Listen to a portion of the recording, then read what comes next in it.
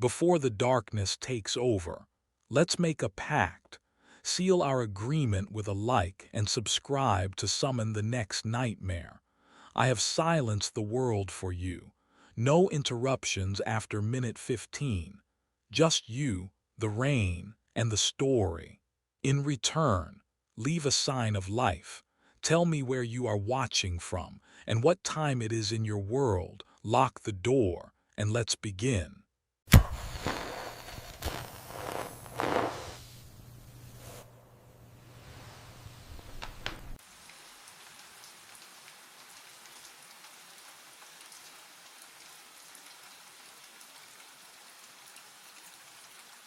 The fabric felt wrong the moment I touched it.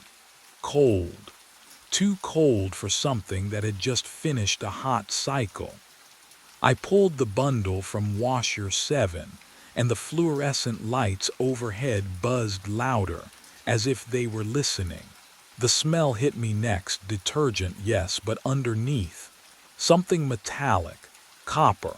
I unfolded the wet uniform, navy blue, security guard patch on the shoulder, and stitched across the chest pocket in white thread, Owen Brady, my name.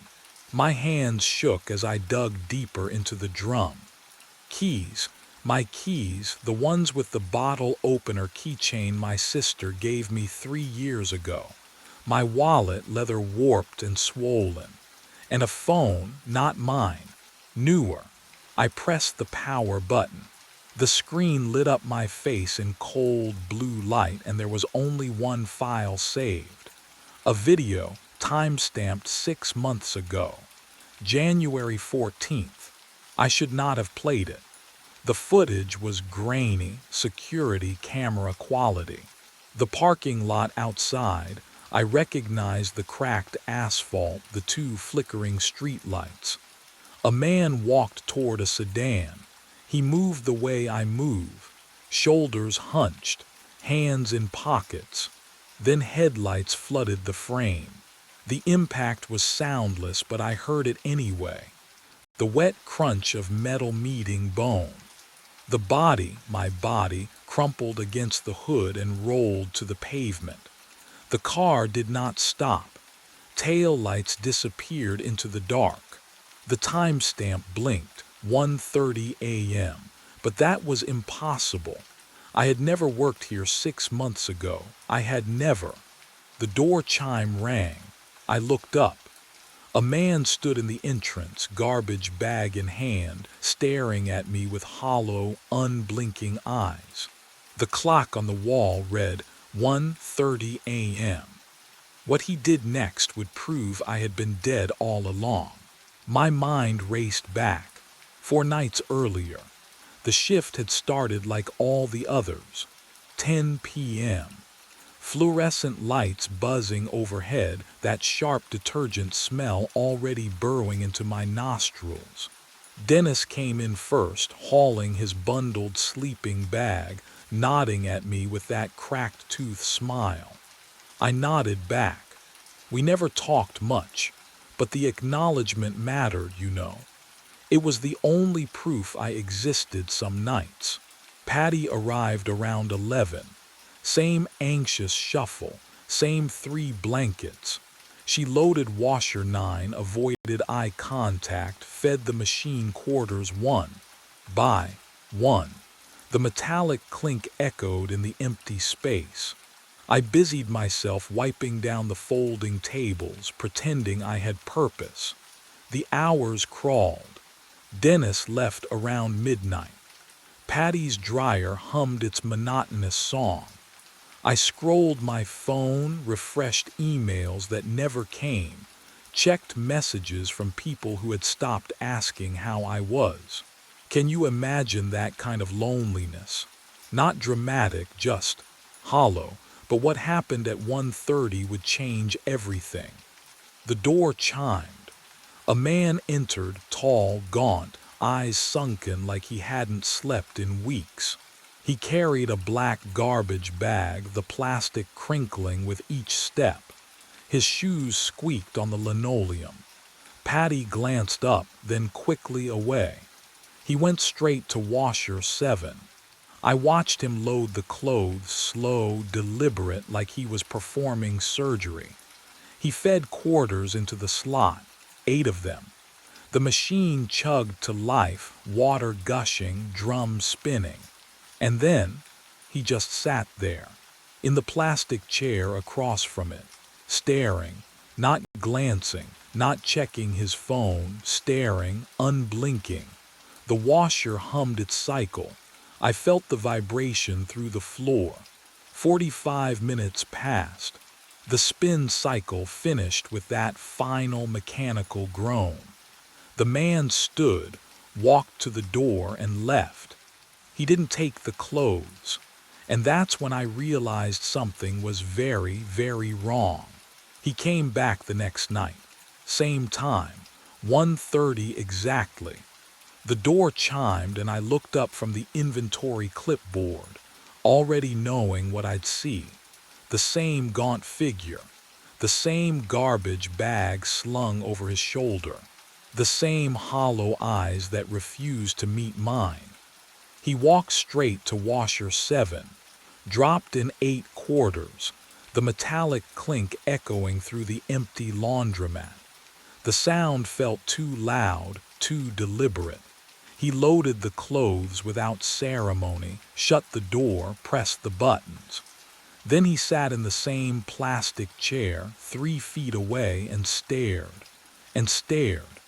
I tried to focus on my work. I wiped down the folding tables. I restocked dryer sheets. I kept glancing over, expecting him to check his phone, stretch his legs, do something human. But he just watched. The drum spun behind the cloudy glass, clothes tumbling in a slow, hypnotic circle. His face never changed. 45 minutes. I timed it. When the cycle finished, the washer chimed its cheerful little beep. The man stood. He walked to the door. He left without touching the machine. The clothes sat there, damp and forgotten, smelling faintly of cheap detergent. What kind of person does that twice? The third night I was ready for him. I told myself I'd ask. Something casual. Hey, you forgot your laundry again. Simple, non-threatening. But when 1:30 came, when the door chimed and he walked through with that same dead-eyed stare, the words caught in my throat, because there was something wrong with his face. Not disfigured, not injured, just absent, like a photograph of a person instead of the person themselves. He repeated the ritual 8 quarters, washer 7, the chair, the stare. This time I counted the seconds. 2,700. Exactly 45 minutes. He stood, turned, and walked out into the night. The fluorescent lights buzzed overhead, filling the silence he left behind. I waited 5 minutes. Then I crossed to washer 7 and opened the door. The smell hit me first, detergent, yes, but underneath it something faintly metallic. I pulled out the clothes piece by piece. A pair of jeans, faded, worn at the knees, 2 gray t-shirts, a flannel button-up with a frayed collar, socks, boxers, ordinary, completely, frustratingly ordinary. I pressed my palm against the inside of the drum. Cold metal, nothing hidden, nothing strange. I ran my fingers along the rubber seal, checking for what? A note, a clue. Can you imagine searching a washing machine for answers and having no idea what questions you're even asking? That's when I saw it. A scratch on the glass door. Thin, curved, like someone had dragged a key across the surface in a slow arc. I leaned closer, my breath fogging the glass. I'd worked here for 2 years. I knew every stain on the linoleum, every loose button on the chairs, every temperamental machine. I had never seen this scratch before, but, oh, I knew it. The shape of it. The angle, the way it caught the light. Why did it feel like I'd traced it with my own fingers 100 times before? My hands shook as I dialed. The phone felt cold against my ear, too cold like pressing ice to skin. The detergent smell in the air turned sharp, almost chemical. 3 rings. 4. Non-emergency line, this is Officer Ramsey. My throat tightened. I, I need to ask about a case. A hit and run. Outside the Suds and Spin laundromat on Archer Street. Keys clicking on the other end. Slow, mechanical. Date of incident. 6 months ago, January 14th. More clicking. A long pause that stretched too thin. The fluorescent lights above me buzzed louder, vibrating through my skull like static. "We have that file," Ramsey said. His voice was flat, professional, detached in a way that made my stomach drop. Victim was Owen Brady, 34 years old, struck by a vehicle at approximately 1:30 a.m., declared dead at the scene. The floor tilted. That's me," I whispered. "I'm Owen Brady." Silence. "Sir, I don't know what you're—" "I'm telling you I'm Owen Brady. I work here. I'm standing in the laundromat right now." "Sir." His tone shifted, careful. "The way you talk to someone unstable." Owen Brady was pronounced dead 6 months ago. The case is still open, unsolved. The phone slipped in my sweat-slicked palm. I pulled it away from my ear, and that's when I saw the screen. The date glowed white against black. January 14th. Not 6 months later. Not moved on, today, right now. The walls hummed. Not the machines, the walls themselves, pulsing with that fluorescent static, alive with something I couldn't name. The uniform on the folding table felt heavier, watching me with its empty name tag. But what I didn't understand yet was why the clock still hadn't moved past 1:29.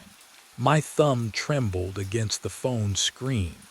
I typed my own name into the search bar. The blue glow threw shadows across the dryer behind me, made the fluorescent hum overhead sound louder, sharper. The detergent smell turned metallic in my throat. The first result appeared. Owen Brady. January 14th, deceased. I tapped it. The obituary loaded in pieces, photo first, then text. My face stared back. Not a selfie I recognized. My sister must have chosen it. The article beneath used words like tragic and unsolved and community loss. I scrolled past the service details, past the survived by line that listed my sister Claire, my parents, past the part that said in lieu of flowers. I kept scrolling. But what I found next would prove far worse than any obituary. The news article appeared third in the search results. Local man killed in hit-and-run outside laundromat. I clicked. The page loaded slowly, each line of text appearing like a sentencing. The journalist had been thorough. Time of impact. Approximately 1:45 a.m. Victim pronounced dead at scene. No witnesses. Security footage inconclusive. There was a photo. Grainy, dark parking lot. Yellow police tape. And beneath a blue tarp in the center of the frame, a shape. My shape. My hands went cold, not nervous cold. Dead cold. I opened my contacts, found Claire. Typed fast before I could think. "It's Owen, I'm alive, call me." The message sent. Delivered, but no response came. No 3 dancing dots. Nothing. I dialed my landlord. The phone rang once, then a recorded voice. "The number you have reached has been disconnected. I tried my parents, disconnected. I tried the convenience store below my apartment, disconnected. Every number I called, every person I texted, led nowhere. But then I heard something that made my blood freeze entirely. I wasn't going to wait until 1:30. The clock above the register read 1:15 a.m., 15 minutes before whatever was supposed to happen, before the man came through that door, before time folded in on itself again. I grabbed my jacket and shoved my phone into my pocket. My hands shook, but I moved anyway. The fluorescent lights hummed louder as I crossed the tile floor. Each step echoed wrong, like the room was listening. I reached the front door and pulled. Nothing. I pulled harder. The handle was ice cold under my palm, colder than metal should ever feel indoors. The lock was turned to open position, but the door wouldn't move. "Come on," I whispered. My breath fogged in front of my face. When did it get so cold? I slammed my shoulder into the glass. Pain shot down my arm. The door didn't even rattle. It felt solid, immovable, like pushing against a wall. But the building had other plans for me. I turned and ran for the back exit, the employee door near the storage closet. Locked. I fumbled for my car keys, thinking maybe I could just drive through the damn window if I had to. What would you do, trapped in a place that shouldn't be able to hold you? I sprinted into the parking lot through the side door. It opened. Relief flooded through me for half a second. My sedan sat under the flickering street light. I jammed the key into the ignition and twisted hard. The key snapped. Clean. Sharp. The metal broke in my hand like it was made of glass. I stared at the jagged edge, and the detergent smell from inside rolled over me in a wave, thick, chemical, suffocating. Then I blinked. The clock read 1:29 a.m. I was standing in front of washer 7. The door was already open, waiting. Inside, folded neatly, the uniform lay damp and ice-cold against my fingers. What happened in those missing 14 minutes, I still can't fully explain. But I knew one thing with absolute certainty: something was coming. And this time, I wouldn't be able to run from it. The door chime rang. 1:30 a.m. Exactly. He walked in with the garbage bag just like before. Same stride, same blank expression. But this time I was waiting. This time I wasn't going to let him load that washer and disappear into the fluorescent hum. "Stop!" My voice cracked. "Just stop." He froze 3 feet from washer 7. The bag slid from his grip, quarters rattling inside. Up close I could see the exhaustion carved into his face. Lines too deep for sleep deprivation alone. Shadows under his eyes that looked permanent. "You know," I said. My hands trembled. "Don't you? You know what's happening." His mouth opened, closed, opened again. "I'm sorry." The words came out like a confession pulled from somewhere deep and rotten. "I'm so sorry, Owen." "My name," he said, "my name." "Who are you?" "Leonard Watts." He swayed slightly as if standing required effort he no longer possessed. I am, the driver." The fluorescent lights buzzed louder. The room tilted. "You hit me." The words felt strange in my mouth. 6 months ago, in the parking lot.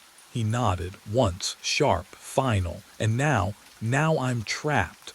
His voice barely rose above a whisper. "I wake up every night at 1:30 a.m. I drive here. I watch you." He swallowed hard. "I watch you walk outside. I hear the impact. I see you fall. Can you imagine that? Watching someone die every single night, the same death, the same moment. But what he said next made my blood freeze. I've tried everything, Leonard continued, his voice hollow. Warnings, blocking the door, slashing my own tires. Nothing works. He looked at me then, really looked at me, and I saw something worse than guilt in his eyes. Desperation. You always walk outside, and time resets. The smell hit me then, sharp and unmistakable. Gasoline, burnt rubber, clinging to his jacket like a ghost that wouldn't let go. The scent crawled into my nose, my throat, familiar in a way that made my stomach turn. I stepped back. He stepped forward. How many times? I asked. His laugh came out broken. I stopped counting at 100. The washer behind me hummed. The uniform inside was still damp, still cold, still waiting. And that's when Leonard's eyes shifted past me to the machine and his face went pale, because what he saw there was something he had never seen before. The gasoline smell grew stronger as Leonard swallowed hard. That night, something broke. His voice cracked on the last word. I hit you at 1:32 a.m. Watched the paramedics load you into the ambulance. Drove home. Sat in my living room for 6 hours staring at my hands. His fingers trembled now against his thighs. I could see the knuckles blanched white. I fell asleep on the couch, he continued. Woke up behind the wheel, engine running.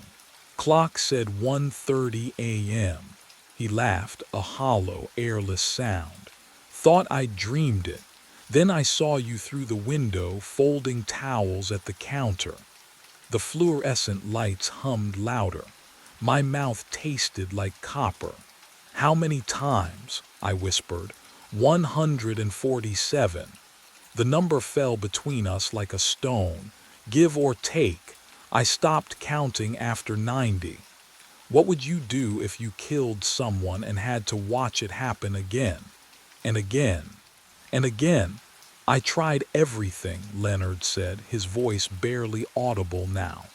First time I ran inside, warned you, begged you not to go outside. You looked at me like I was insane. He rubbed his face with both hands. You walked out anyway at 1:58 a.m., right on schedule. But what he told me next changed everything. I disabled my car, slashed the tires, threw the keys into the storm drain. His eyes were bloodshot, rimmed with exhaustion I could almost feel in my own bones. Doesn't matter. The loop resets every time you step outside, every single time. And I wake up in the driver's seat, with the engine already running. The parking lot engine idled louder beyond the glass. Leonard's gaze dropped to the uniform still clutched in my hands, and something like recognition flickered across his hollow face. Leonard's face went pale. That's it, he whispered. The uniform, it's the anchor. I stared at the fabric in my hands, still cold, still damp. What do you mean? Every time I've watched you, his voice cracked. You're always wearing it when you step outside. Always. The loop doesn't reset when you walk out. It resets when you walk out wearing that. My fingers tightened around the polyester. The name tag felt like ice against my palm. Could it really be that simple? Destroy the uniform, break the loop. Help me, I said. We dragged the plastic chairs to the door, wedging them under the handle. Leonard shoved the vending machine. It scraped across the tile with a metallic shriek that made my teeth ache. The fluorescent lights buzzed louder as if protesting. I grabbed the uniform and pulled. Hard. The fabric resisted, then tore with a sound like ripping skin. Leonard seized washer seven's door and yanked it open. The metal hinges screamed. He kicked the drum, once, twice. The third time something inside cracked. The detergent smell intensified, sharp chemical suffocating. "Keep going," Leonard panted. Sweat gleamed on his forehead. I shredded the sleeves, tore the name tag free, stuffed the pieces deep into the broken washer. Leonard pried off the control panel with a mop handle. Wires spilled out like entrails. We stood there, breathing hard, surrounded by wreckage. "It has to work," I said. "It has to." The lights flickered. Once, twice. Can you feel it? That moment when you realize you've made a terrible mistake. The fluorescent hum dropped an octave, then stopped completely. The room plunged into silence so absolute it pressed against my eardrums. In the darkness, I heard Leonard's breath catch. Then the lights snapped back on. I was standing at washer 7.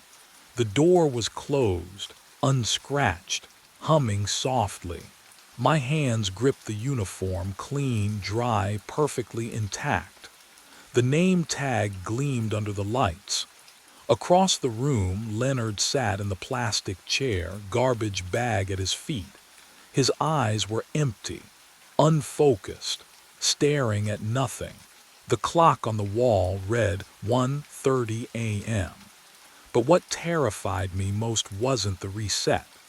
It was the realization that destroying the uniform hadn't changed anything at all. The uniform is cold against my chest, but it fits perfectly, like it was always mine. Leonard sits in the chair, eyes vacant, garbage bag at his feet. The clock hums. 1:30 a.m. again, always again. Outside, the engine idles louder, closer. I hear the low rumble through the glass door, feel it vibrating in my ribs. The same engine from the video. The same engine that I press the phone screen. My own voice crackles out, tinny and distant.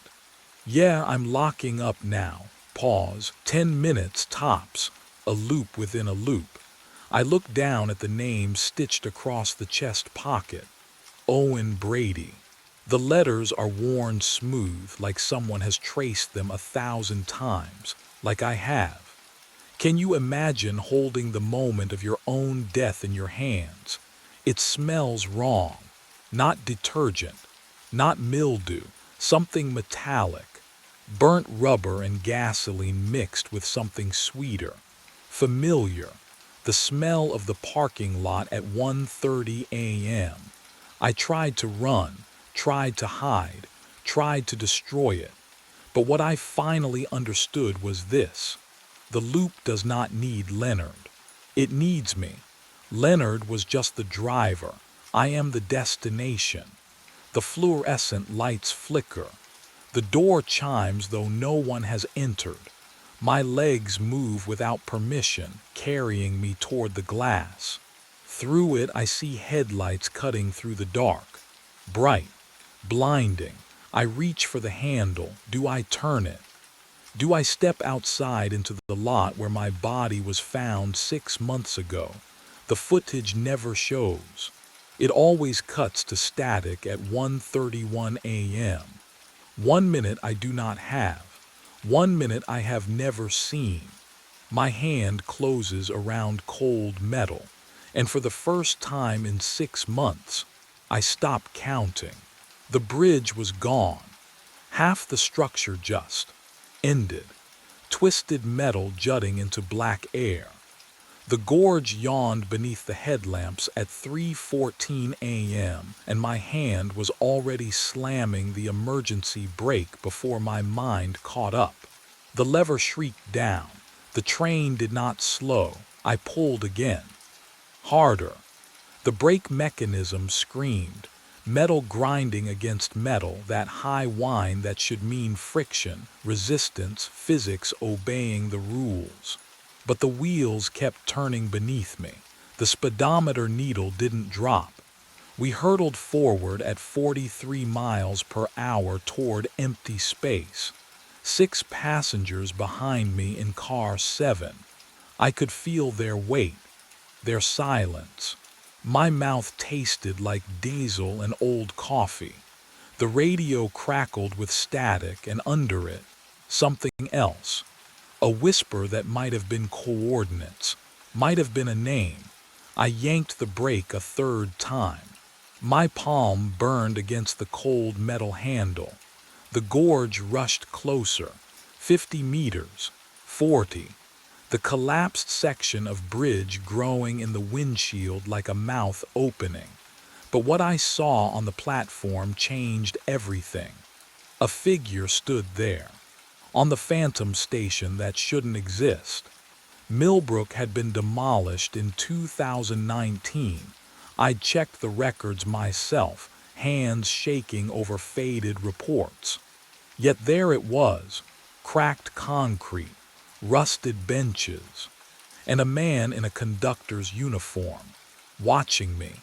His face was mine, 20 years older, hollow eyes, worn badge catching the light. He didn't move, didn't wave, just stood there with his arms at his sides like he'd been waiting, like he'd always been waiting. The train shuddered. A vibration that started in the wheels and climbed up through the floor, through my boots, into my bones. Behind me, footsteps. All 6 passengers moving in unison, their shoes clicking against metal in perfect rhythm. I didn't turn around. 30 meters to the bridge. 20. The smell hit me then, burnt rubber and something wrong. Something that didn't belong in the clean diesel air of the southbound track. It crawled into my throat and stayed there. The older version of me raised his hand. Not a wave, a gesture I couldn't read. And that's when the metal began to shriek in earnest.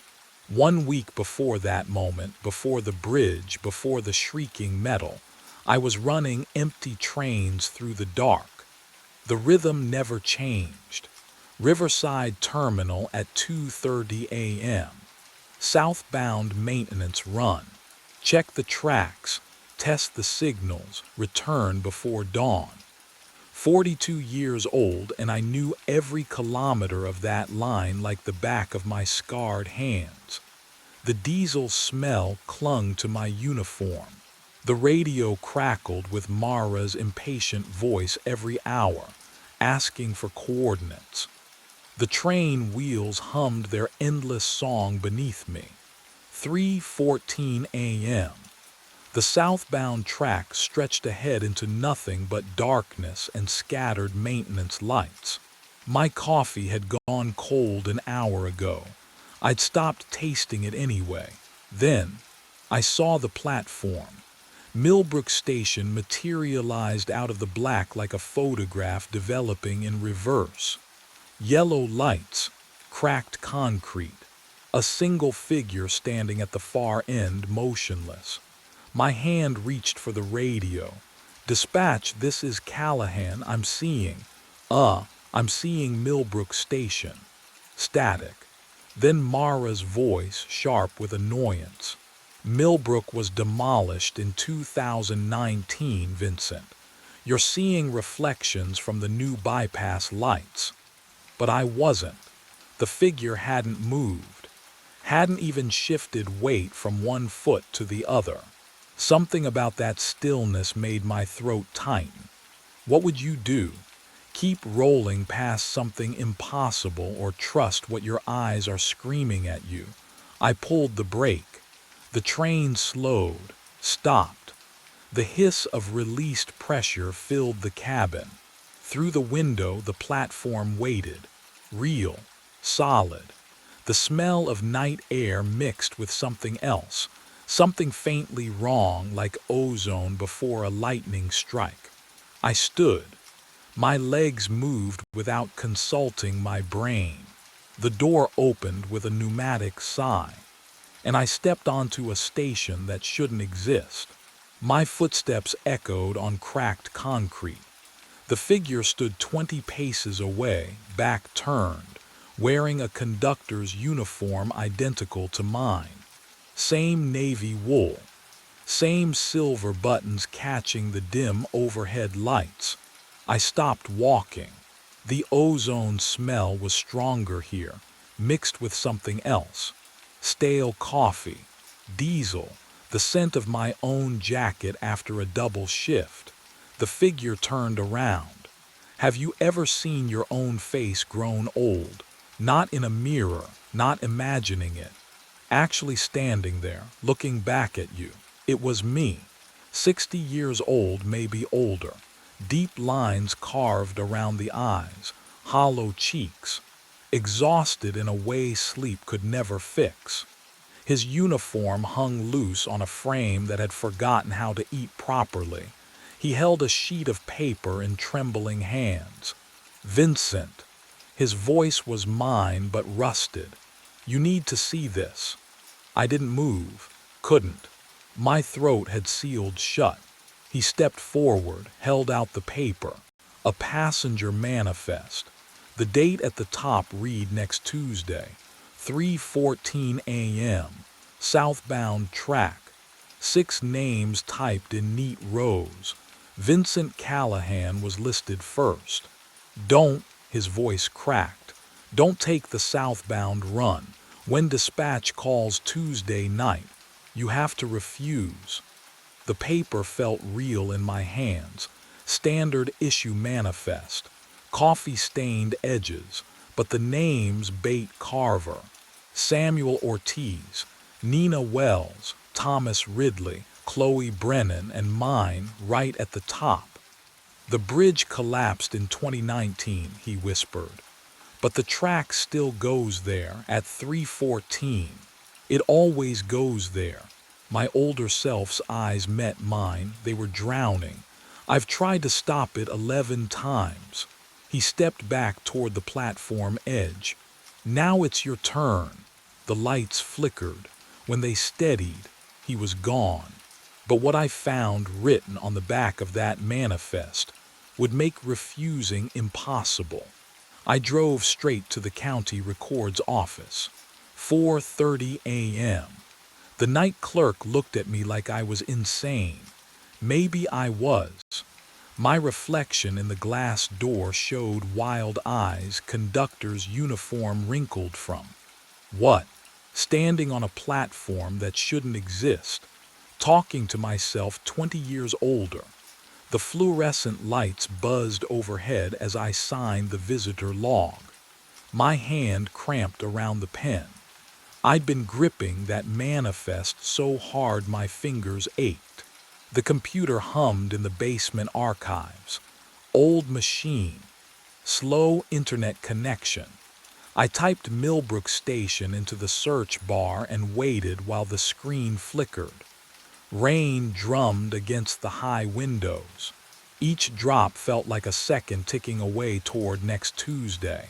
The first result loaded. Millbrook Station. Demolished June 7, 2019.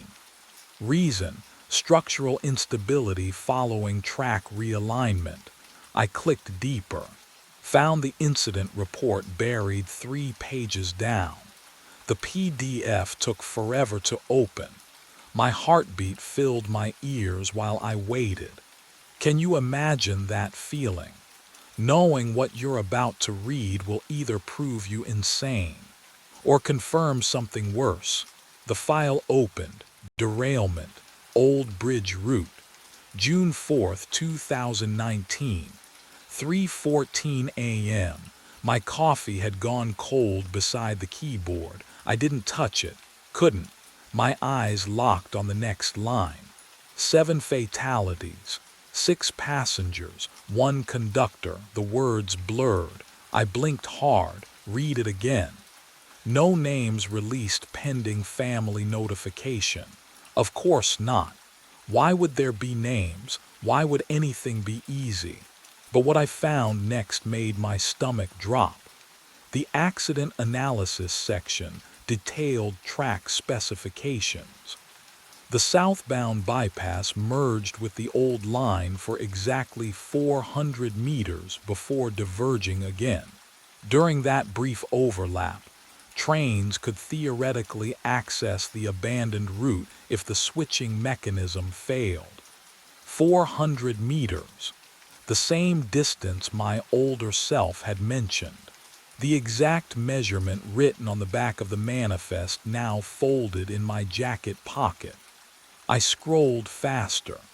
The report noted that the bridge structure had shown stress fractures for months before the collapse, warning signs ignored, maintenance delayed. Then one night, a southbound train carrying 7 people hit the weakened section at full speed. Half the bridge gave way. The train went into the gorge. My hands started shaking. I gripped the edge of the desk but couldn't make them stop. The screen swam in front of me. 7 dead. Same number. Same time. Same track. I clicked to the next page. There was a photograph, black and white, taken from the gorge looking up. Twisted metal tangled with broken concrete. And there, barely visible in the grainy image, something that made my breath catch, a conductor's cap, lying in the debris. It looked exactly like mine, but the detail that changed everything came in the final paragraph of the summary. I didn't call in sick. Maybe I should have. But the thought of sitting alone in my apartment with those photographs burned into my mind. No. At least on the southbound track I could move, keep my hands busy, pretend the world still made sense. Wednesday night arrived cold and clear. The maintenance run stretched ahead like always, empty cars, buzzing fluorescents at Riverside Terminal, the steady rhythm of rails beneath my boots. I'd done this route for 17 years, every switch, every signal, every curve memorized in my bones. At 3:13 a.m., I poured coffee from my thermos. The steam curled up, smelling burnt even though I just brewed it. My hand shook. Coffee slopped over the rim. Then, the radio crackled. Not voices, not dispatch, just static, low and grinding like teeth on metal. It filled car 7 with a sound that made my jaw ache. I reached for the volume knob. 3:14 a.m. The static stopped. The silence that followed felt worse. Can you imagine that? When quiet becomes the thing you fear. I sat there in my cabin, coffee cooling in my hand, and understood that something had changed. The air tasted metallic. Wrong. Thursday night, same route, same empty cars. I told myself it was atmospheric interference. Solar flares, something rational. 3:14 a.m. arrived. The static returned, louder this time, angry, and beneath it I heard footsteps, slow, deliberate, moving through car 6 behind me. I was alone on that train. I'd checked. Twice. Before departure and again at the first signal stop. But those footsteps didn't care what I'd checked. They moved closer. Boot heels on metal flooring. 1, 2, 3, 4. I spun around. Empty doorway. Empty car beyond. Just shadows and the smell of diesel.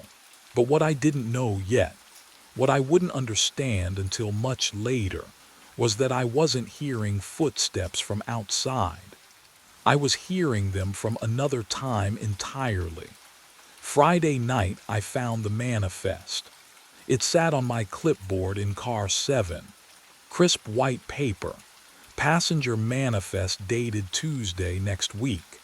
6 names typed in perfect columns: Bate Carver, Samuel Ortiz, Nina Wells, Thomas Ridley, Chloe Brennan, and, Vincent Callahan, My name listed first. I stared at it until the letters blurred. My mouth went dry. This wasn't procedure. Dispatch sends manifests electronically always and never for maintenance runs. Never with the conductor's name as a passenger. My fingers felt numb as I lifted the paper. It was real, solid.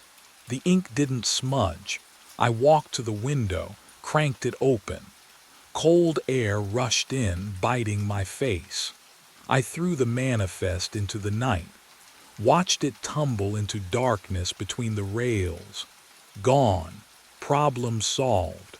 Just stress and lack of sleep playing tricks. I'd call my doctor, get something for the insomnia, maybe take a few days off after Tuesday's shift. Saturday night I arrived early for my run, checked car 7 top to bottom, inspected my clipboard, empty metal clip, nothing else. Relief settled over me like a blanket. See, just exhaustion. The mind invents what it fears. I'd learned that after the divorce when I'd hear Emma's voice calling from empty rooms. 3:14 a.m., static, footsteps, and, oh God. When I looked down at my clipboard, the manifest had returned. Same paper, same 6 names, same date. But this time there was something else. Something I'd missed before, or something that hadn't been there. At the bottom of the page, in handwriting I recognized as my own, though I'd never written it, were coordinates. Numbers that marked a single location. The old bridge, 400 meters down the southbound track. Sunday, Monday, every night the same. Static at 3:14. Footsteps that stopped just outside my door. The manifest reappearing no matter how many times I destroyed it, burned it, tore it to pieces, buried it in the terminal trash. Each morning it returned to my clipboard, fresh, perfect, waiting. I stopped sleeping, stopped eating. The other conductors noticed but didn't ask. You learn not to ask in this job. Everyone carries something. But none of them carried this. Tuesday was coming, the date on the manifest, and somewhere deep in my chest, in a place beyond logic or hope, I knew I would report for that shift, knew I would board that train, knew those 6 passengers would be waiting. What I didn't know was whether I was trying to prevent the derailment or fulfill it. Tuesday came. I stood in Riverside Terminal at 2:45 a.m., watching my reflection warp across the polished floor. The coffee in my thermos had gone cold hours ago. Diesel fumes mixed with something else, something burnt, like copper wire left too long on a hot stove. My hands wouldn't stop shaking. The platform stretched empty in both directions. Fluorescent lights buzzed overhead, their rhythm matching my pulse. I checked my watch. 2:46. 47. The radio crackled to life. Callahan. Mara's voice cut through the static, sharp and efficient as always. Special assignment. 6 passengers inbound from delayed airport shuttle. Need southbound transport. Immediate departure. My throat tightened. Southbound. The word hung in the air like smoke. I opened my mouth to refuse, to tell her I was sick, to say anything that would keep me off that train. But what came out was different. Copy that. The words weren't mine. They moved through my vocal cords without permission. Automatic. Like my body had rehearsed this conversation 1,000 times before. Can you imagine that? Your own voice betraying you. But the real horror hadn't started yet. Passengers arriving in 5, Mara said. Platform 3. My finger pressed the radio button. Understood. I wanted to scream, to drop the radio and run. My mind screamed no, no, no, but my legs carried me toward the platform anyway. One foot in front of the other. Steady. Practiced. The metal railing felt ice cold under my palm, slick with condensation that shouldn't be there in October. 6 names burned in my memory.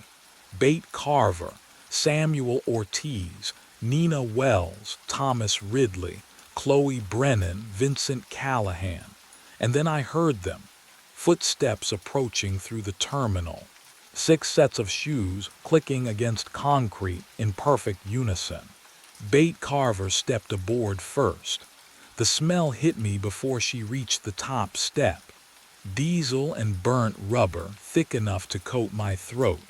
I swallowed hard. She wore a gray coat, clean pressed. But the smell clung to her like she'd been bathing in engine grease.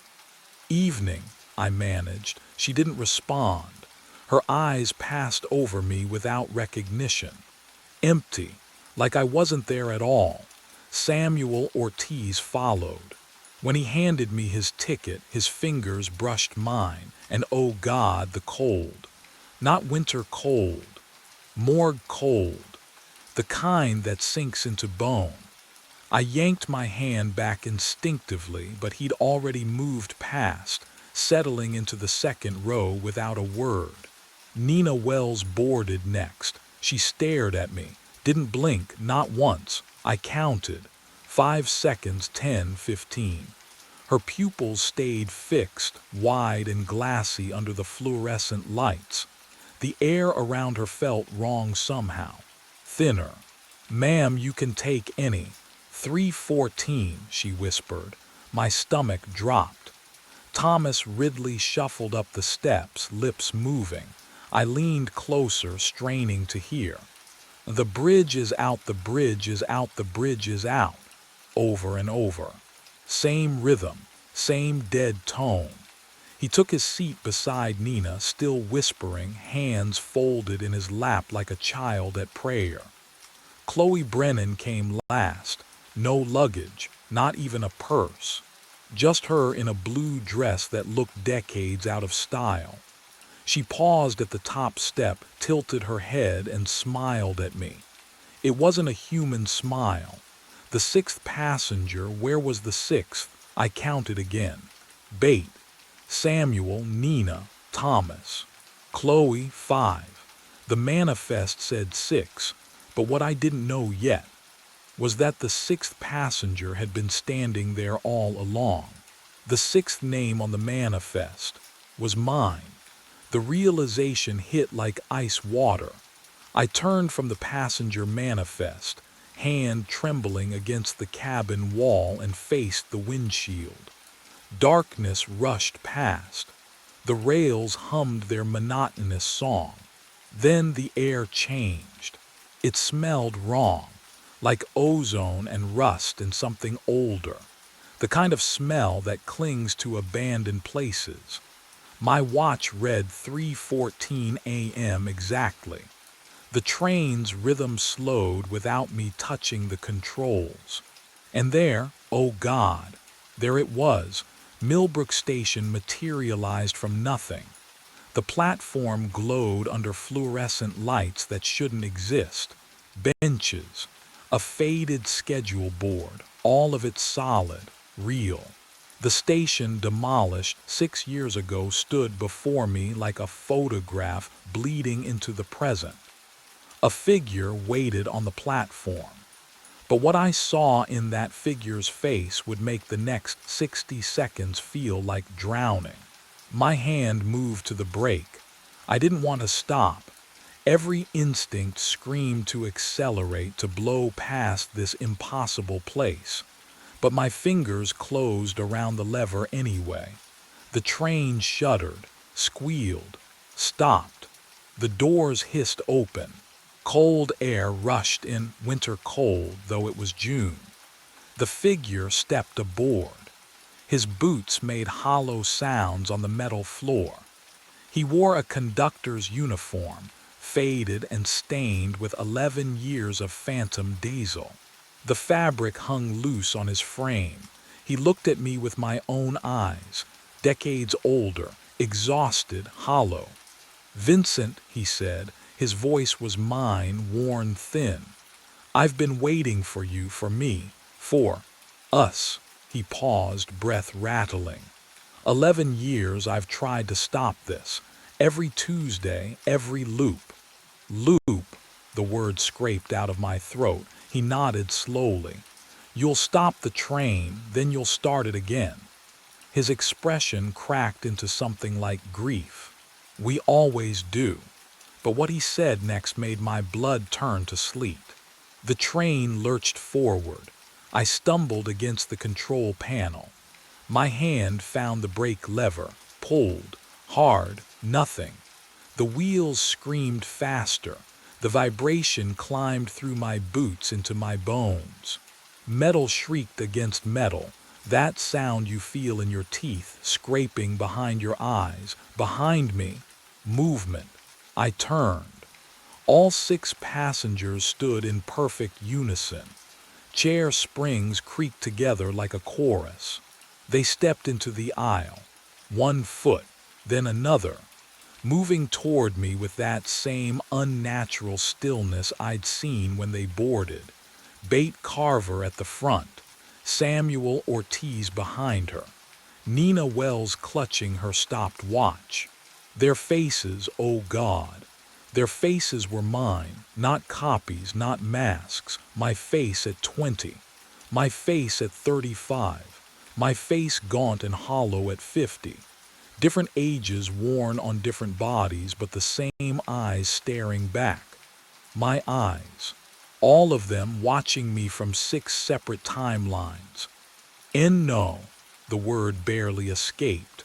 They said nothing, just kept walking. The smell of burnt rubber thickened in the narrow cabin, diesel and something worse beneath it, something rotting. The train accelerated harder.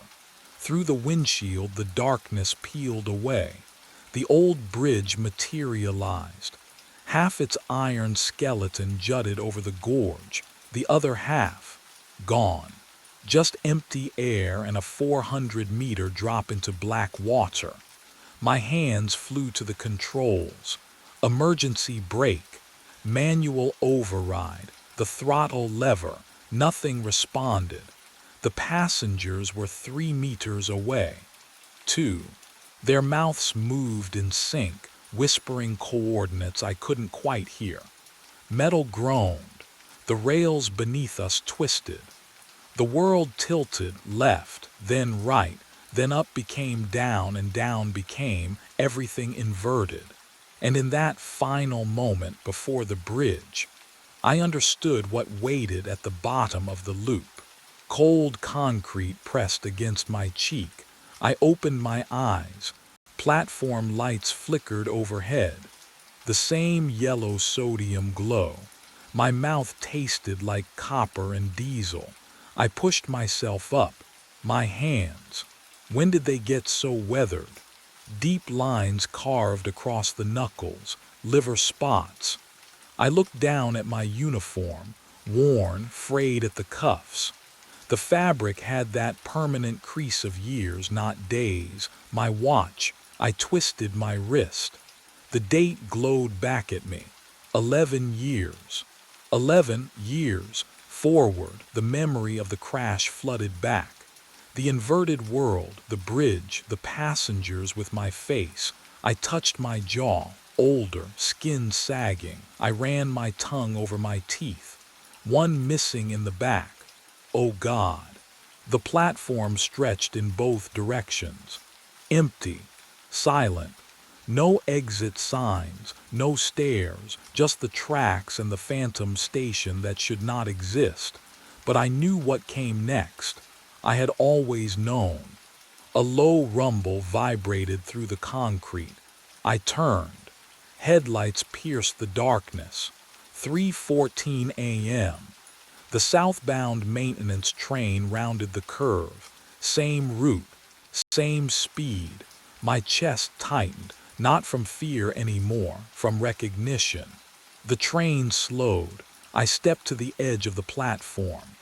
The headlights washed over me and I saw him through the cabin window. Younger, 42, eyes not yet hollowed by this place. Me.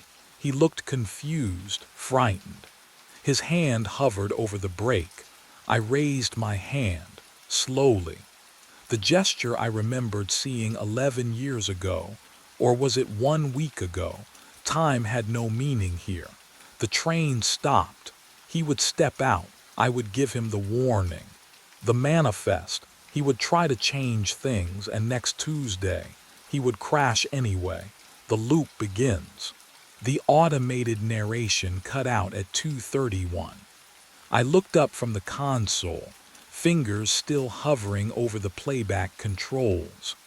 The projection dome hummed through the speakers.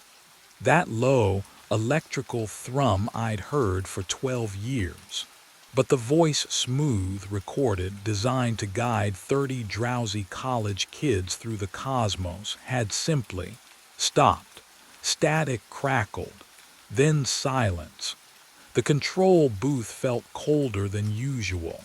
My breath didn't fog, but the chill bit through my jacket anyway. I tapped the console. Nothing. The coffee beside me had gone lukewarm hours ago, the stale scent mixing with burnt dust from the ancient equipment. "Come on," I muttered, fingers dancing across switches. Then the speakers woke up again. But it wasn't the automated narration, it was my voice. "You died last show." The words came through clear, calm, like I was reading star coordinates. "Cardiac arrest at 2:34 a.m. My hand froze over the keyboard. "You are still running shows." No, this was. What a prank. But who would check the schedule? The audio cut again, just the projector hum. That familiar, wrong hum that suddenly felt too loud, too close, pressing against my eardrums like water pressure. What would you do if you heard your own voice tell you that you died? I stared at the console. My reflection stared back from the dark glass separating the booth from the dome beyond. Same tired eyes. Same unwashed hair. Same badge clipped to my chest. The laminated photo from 6 years ago when I still smiled. My hands were shaking. I didn't want to touch the keyboard. Didn't want to open the booking system. Because some part of me, the part that ignored chest pains and worked 70-hour weeks, knew that whatever I found there would change everything. But I reached for the mouse anyway. The screen flickered to life. Blue light washed over my trembling fingers as I navigated to the schedule database. 6 months of bookings loaded in a cascade of entries. I scrolled. Every single entry. 2 a.m. Same time slot. And every single one read the same 2 words. Memorial service. But what I saw in the notes field made my breath catch in my throat. I scrolled. February 3rd, memorial service. February 10th, memorial service. March 17th, memorial service. Every entry at 2 a.m., every single one. The schedule stretched forward 6 months, and the pattern never broke. My hand hovered over the first entry. I clicked the notes field. The text expanded. 4 words for Simon Graves, deceased. The booth suddenly felt too cold. The kind of cold that comes from inside. I could hear the projector's electrical hum through the wall, steady, mechanical, indifferent. My breath came shallow, fast. Can you imagine seeing your own memorial service listed? Over and over, scheduled like routine maintenance. I grabbed my phone, my supervisor's number, Angela Rios, 52 years old, perpetually skeptical, The only person who might believe me because she'd worked here longer than anyone. The call connected after 3 rings. "Simon," her voice was thick with sleep. "It's 2:30, I need you to come in." My voice cracked. "Now, please." Something in my tone must have registered. She didn't argue. 20 minutes later, headlights swept across the parking lot. I heard her car door slam. Footsteps on concrete. The emergency entrance buzzer. But what happened when she walked in would shatter everything I thought I understood. Angela appeared in the doorway, and the fluorescent lights above her flickered, casting her face in strobing shadows. Her skin looked pale, wrong, like she'd seen something on the drive over. "Show me," she said. I played the recording, my voice. "You died last show. Cardiac arrest at 2:34 a.m. She listened without moving, without blinking. The silence after it ended felt heavier than the words themselves. Then she turned to me, and her expression was careful, distant.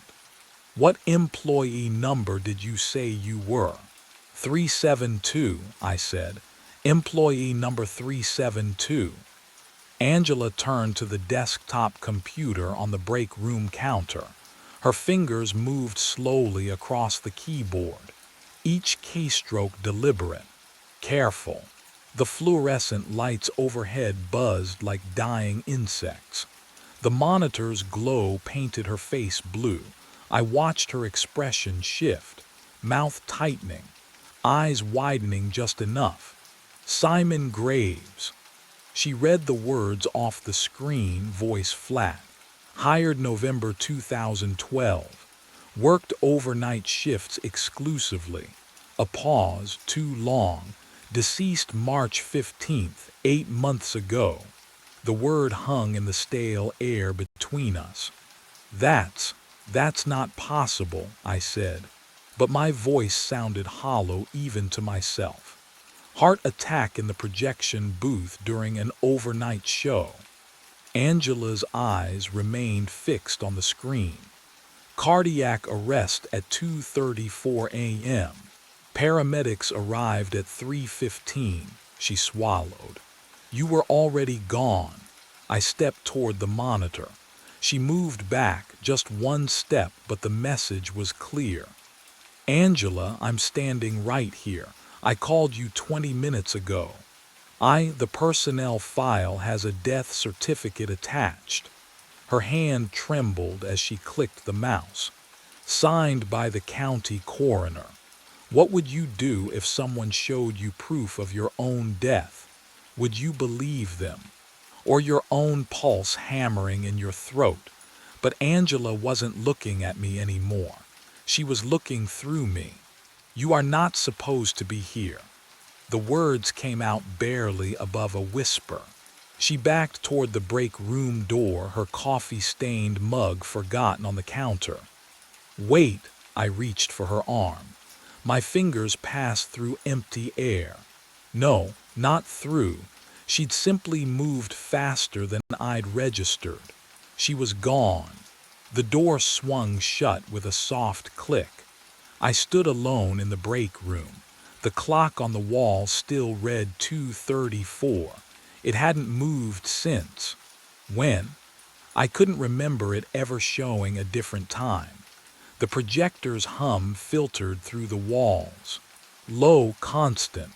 The only sound in the entire building besides my breathing.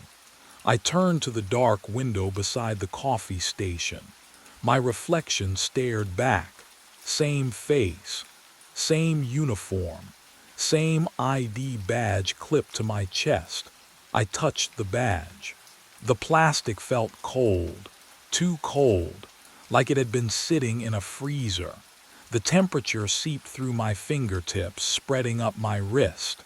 The reflection in the window blinked. I didn't. And that's when I noticed something behind my reflection in the glass. Something moving in the hallway I couldn't see. I ran back to the control booth. My hands shook as I pulled up the security system, the keyboard clicking too loud in the silence. Angela was wrong. She had to be wrong. The college group had been here tonight. I'd watched them file in, heard their voices echo through the dome. I'd pressed the start button for them at 2 a.m. sharp. The monitor flickered to life, bathing my face in pale blue light. I scrolled through the feeds. Main entrance. Lobby. Projection dome. Empty, all of them. Empty. I rewound the footage to 2 a.m. My fingers trembled against the cold plastic controls. The timestamp counted backward in the corner of the screen, numbers dissolving into earlier hours. There. 2 o'clock. I hit play. The main entrance remained dark. No headlights swept across the glass doors. No figures moved through the lobby. The motion sensors never triggered. But what I saw next made my chest tighten in a way that had nothing to do with my heart. The projection dome feed showed me, alone in the booth, talking to no one. My mouth moved, gesturing toward rows of seats that held only shadows and stale air.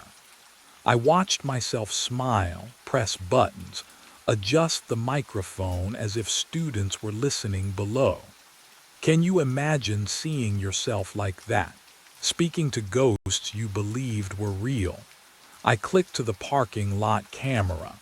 The asphalt stretched empty under the single flickering streetlight. No cars. Not a single vehicle in any of the marked spaces. I zoomed in on my usual spot near the employee entrance. Nothing. My car wasn't there, had never been there tonight. I scrolled back further, searching for the moment I'd arrived for my shift. The footage jumped, stuttered, and I realized something that turned my blood cold. The timestamp in the corner didn't read tonight's date. It read 8 months ago, the night I died, and the footage was still recording. I walked into the projection dome. The projector hummed behind me, the same mechanical drone I'd heard 1,000 times. But the stars above were moving wrong. They didn't follow the programmed sequences. They crawled across the domed ceiling like insects, clustering, rearranging themselves into shapes that shouldn't exist. Letters. Words. You are the show. My throat tightened. I stood frozen in the center of the dome, neck craned upward, watching the constellation shift and spell. The automated voice had gone silent. Only the projector's low whir filled the space. They come to watch you die again. The stars pulsed brighter, then dimmer, as if breathing. My hands trembled. Can you imagine seeing your death written in light above you? The certainty of it, the inevitability. 2:34 a.m. I looked down at my watch. The digital display glowed faint green in the darkness. 2:32 a.m. 2 minutes. But what those 2 minutes would bring, I wasn't ready to understand. The air changed, dropped. I felt it on my skin first. A sudden, vicious cold that bit through my shirt and pressed against my chest. My breath came out in a cloud. Then another. White fog curling from my lips in a building that never got this cold. The heating system ran constantly. Always too warm in the booth. Always something creaked behind me. Not the projector, not the ventilation, a seat. I turned, slowly, the fog of my breath trailing across my vision. The rows of reclining chairs stretched into shadow, but they weren't empty anymore. And what sat there watching me with unblinking eyes wasn't anything I could have prepared for. The seats were full, every single one. Figures sat motionless in the reclining chairs, faces tilted upward, but not toward the projected sky, toward me. The cold air carried that stale smell of old upholstery and something else, something metallic like copper on the tongue. I recognized the closest face immediately. Mine, not a resemblance, not similar features, exact. Same crooked nose from the bike accident when I was 12. Same thin scar through my left eyebrow. But this version wore a leather jacket I'd thrown away years ago, face smoother, younger. Teenage me staring with eyes that didn't blink. My breath caught. The figure beside him was older. 40s maybe, thicker around the middle. Hair graying at the temples in a way mine hadn't started yet. Still me. Still those same pale blue eyes locked on my face with unnerving stillness. I turned slowly, scanning the rows. All me. Different ages scattered throughout the dome like a gallery of lives I'd lived. And lives I never would. In the back row sat a version with white hair and deep wrinkles, liver spots on hands folded peacefully in his lap. Can you imagine seeing yourself at 70, knowing you'll never reach it? The silence pressed against my eardrums. No breathing, no rustling fabric, just the mechanical hum of the projector and my own ragged gasps fogging the frigid air. But what terrified me most wasn't seeing myself multiplied across the theater. It was the realization that they'd been waiting for this moment. The speakers crackled overhead. That automated voice, the one I'd recorded years ago for the Memorial Astronomy program, filled the dome with smooth, professional calm. Welcome to the Memorial Show. The spotlight above me blazed to life, and every version of myself leaned forward in perfect unison. The projection lights moved, not dimmed, not shifted naturally. They snapped into new alignment with mechanical precision, and suddenly every beam converged on me. A perfect circle of white light pinned me to the center of the dome floor. The audience sat just beyond the brightness, their faces half-shadowed, eyes reflecting the glare. My automated voice echoed through the dome, impossibly calm. Please observe the subject in his final moments. The words hung in the frozen air. Subject, not person, not man. Subject.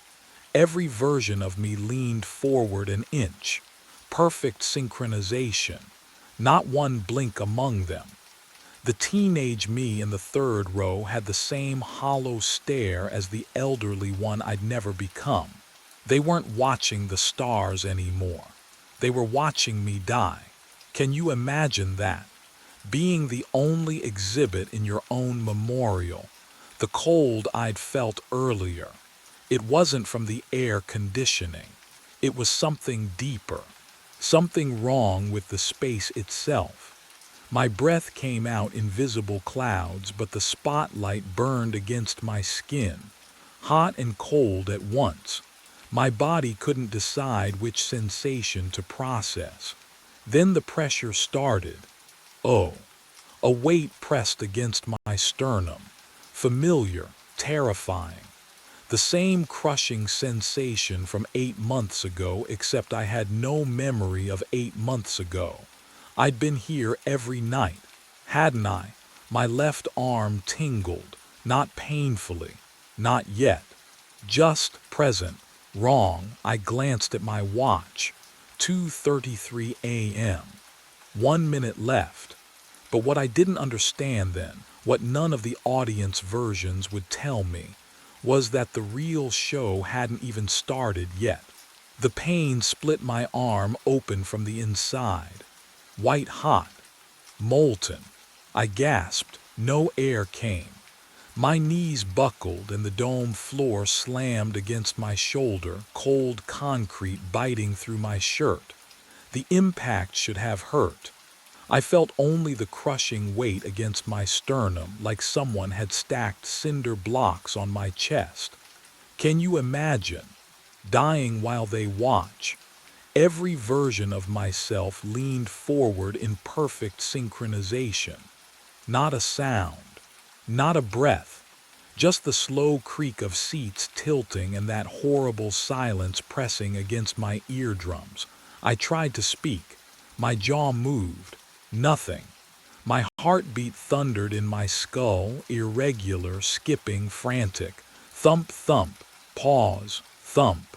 The rhythm felt wrong, like music played off tempo.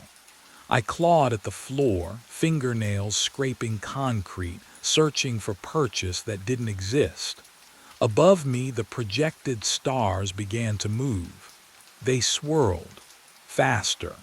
A vortex of light spinning counterclockwise, pulling my vision into a tunnel. The edges of the dome darkened first, then the seats, then the faces of my audience. Only the spinning remained, only the crushing, only the sound of my own failing heart. 2:34 a.m. My watch face glowed in my peripheral vision.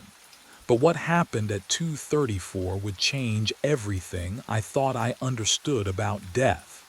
The pressure peaked. My heart convulsed once, then stopped.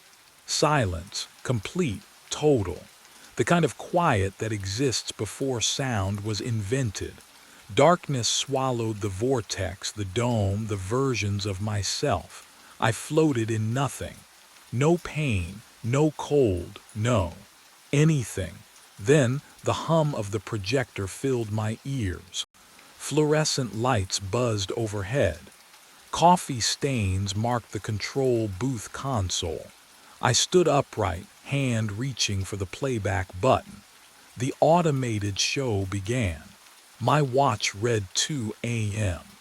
And that's when I realized the real horror wasn't dying. It was having to do it again. 34 minutes. That's all I have. 34 minutes before my heart stops, and then I'm back here again. The control booth hums around me. Same coffee-stained console.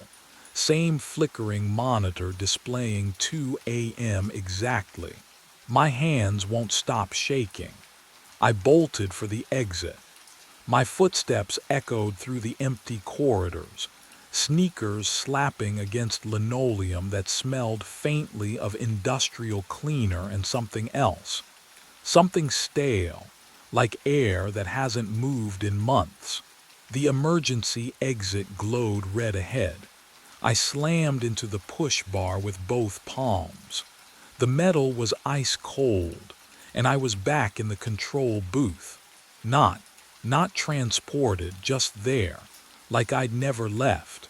The corridor, the running, the door, gone, erased. I tried again. Different exit, same result. The parking lot door led to the booth, the loading dock, the maintenance hatch. Every route circled back to this cramped room with its perpetual chill and the projector's monotonous drone. But what I did next would change nothing at all. I grabbed the heaviest thing I could find, a metal equipment case, and swung it into the projector. Glass exploded. Sparks showered across the console. The sharp smell of ozone and burning plastic filled the air. The projector coughed, sputtered, went dark. Silence. Then, a whir. The projector hummed back to life.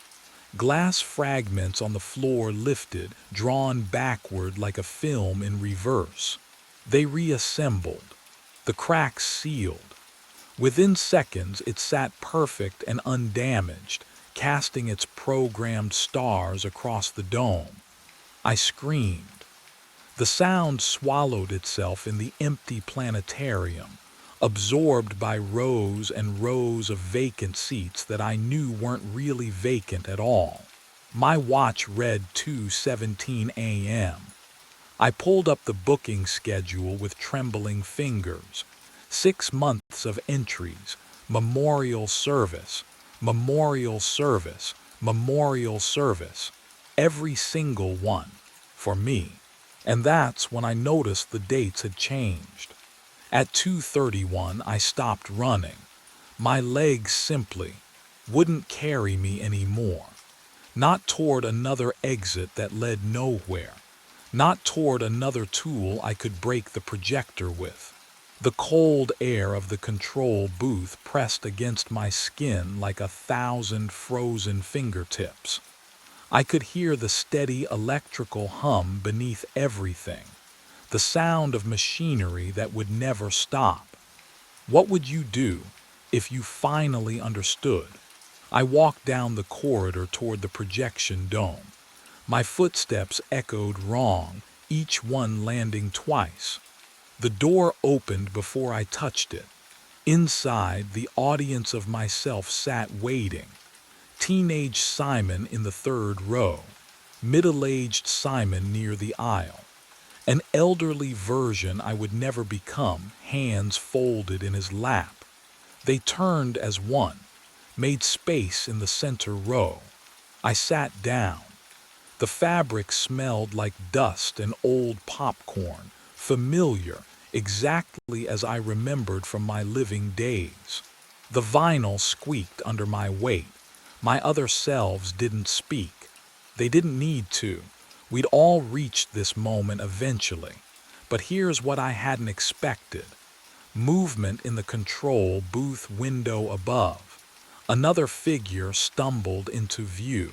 His hands were shaking. He was listening to something, a recording maybe. His face twisted in confusion, then horror. I recognized that expression. I'd worn it myself. How many loops ago? The new Simon pressed his palms against the glass. Above us, the projected stars began to shift. They crawled across the dome in deliberate patterns, spelling words in constellations I'd memorized 8 months ago. You are not alone in your ending. I understood then. I wasn't trapped. I was the show, the memorial, the eternal witness. In the booth, the new version of me clutched his chest. His knees buckled. 2:34. I watched myself die again. And when the darkness came, I was already back in the control booth, my hand reaching for the recording, ready to begin. I knock on the blue door. It shouldn't open, but it does. The hinges scream, a high, wet sound that cuts through the midnight silence. Cold air rushes out, carrying the smell of dust and something metallic. Old copper, maybe, or rust. The darkness inside swallows my flashlight beam for a heartbeat before shapes emerge. Furniture draped in white sheets. A staircase leading up into shadow. And walls. Oh, walls covered in frames. I step inside. The floorboards creak under my weight, each one announcing my trespass. My breath comes shallow. Quick. What would you do? Turn back. I should. But Max led me here every night for 3 weeks, stopping at this door, staring with those amber eyes like he was waiting for me to understand something. So I move deeper. The first photo stops me cold. A child's birthday party, balloons, cake, and a face I know because I see it every morning in the mirror, mine, younger, grinning with frosting on my chin. But that's impossible. I've never been here before. I move to the next frame. My high school graduation. Cap and gown. Same face. Same scar above my left eyebrow from the bike accident when I was 12. Except I don't remember this photo being taken. Don't remember who's standing beside me, arm around my shoulders, smiling. The walls close in with each frame. My childhood, my family. My life captured in moments I can't recall living. But what I find on the mantel changes everything. A dog collar, worn leather, brass tag catching my flashlight, engraved in clean letters, Max 2015, 9 years ago. Outside, Max whines, low, mournful, like he's been waiting far longer than 3 weeks. And suddenly, I'm not sure who I came here looking for. 3 weeks earlier, I took a job I should have questioned. The email arrived at 10 p.m. Subject line: late night walker needed, Millbrook Complex. I'd walked dogs for 2 years, knew the neighborhoods, needed the money. Simple enough. The message gave an address, apartment 4 billion, and instructions that felt off. Key under mat, note inside.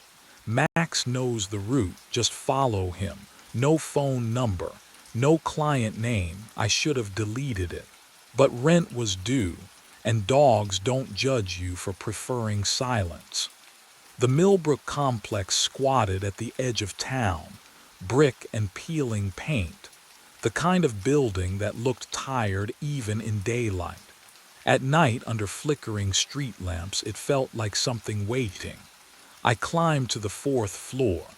The hallway smelled like mildew and copper pennies. Apartment 4 billion had no nameplate, no welcome mat, just a brass key cold in my palm. The note was taped to the inside of the door, handwriting looped and careful. Max knows the route, just follow him. 11 p.m., be patient. I turned. A German shepherd sat 3 feet away, watching me. I hadn't heard him approach.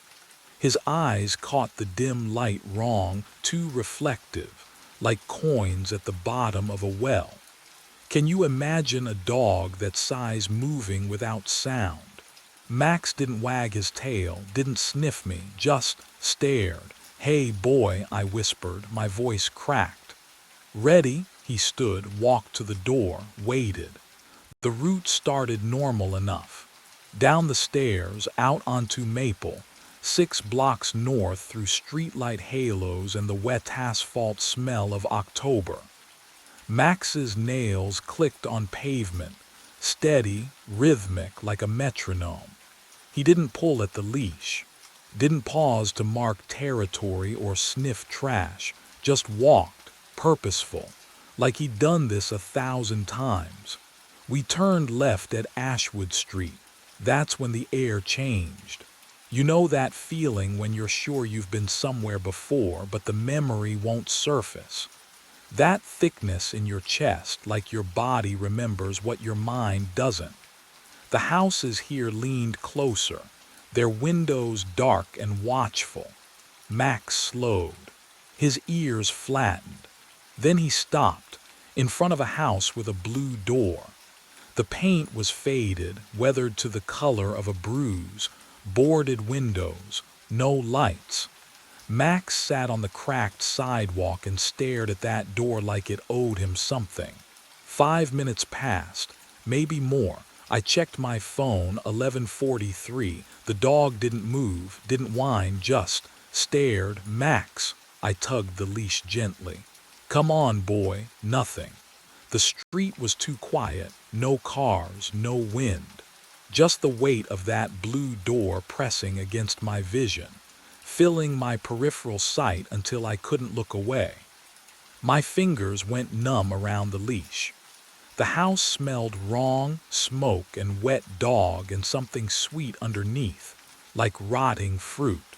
Finally Max stood, turned, walked us home. I should have been relieved, but what I didn't know yet was that we'd do it again. The next night, and the night after, same time, same route. Same 5 minutes in front of that blue door, while Max sat vigil for something I couldn't see. And every single time, the house would smell a little more familiar. I went back during the day, couldn't help it. After 5 nights of watching Max sit at that blue door like it was the only thing that mattered, I needed to see it in sunlight. Maybe it would look normal. Maybe I'd realize I'd been letting the late hour twist things into something they weren't. But the house looked worse in daylight. The windows were boarded with plywood that had gone gray and warped. No mailbox. No numbers on the door. Just the faded blue paint peeling in long, dry strips. The porch sagged in the middle, and the lawn had gone to weeds so tall they brushed my knees as I walked up. I knocked on a neighbor's door first. An older woman cracked it open, silver chain still latched. "Do you know who lives here?" I pointed at the blue door house. Her eyes flicked past me, then back to my face. Something changed in her expression. "No one. How long has it been empty?" She started closing the door. "I don't know, long time." "Wait, do you know anything about—" The door shut. The deadbolt clicked. I tried 2 more houses. One didn't answer. The other, a man in his 40s, looked at me like I'd asked him to dig up his own grave. He shook his head before I even finished the question and stepped back inside. What were they so afraid of? The blue door wasn't locked. That should have stopped me. It didn't. Inside, the air was thick and still, like it hadn't moved in years. Dust hung in the shafts of light that leaked through gaps in the boarded windows. The furniture was still there, couch, coffee table, a bookshelf against the far wall, all of it covered in a fine layer of gray. But it was arranged like someone still lived here, like they'd just stepped out. On the kitchen wall hung a calendar. I walked closer, my shoes leaving prints in the dust on the floor. March 2015. I touched the paper. It crumbled slightly under my fingers. 9 years. The smell hit me then. Faint but unmistakable. Wet dog. That earthy, warm scent of damp fur. And underneath it, something metallic. Copper. The kind of smell that coats the back of your throat. I turned, scanning the room. No dog, no source. And then I heard it. Max's whine, high and soft and desperate. But Max wasn't here. I'd left him at the apartment. This was memory, wasn't it? Some trick of my mind pulling his sound from the nights we'd stood outside. The whine came again. Closer. I spun toward the hallway.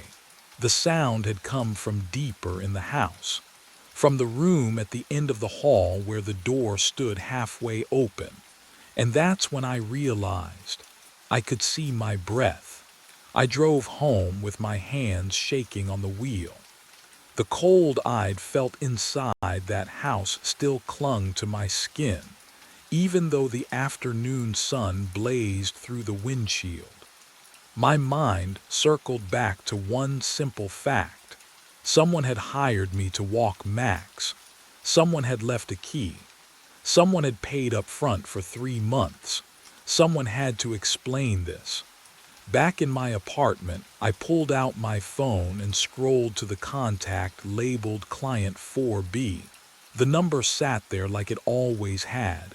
Normal, real. I pressed call, 3 tones. Then a recorded voice, flat and automated. "The number you have reached is not in service." I tried again. Same result. I stared at the screen and felt something shift in my chest. When had I last spoken to this client? I couldn't remember. Not once in 3 weeks had they called to check in. Not once had I needed to report anything. The dog just knew the route. I grabbed my jacket and headed to the Millbrook complex. The building manager's office smelled like burnt coffee and cheap air freshener, a cloying vanilla that stuck to the back of my throat. Mrs. Kowalski looked up from her crossword puzzle with the expression of someone interrupted mid-nap. Help you? Yeah, I need to ask about one of your tenants. Apartment 4B, her pen paused. 4B. Right. I've been doing dog walking services for them, but I can't seem to reach them, and there's no one in 4B, she said it simply. Matter of fact, I blinked. What? 4B's been vacant since late 2014. We had a tenant skip out on rent, left it a mess, still looking for the right renter. She returned to her crossword. You sure you got the right unit? My pulse hammered in my ears. I have a key. She glanced up, frowning now. You have a key to 4B. I pulled it from my pocket. The metal was warm from my grip, solid and real. She stared at it, then at me, then reached for her desk drawer and pulled out a key ring. Flipped through labeled tags. Held one up. This is the master for 4B, only copy I got. Her eyes narrowed. Where'd you get that? Under the mat, I whispered. There was a note. It said Max knows the route. Mrs. Kowalski's face went carefully blank. She set down her pen. I think you should leave. But the real question hadn't been answered yet. I walked to the lobby. The lease board hung by the mailboxes, a cork board with unit numbers and tenant names written in faded marker. I scanned down. 1A Martinez, 2C Pham, 3B Johnston, 4B vacant since 2014. My throat tightened. I turned and walked up the stairs, 2 flights down the hall, counting doors. 1B, 2B, 3B. 4B, I slid the key into the lock. It turned, smooth, easy, like it had every night for 3 weeks. The door swung open. The apartment was empty, completely empty. No furniture, no curtains. Just scuffed hardwood floors and walls with darker squares where picture frames used to hang. Dust motes swirled in the late afternoon light. Except, in the corner of the living room sat a dog bed. Faded blue fabric, edges frayed, and embroidered on the side in crooked letters, Max. The air smelled faintly of wet fur, old, stale, like a ghost of a scent that shouldn't exist in an empty room. I stepped inside. My footsteps echoed. The dog bed looked used. The center was compressed, shaped by weight and time. I knelt and touched the fabric. It was cold, but I could swear I felt the texture of dog hair beneath my fingertips. What would you do if everything pointed to something that couldn't exist but you could still touch it? I checked my watch. 4:15. In 6 hours and 45 minutes, Max would be waiting at the door, and he would lead me down the same 6 blocks. Turn left, stop at the blue door, just like he had every single night since this started. Since when, exactly? I tried to remember the first night. The note, the key, but the memory felt slippery, like trying to hold water. I remembered doing it. I just couldn't remember it starting. My phone buzzed.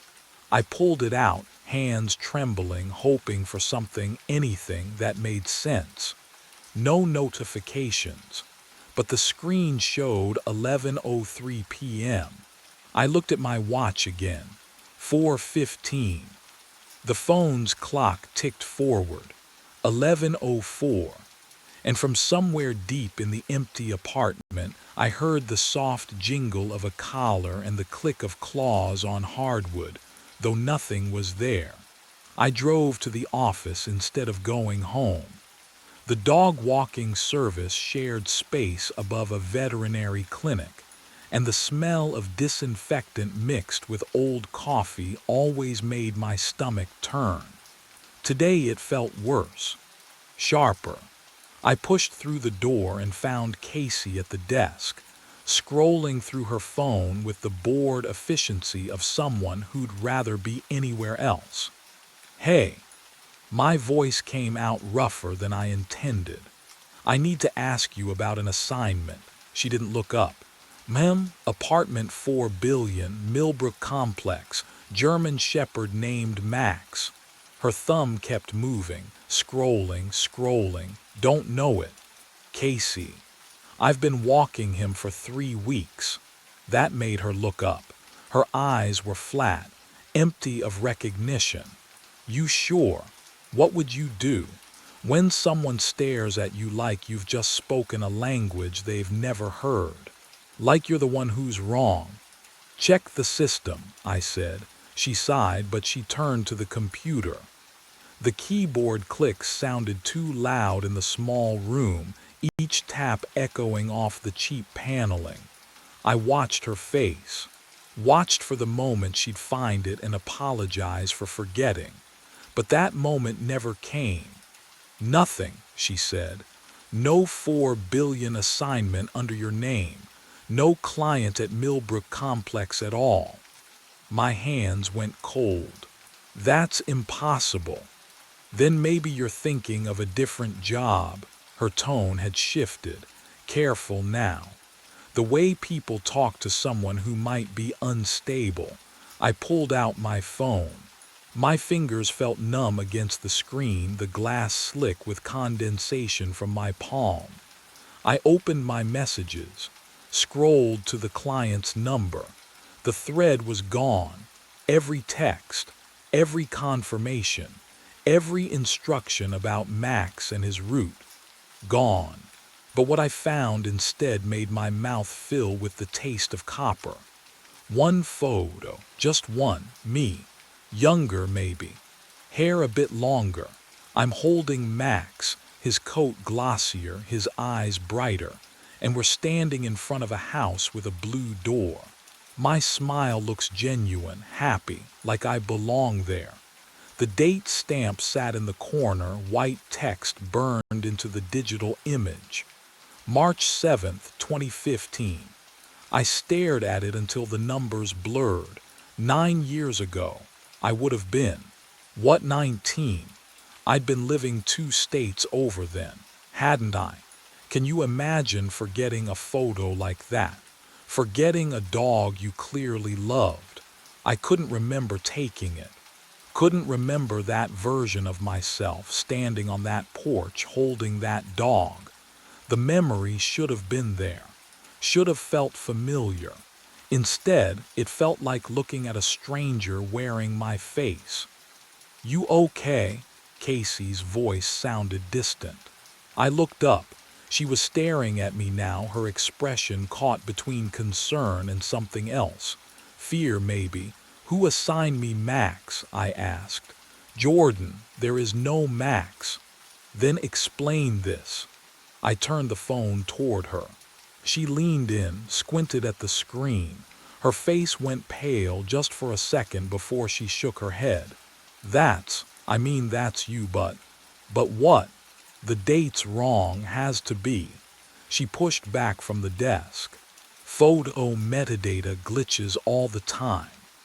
But we both knew that wasn't true.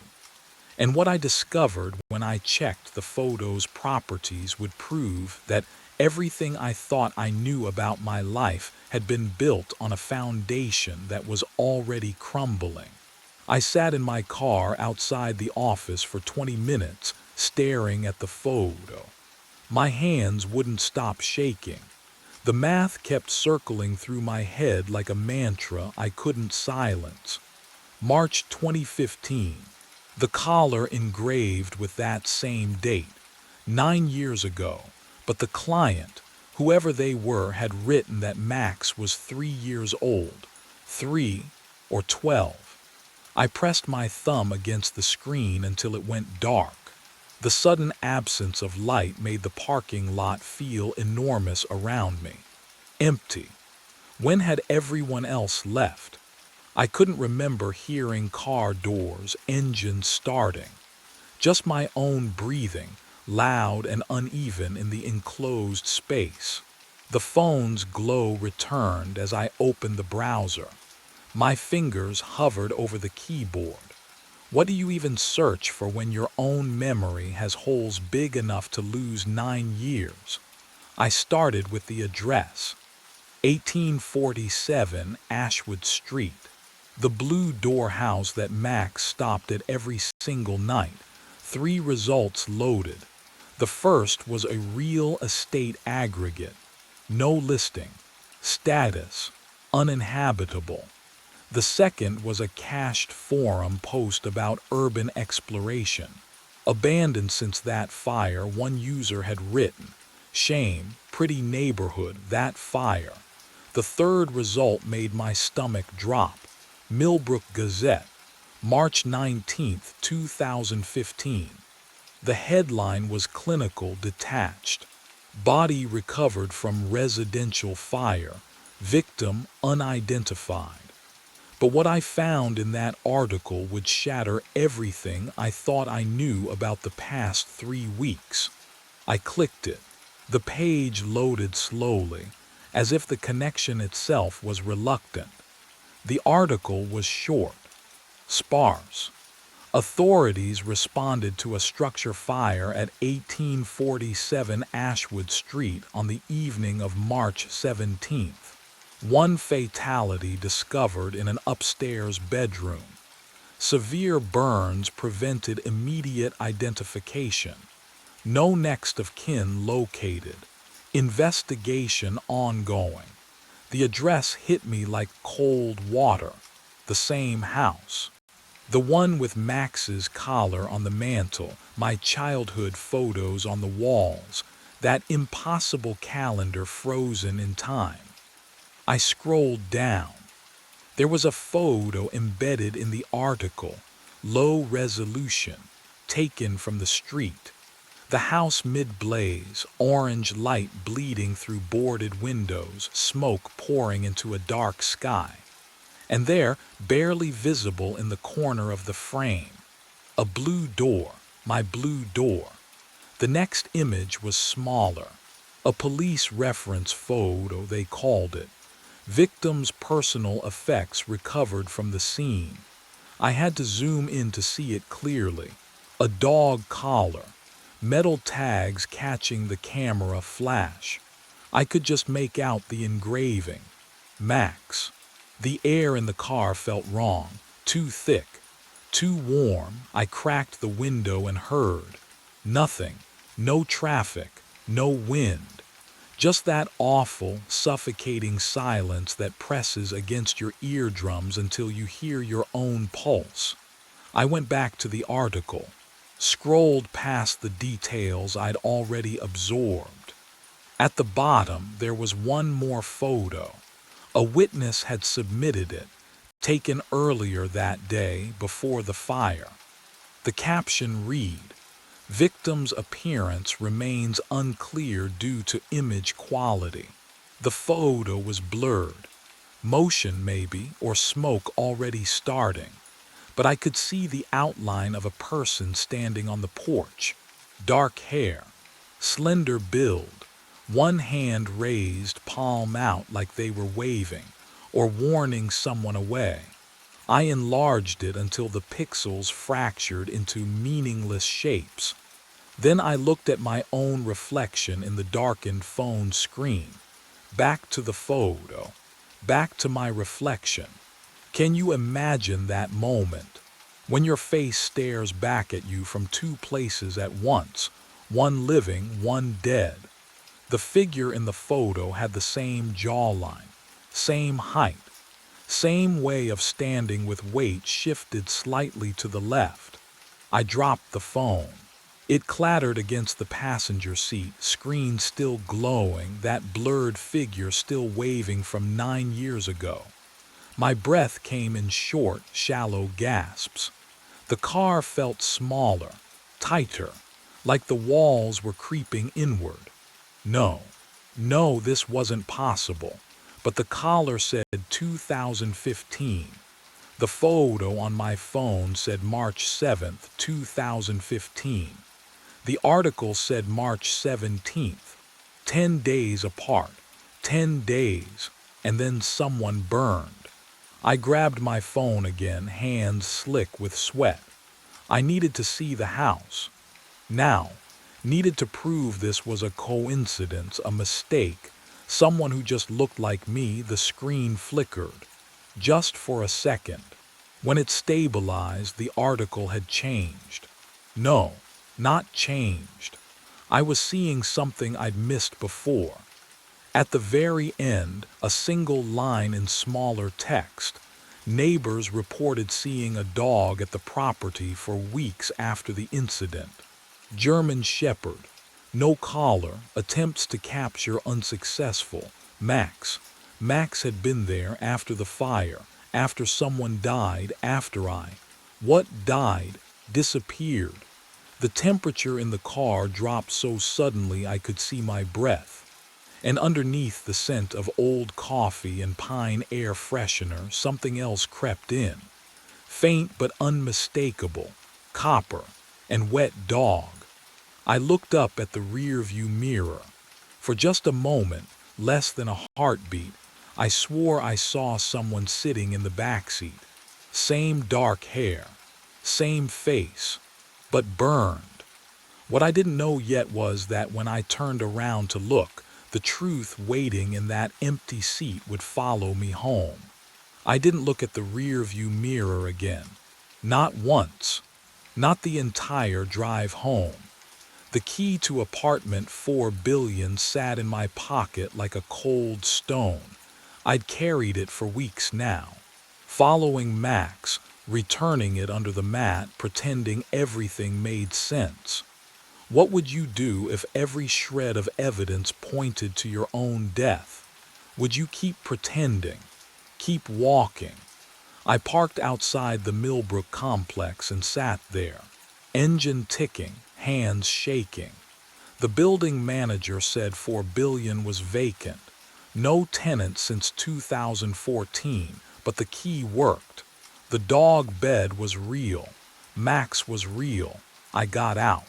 The hallway on the 4th floor smelled wrong, not like rot or mildew, but like absence itself. Like air that hadn't moved in years. The brass key scraped against the lock, too loud in the silence. The door opened. Empty. Not just unfurnished. Empty in a way that felt deliberate. No dust patterns where furniture once stood. No marks on the walls. Just bare floorboards and a dog bed in the center of the room, Max's name stitched in faded blue thread. And beside it, a framed photo lying face up. But what I saw in that frame would unravel everything I thought I knew. I knelt down. My knees cracked against the wood. The photo showed me, younger, maybe 5 years ago, kneeling on a porch. Max sat beside me, tongue out happy. Behind us, the blue door. And beyond that, through the window, smoke. Gray tendrils curling against glass. March 7th, 2015.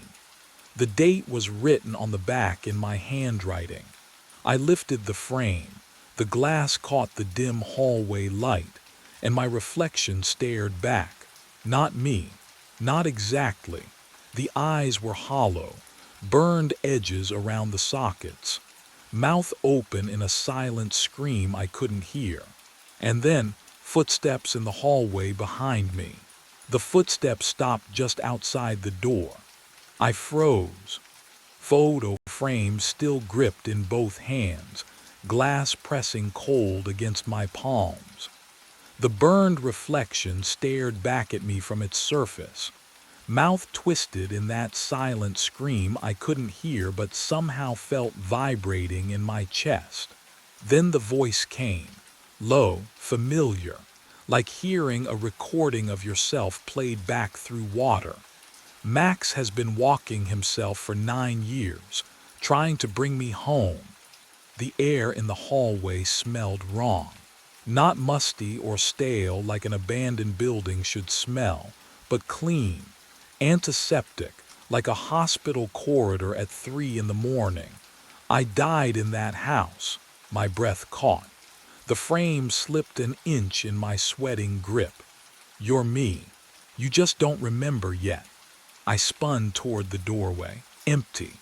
The hallway stretched in both directions, fluorescent lights buzzing overhead, flickering in a rhythm that felt deliberate. Doors lined the walls, all closed, all silent. The building made no sound at all, no distant television, no running water, no footsteps retreating. What would you do? Would you run? Would you convince yourself you'd imagined it? I couldn't move, because Max was there, sitting perfectly still in the doorway, exactly where he'd been when I entered. His amber eyes locked on mine with an intensity I'd mistaken for loyalty these past weeks. His tail lay flat against the floor, unmoving. Dogs wag when they see their owners. Dogs shift their weight, pant, tilt their heads. Max did none of those things. He just watched, like he was waiting for me to understand something I should have known all along. But what I didn't know yet was that understanding wouldn't save me. I stepped toward him, legs shaking. Max. His ears didn't twitch at his name. He didn't blink. And when I got close enough to see my own reflection in those amber eyes, I saw the truth staring back. Not my face, but the burned one from the photograph. Hollow, ancient, waiting. The frame fell from my hands and shattered on the floor, and that's when Max finally moved, standing slowly, turning toward the hallway, looking back once as if to say, "Follow." I followed Max toward the hallway window. The glass was cold. I could feel it from 3 feet away, that unnatural chill that makes your skin prickle. My breath didn't fog it. I stepped closer. The reflection wasn't mine. Oh, it wore my face. Same cheekbones, same jawline, but the skin was melted wax pulled tight over bone. Burns crawled up the neck like vines. The eyes, older, so much older. The mouth moved without sound, forming 2 words over and over. Come home. Have you ever run from yourself? From the thing you know you are but refuse to see? I ran. My feet hit the stairs. The apartment door slammed behind me. Cold air bit my lungs as I burst onto the street. I didn't think, didn't need to. My body knew the route. 6 blocks straight. Streetlights flickered overhead. My footsteps echoed off empty storefronts, alone, always alone. But I could hear something else beneath them. Pause steady, relentless, turn left. The blue door loomed ahead, paint peeling like dead skin. I don't remember deciding to go inside, but my hand was already on the knob. It opened. The house smelled like wet ash and copper. Photos lined the walls just as before, but now they were moving, not like film, like time-lapse decay. In the first frame, I was 5, holding a birthday cake. As I watched, the candles melted. My face grew. 10 years old. 15, 20. The smile faded, the eyes hollowed. But what I saw in the last frame made my throat close. Max sat on the mantel beside his collar, perfectly still. Not a dog anymore. Never a dog, just waiting. His amber eyes locked onto mine. And in them, I saw every night of the past 9 years folding in on themselves like origami, collapsing into this single moment. And I realized the route had never been about walking him home at all. The glass didn't shatter, it parted like water, like smoke. The reflection stepped through and the smell hit me first, ash and copper and something older. Charred meat left too long in summer heat. My stomach twisted, but I couldn't look away. Because it was me, my face, my height, my posture, the slight forward lean from years of walking dogs in the cold. But the skin, oh God, the skin was wrong, melted in places, stretched too tight over the left cheekbone. The eyes were mine, though, same green, same exhaustion. It raised one hand, palm up, offering. You don't have to be afraid, it said, and the voice was mine too, just deeper, smoke damaged.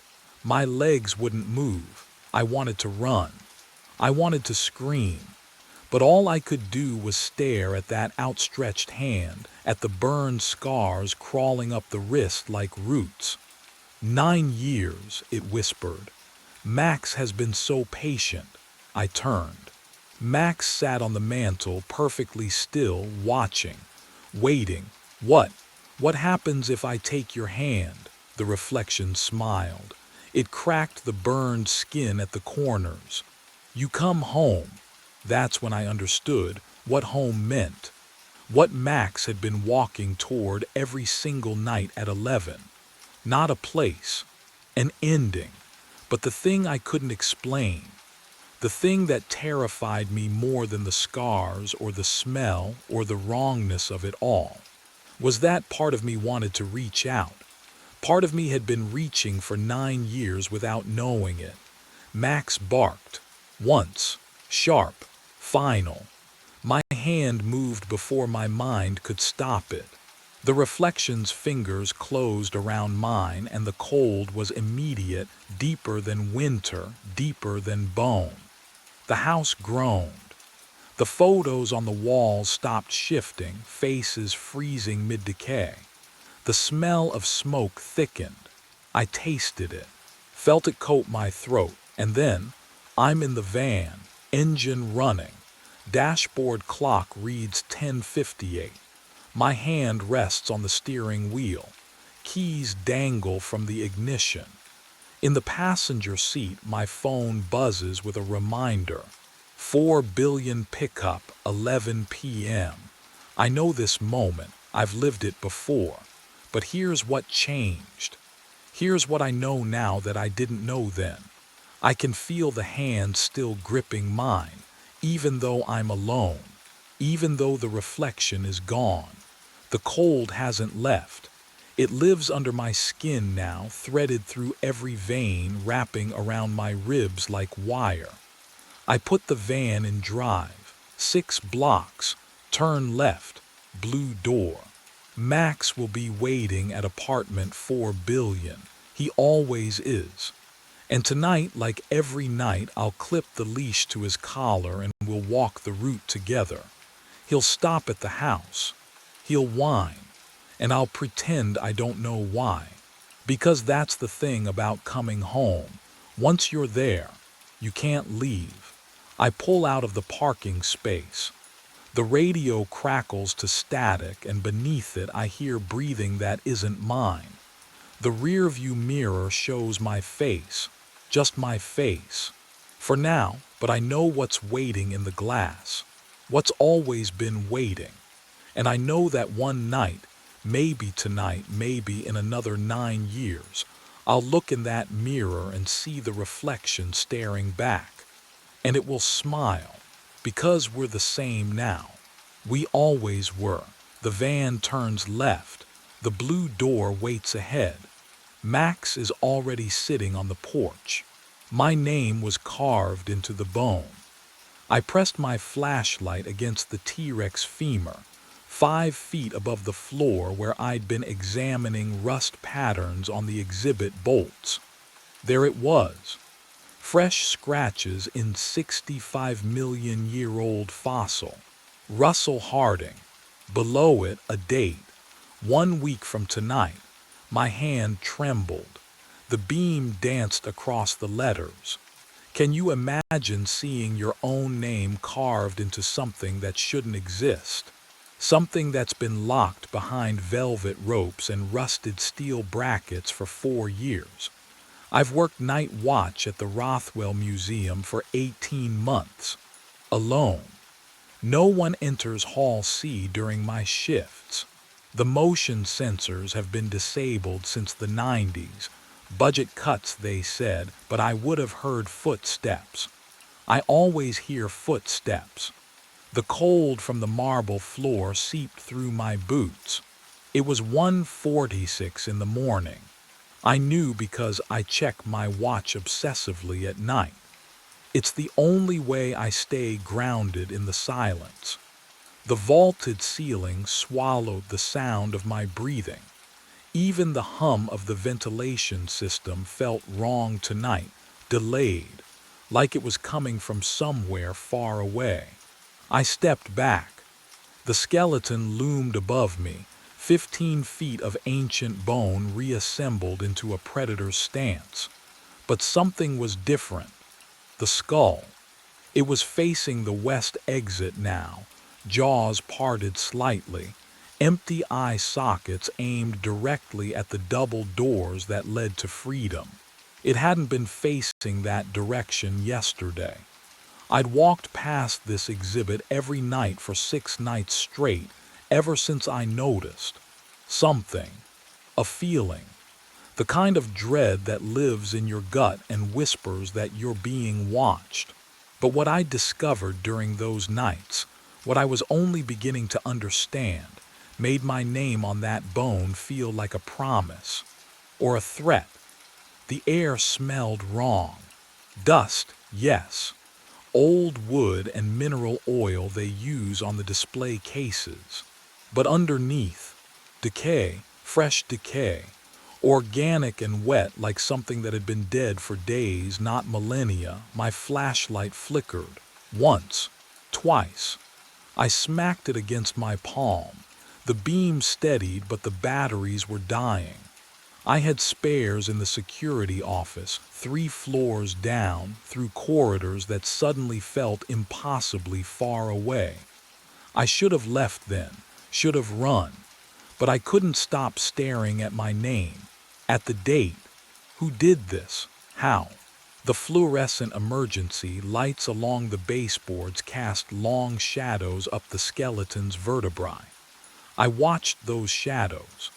They didn't move.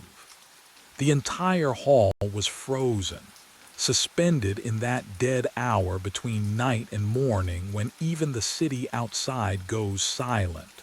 Then I heard it, a sound like settling wood, like old joints adjusting under weight. It came from above me, from the skeleton itself. I stepped back. My heels scraped marble. The T-Rex's jaw moved. Not much, just a fraction. A crack appearing where the upper and lower mandibles met, widening with a sound like splitting ice. My flashlight caught the gap. Darkness inside, deeper than it should be. And from that darkness, a smell rolled out, cold air, stale and underground, carrying the faint copper tang of something I didn't want to name. The beam flickered again, died, returned. The jaw had opened wider. I could see inside now, past the teeth, into the ribcage beyond. There was something in there, not bone, not shadow, something that moved with breath. Something that knew I was watching. And then from deep within that impossible space, I heard a voice.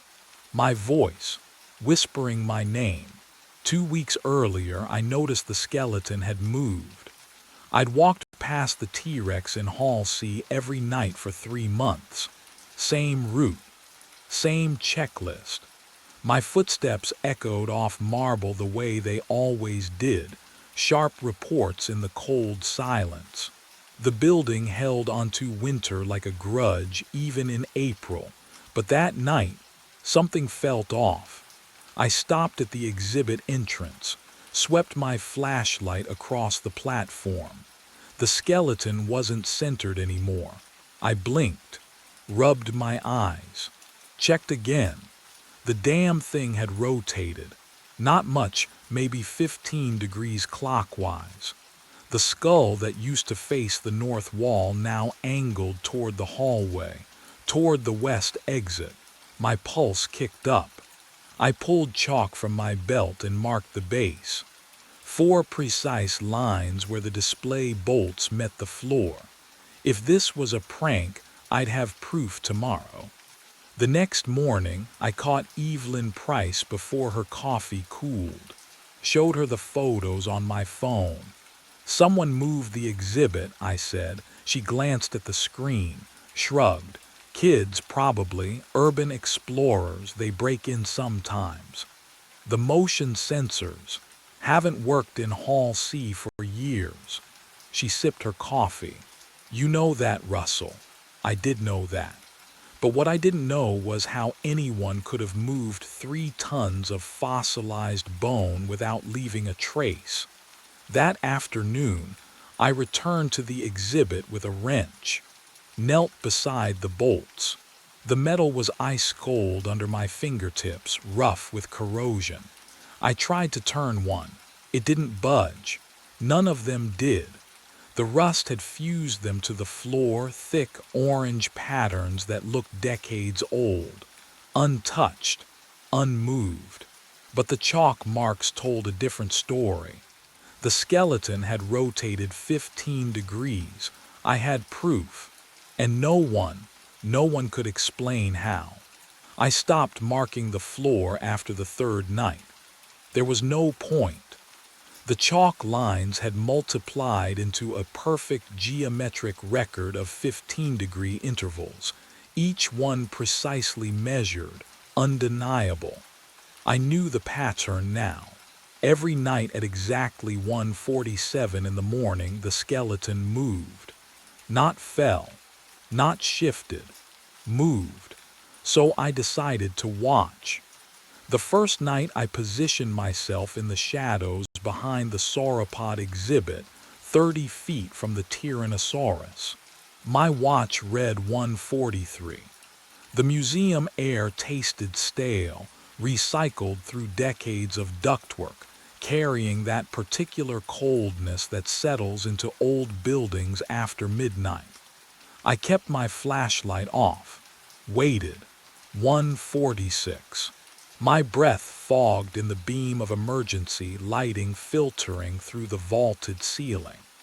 Can you imagine standing there, watching a skeleton you know will move, feeling your rational mind scream that it's impossible while your gut tightens with certainty?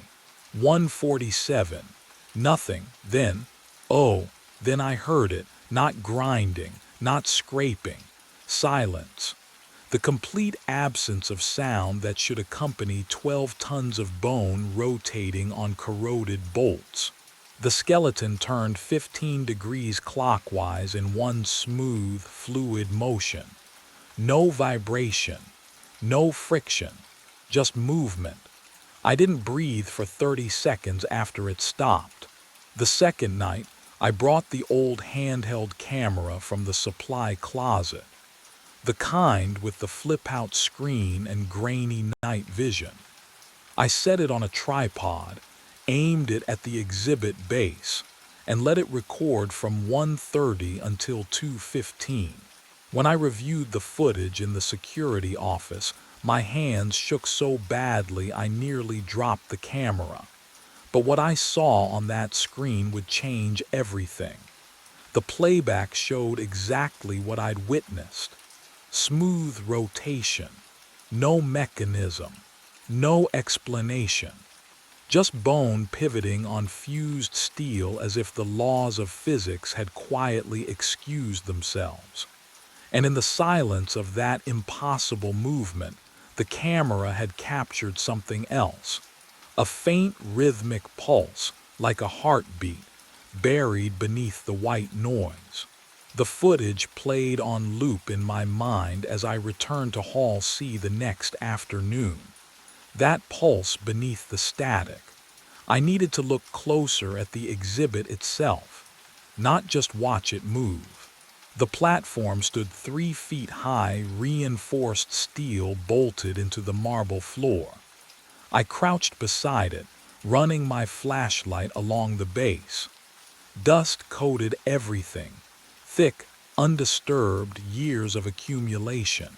The bolts were orange with rust, fused solid just as Evelyn had said. But there, near the back corner, something gleamed. A metal plaque, small, maybe 6 inches across. It sat flush against the platform's edge, half hidden by shadow. I leaned in, angling the light. The engraving was precise, professional, assembled 1987 from 3 excavation sites: Hell Creek Formation, Montana; Lance Formation, Wyoming; unidentified remains from Philadelphia County mistakenly cataloged as fossilized material. I read it twice, 3 times. Unidentified remains, human remains. My throat tightened.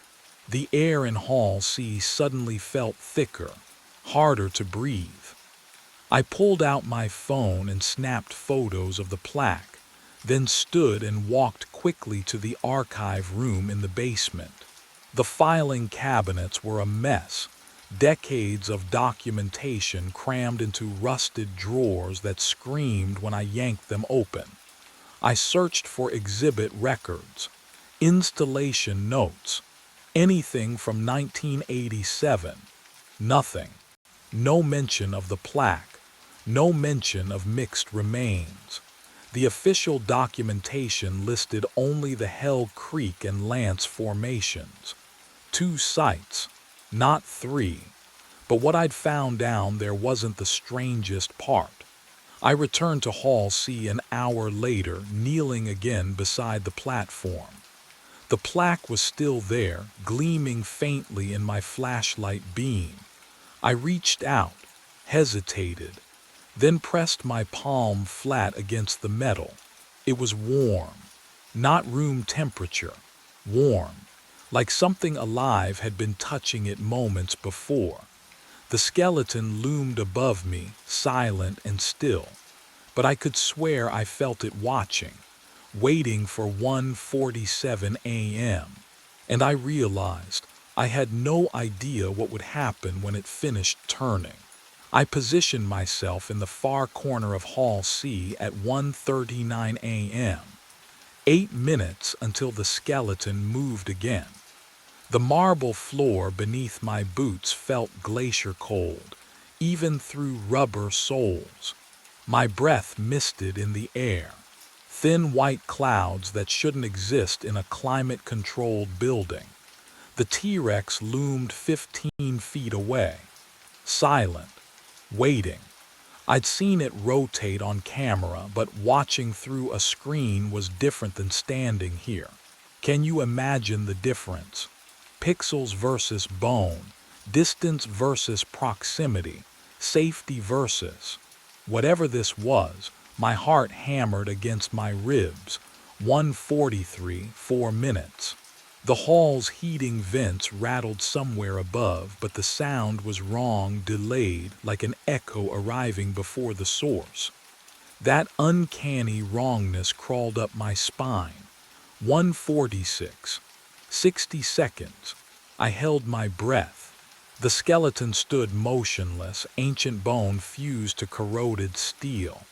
Nothing suggested movement was even possible, and yet, 1:47 a.m. The T-Rex rotated, smooth, impossible, 15 degrees clockwise with the whisper of grinding stone. No mechanism, no explanation, just bone pivoting on rust. Then it stopped. Silence pressed against my eardrums, and from deep inside the ribcage, a voice, my voice. I've been trapped here since 1987. The words echoed through hollow bone, distorted but unmistakable. Every night I turned toward freedom, my legs locked, my throat closed. Don't be here when I face the exit. The voice fell silent. The skeleton remained still. What would you do? Run? Investigate? I stood frozen, trying to process what I'd just heard. My own voice. But I hadn't spoken, my own words. But I'd never said them. But the real question burned deeper than fear. If that was me inside the bones, where was I standing right now? I fled Hall C and went straight to the archives. The basement stairwell was narrower than I remembered. My flashlight beam shook against the concrete walls. Each step echoed too loud, then too soft, like the building was swallowing sound. The archive door was wedged open with a rusted fire extinguisher. Inside, the air hit me first, thick with mold and something sweeter. Rot. Not food rot, paper rot. The kind that gets into your throat and stays there. I yanked the chain for the overhead bulb. It flickered twice before holding. Rows of filing cabinets stretched into shadow. Water dripped somewhere behind the shelves, steady as a metronome. The floor was slick. My boots left prints in something dark I didn't want to identify. 1987. I needed anything from 1987. The cabinets were labeled by decade, but the order made no sense. 70s next to 90s. 60s missing entirely. I pulled drawer after drawer. My fingers came away black with dust and moisture. The metal was cold enough to ache. Then I found it. A drawer marked personnel. 85 to 89. The folders inside were swollen with dampness, edges curled like dead leaves. I spread them across the nearest table. Maintenance reports, incident logs, time cards bundled with rubber bands that disintegrated at my touch. But what I found buried at the back would change everything I thought I understood.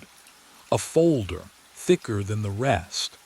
The tab read Lowell, Kenneth.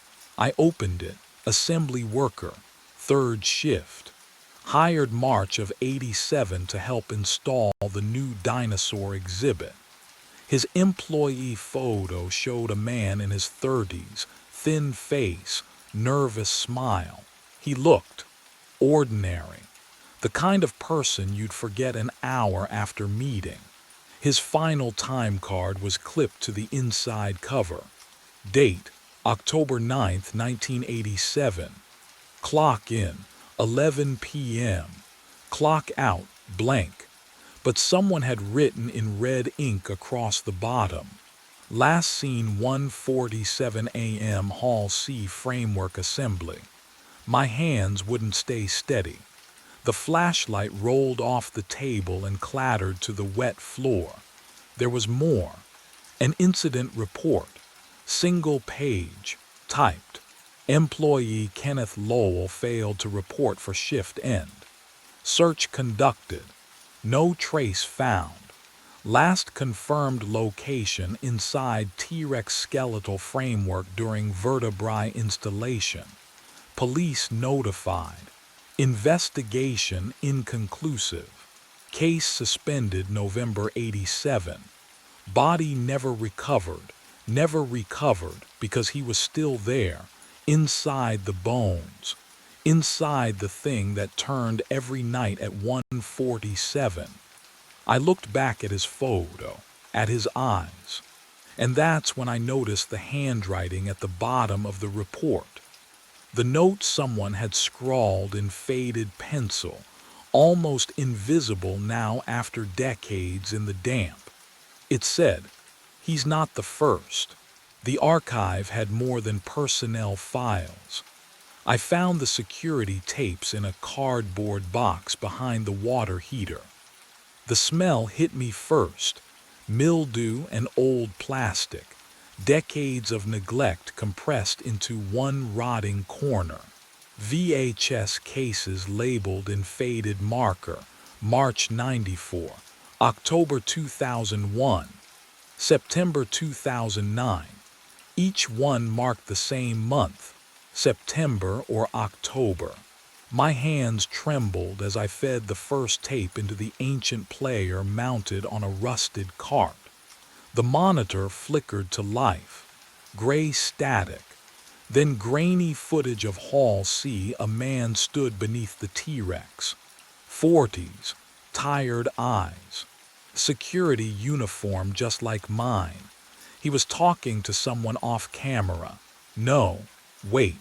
His lips moved, but the audio was distorted. I turned up the volume. Shouldn't be here. I tried to warn you. His own voice, echoing from the skeleton.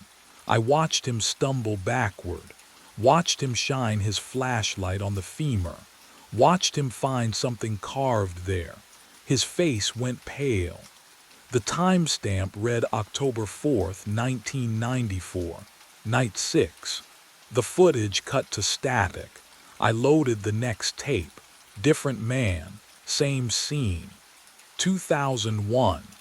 He pressed his palm against the bone, reading something I couldn't see. His mouth formed silent words. Then he looked directly at the camera. And I swear he was looking at me. The tape ended abruptly. I went through 4 more, each one the same, different faces, same terror, same night, night 6. But what chilled me most was the realization creeping up my spine like cold fingers. None of those men ever filed a final report. None of them clocked out. I pulled up the employment records on my phone, cross-referenced the dates. All of them vanished, without a trace. On night 6, tonight was my 5th night, and tomorrow, the pattern would demand its answer. Night 6 arrived with the weight of inevitability. I stood in the basement office at 1:43 a.m., staring at the tools I'd laid across the desk. A crowbar, bolt cutters, a hammer heavy enough to shatter bone, or whatever those fossils had become. The metal felt cold in my palms, slick with the nervous sweat that had started hours ago and never stopped. Could I really do this? Dismantle a priceless museum exhibit based on grainy VHS tapes and my own unraveling mind? What would you do? I climbed the stairs. Each step echoed through the empty building like a countdown. The crowbar scraped against my belt with every movement, a metallic whisper that made my teeth ache. At 1:45, I pushed through the doors into Hall C. The T-Rex stood motionless beneath the vaulted ceiling. No movement, no sound, just bone and shadow and the smell of something wrong, not decay exactly, but time itself gone sour. I approached the femur where I'd seen my name carved. My flashlight beam trembled across the surface, catching the grooves of letters. Russell Harding, still there, still dated 1 week from tonight. I lowered the beam. Kenneth Lowell's name sat directly beneath mine, carved in identical script. 1987 scratched beside it. But what I found beneath Kenneth's name made my breath catch in my throat. Another name, Samuel Ortiz, 1994. I angled the light lower, hands shaking now. Jacob Reinhardt, 2001. Michael Chen, 2008. The names descended down the length of the femur like tombstones, each one separated by 6 or 7 years. I counted them as the crowbar slipped from my grip and clattered against the marble floor, the sound impossibly loud in the suffocating silence. 12 names, 12 watchmen, and at 1:47 a.m. the skeleton began to move. The grinding sound filled Hall C as bone scraped against fused steel. Slow, deliberate. The T-Rex skeleton pivoted the final 15 degrees until its skull faced the museum exit dead on. I stumbled backward. My wrench clattered against marble. The rotation stopped. Silence pressed against my eardrums, thick and suffocating. My breath came in short gasps that echoed off the vaulted ceiling. The air smelled wrong, metallic, like copper wire left too long in water. Then the jaw moved, not fast, not violent, just opening, inch by impossible inch. The ancient hinges shouldn't function. They'd been wired shut since 1987, but they swung wide with a wet, grinding noise that made my teeth ache. What would you do? Stand there? Run? I couldn't move. The rib cage came next. Each bone separated with surgical precision, splitting along invisible seams I'd never noticed before. The sound was organic, living, like something hatching from the inside out. A figure emerged from between the ribs. Human, solid, real. Wearing a security uniform I'd only seen in archive photographs. Navy blue with gold piping. The Rothwell Museum patch from 3 decades ago. The man stepped through bone as though passing through fog, his boots making no sound against the floor. I recognized his face immediately. My face, older, weathered, deep lines carved around eyes that had seen too many nights. Gray threaded through hair I still kept dark, but the scar above his left eyebrow. I'd gotten that when my daughter pushed me into the pool edge. 7 years ago. He looked at me with something worse than fear. Pity.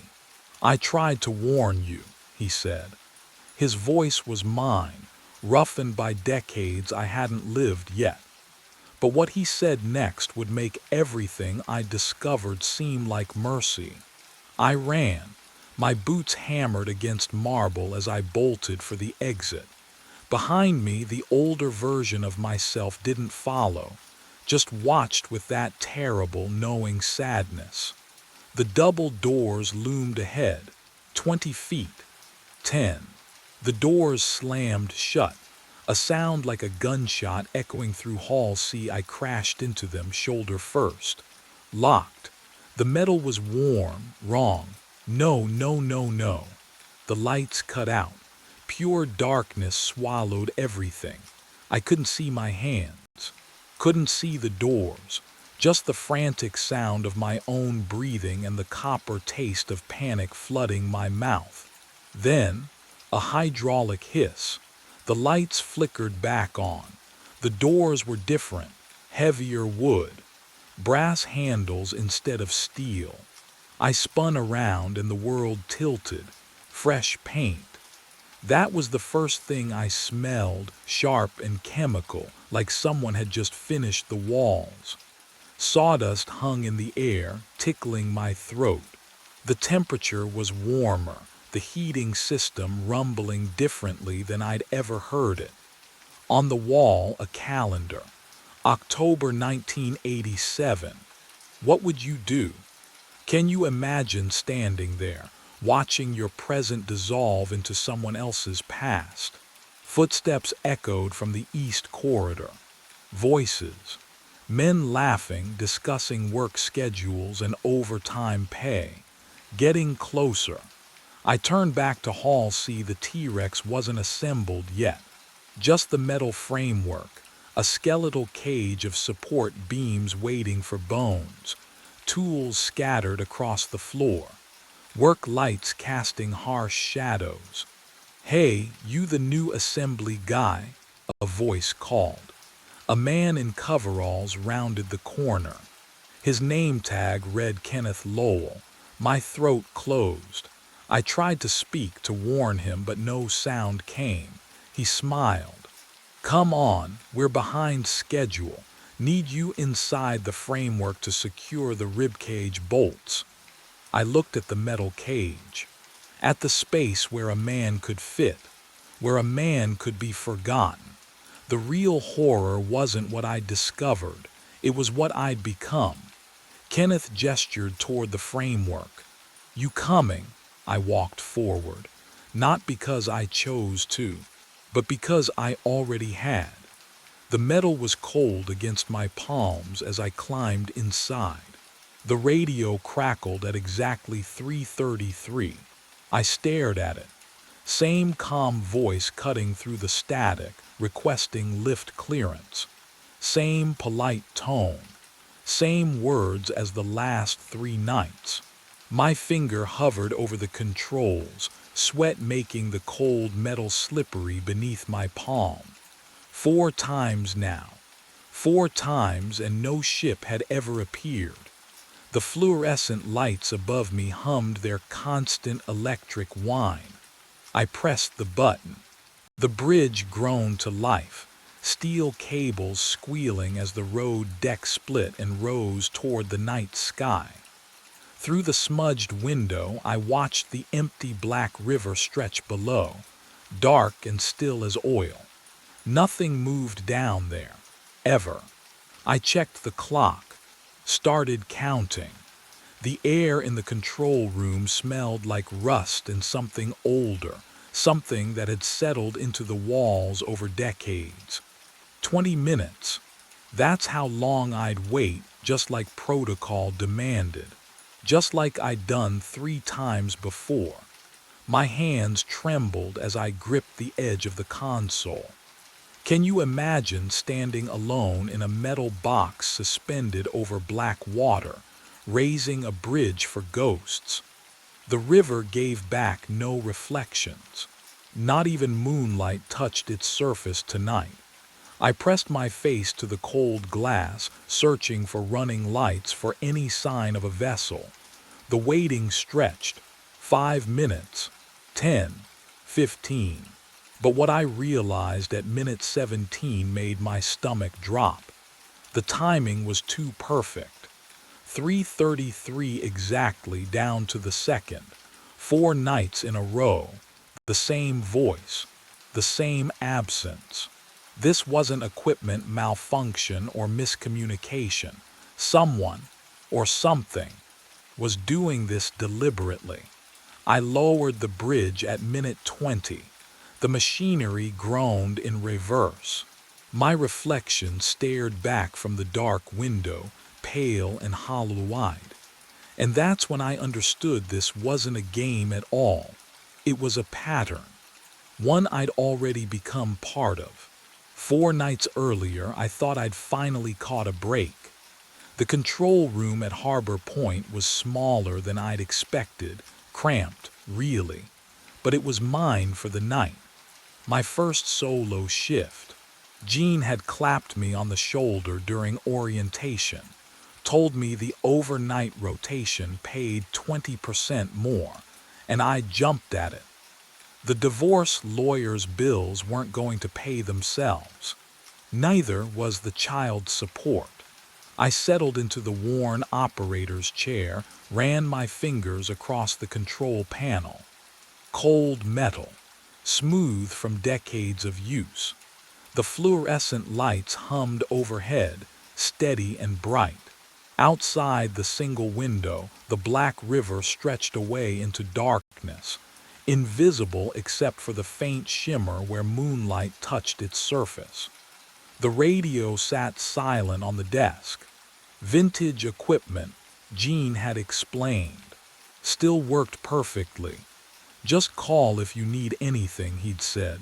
Though he'd said it quickly, already backing toward the door. I checked my watch. 11:47. 8 hours stretched ahead. I'd brought coffee, a sandwich. My phone for emergencies, though Jean had warned me the signal was spotty out here. The highway above carried the occasional truck, tires humming against pavement, but mostly silence. The kind of silence that makes you aware of your own breathing. At 3:33 in the morning, the radio crackled to life. The sound made me jolt upright, heart hammering. Static hissed, then resolved into a voice. Calm, professional, almost polite. Bridge operator requesting lift clearance. I grabbed the microphone, thumb pressed to the transmission button. Finally, my first real call. Copy that. Stand by for clearance. My hands moved through the sequence Jean had drilled into me. Safety checks, visual confirmation protocols. I peered through the window at the river below. Darkness. Too dark to see much, but the ship's running lights would be visible soon enough. I threw the main lever. The bridge groaned. Hydraulics engaged with a deep mechanical sigh that vibrated through the floor, through my boots, up into my chest. The smell of rust and old grease drifted through the ventilation grate. I watched the drawbridge sections rise, splitting the roadway in half, metal teeth separating against the night sky. 20 feet, 40, 60. The bridge locked into its full vertical position with a solid clunk. I waited, watched the river. Any moment now the ship would glide through, and I'd lower the bridge, log the time, feel that small surge of pride at a job done right. 1 minute passed, then 5. I leaned closer to the window, breath fogging the glass. Where was it? The river remained still, black, empty. 10 minutes, my stomach tightened. Had I missed it somehow? Impossible. Ships that size don't slip past unnoticed. I'd have heard the engine, seen the wake disturbing the water. 15 minutes. I lifted the radio again. Bridge operator to requesting vessel. Do you copy? Static answered. Just static. At the 20-minute mark, protocol required 20 minutes minimum clearance. I lowered the bridge. The hydraulics whined in reverse, and the roadway segments descended, locking together with a metallic thud that echoed across the water. I sat back down, stared at the radio. Miscommunication. Had to be. Maybe they'd had engine trouble, turned back before reaching the bridge. Maybe I'd misheard the call sign and they'd been requesting a different drawbridge upriver. New guy mistakes, it happens. I pulled out the logbook, yellowed pages, columns for date, time, vessel information, and carefully wrote 3:33 a.m. Lift request received. Bridge raised. No vessel passage observed. Possible communication error. My handwriting looked steady, professional, but my hands were shaking. I tried to dismiss it, told myself it was nothing. First night jitters, the isolation getting to me. 8 hours alone in a metal box suspended over dark water. It would make anyone jumpy. Can you imagine? Your first night on any job, the weight of doing it right pressing down on you. I drank my coffee, ate half the sandwich. The fluorescent lights hummed their endless note. At 4:15, I noticed something I hadn't seen before. There were scratches on the radio casing, deep ones, like someone had clawed at the metal with their fingernails. And beneath the microphone, barely visible in the harsh light, dark stains had seeped into the plastic grip. Stains that looked rust brown. Stains that looked like dried blood. But what I saw next in that logbook would make my hands shake, for an entirely different reason. The entry that made my blood go cold was simple. Operator James Wilcox. Raised bridge at 3:33 a.m. No vessel logged. The date was 4 years ago. The handwriting stopped mid-sentence. By the third night, I knew the call would come again. I sat in the cramped control room, fluorescent lights humming overhead like trapped insects.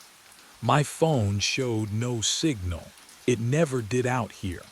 The highway above was silent. No cars had passed in hours. The isolation pressed against the walls, thick as fog, and I wondered if you've ever felt that.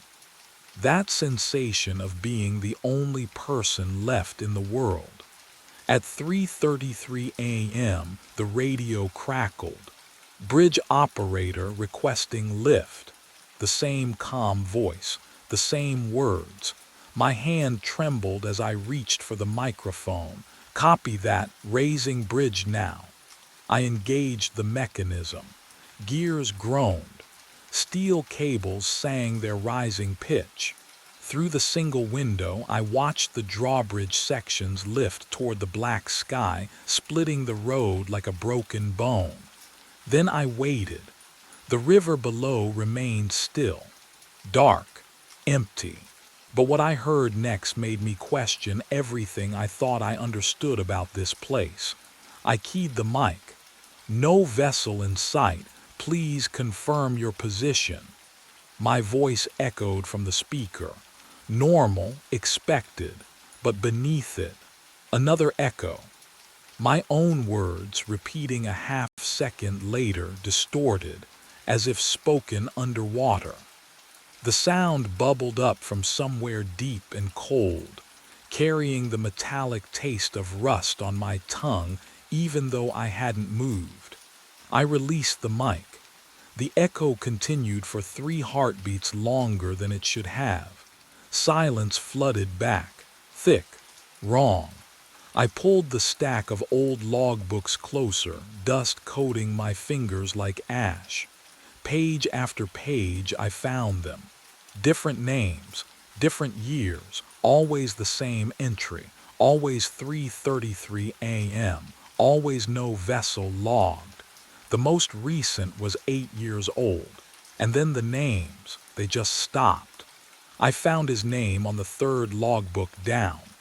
Ronald Thorne.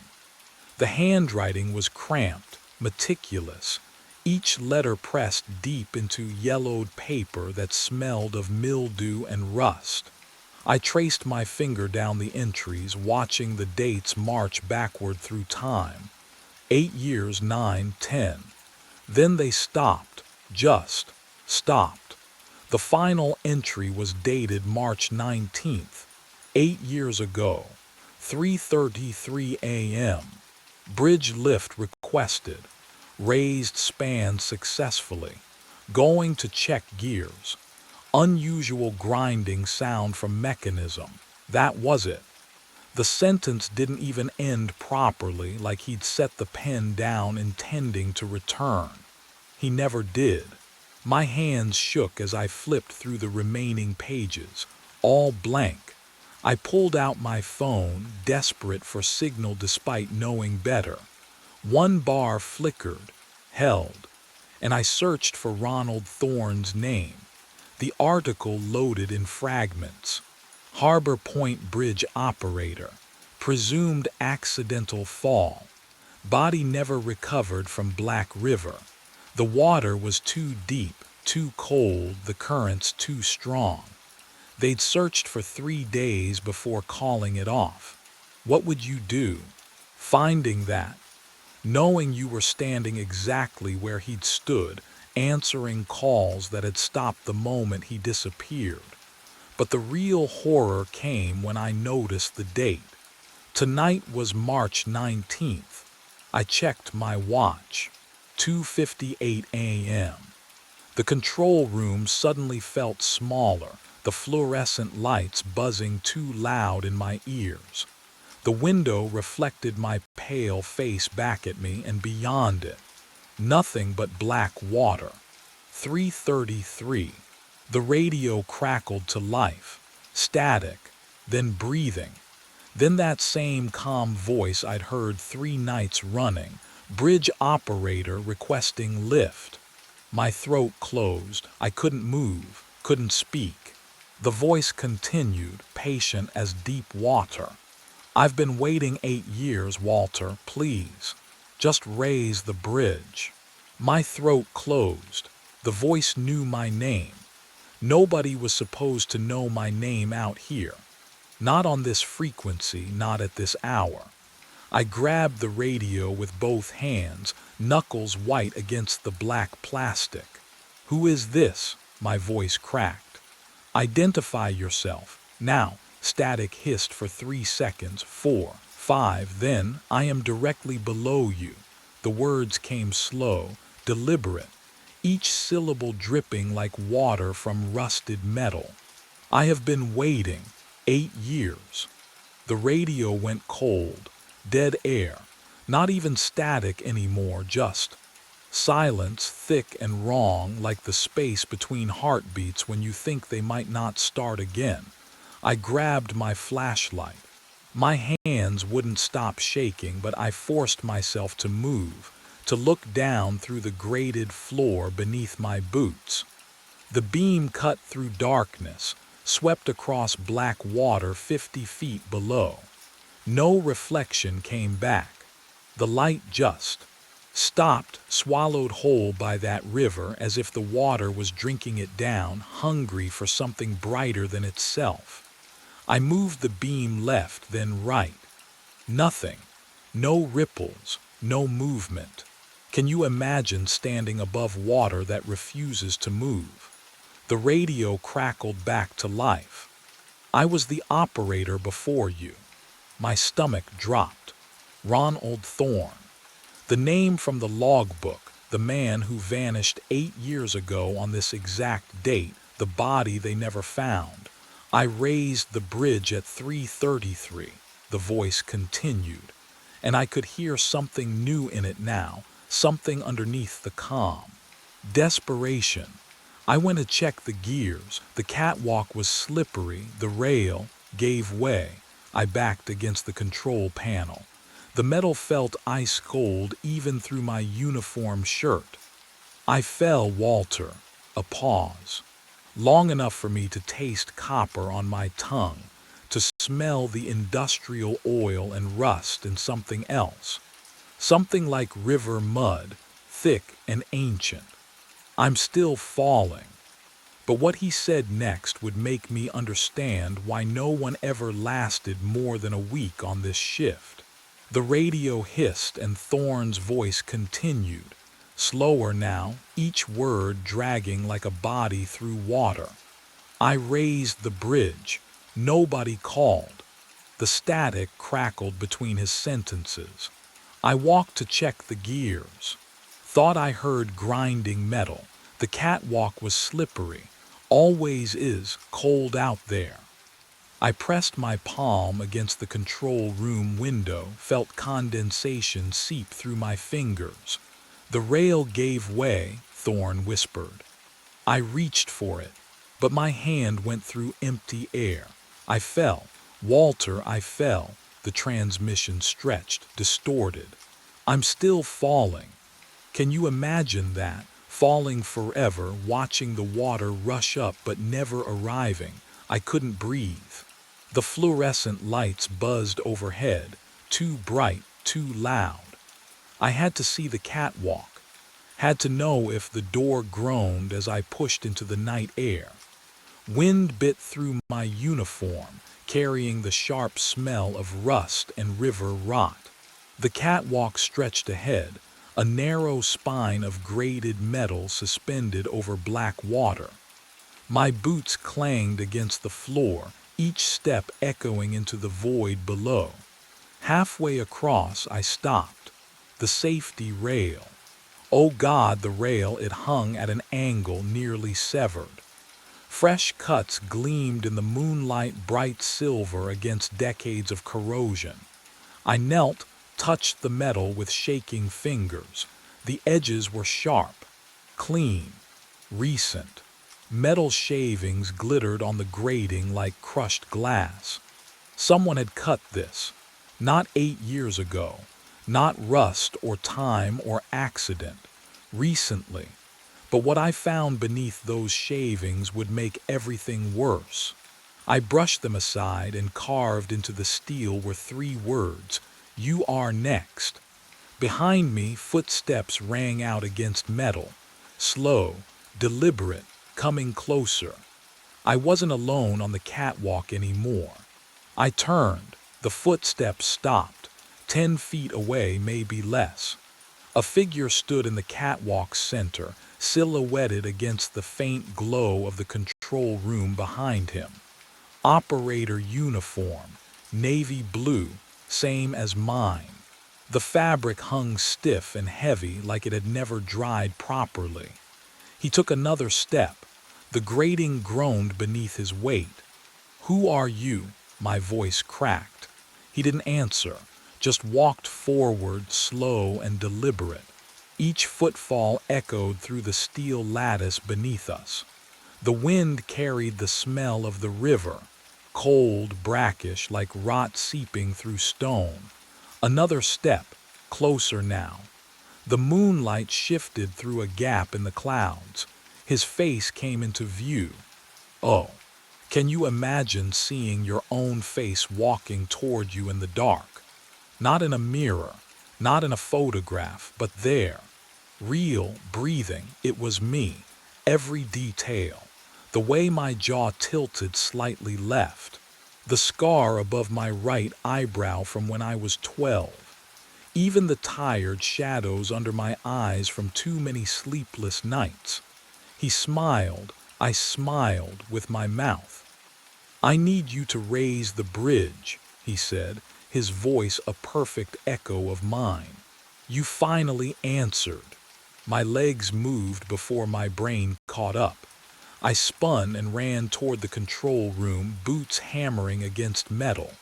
Behind me, his footsteps matched mine, steady, unhurried. I grabbed the door handle. Locked. I slammed my shoulder against it. Nothing, the south exit. I sprinted down the catwalk, lungs burning, the severed rail flashing past in my peripheral vision. That door. It had to open. It didn't. Locked. Cold steel against my palms. Every exit. Every way off this bridge. But what I felt through that door would make me understand why he needed me so desperately. I slammed the control room door behind me. The metal filing cabinet screeched across linoleum as I shoved it against the entrance. My breath came in ragged gasps. The desk followed. Then the chair. Everything I could move piled against that door. My hands wouldn't stop shaking. Footsteps echoed on the catwalk outside. Slow, deliberate, patient. I backed toward the window overlooking Black River. The fluorescent lights hummed above me, that constant electrical whine drilling into my skull. My heart hammered so hard I could feel it in my throat. The radio crackled to life. "You cannot barricade yourself from this." My own voice. Perfect inflection, perfect tone. "The fall never ends, Walter." I pressed my palms against the cold glass, tried to steady myself, tried to think. Every operator becomes the caller. Static hissed between the words. "You will push the next one. It is the only way to stop falling." "No," I whispered. I'm not falling. I'm right here." "Are you?" The question hung in the air like fog. Something felt wrong, had felt wrong for longer than I wanted to admit. But what hadn't I noticed yet? I turned toward my reflection in the darkened window. Same tired eyes, same hollow cheeks, same uniform. Wait. I looked down at my chest. The fabric clung to my skin. Heavy, cold, I touched my sleeve. And my fingers came away wet, soaking wet. The smell hit me then, thick and mineral, the rotten egg stench of river water mixed with rust and decay. My entire uniform dripped onto the floor. Puddles formed around my boots. How long had I been standing in cold water without feeling it? The door splintered. Wood cracked like bones breaking. The barricade desk, chair, everything I'd shoved against it collapsed inward. Metal scraped. Hinges shrieked. I stumbled backward, my boots squelching in the puddle of river water soaking through my uniform. The doppelganger stepped through. My face, my eyes, my mouth forming words I couldn't hear over the roar of blood in my ears. I turned, ran. The only direction left was out, onto the catwalk. Cold wind hit me the moment I crossed the threshold. It howled through the grated floor, carrying the smell of rust and deep water. My hands found the rail, gripped it. The metal felt wrong, too sharp, too thin. Behind me, footsteps steady. Unhurried, please, I whispered. The rail gave way, just snapped. The severed edge gleamed where someone had cut halfway through days ago. Fresh shavings glittered on steel. I lurched sideways, arms windmilling, and my boot slipped through the grating. I fell. But what I experienced in that moment, can you even imagine? The black water rushed up. I braced for impact, for cold, for the river to swallow me whole. It never came. I kept falling and falling. The bridge above me didn't shrink. It stayed the same distance, suspended in darkness, glowing faintly under a moon that never moved. Time stretched like taffy, each second pulling apart into minutes, hours, years. The air around me grew thick, heavy. It pressed against my skin with the weight of deep water. And then I saw them, figures tumbling beside me in the dark. Men in operator uniforms, faces twisted in silent screams, arms outstretched toward a surface they'd never reach.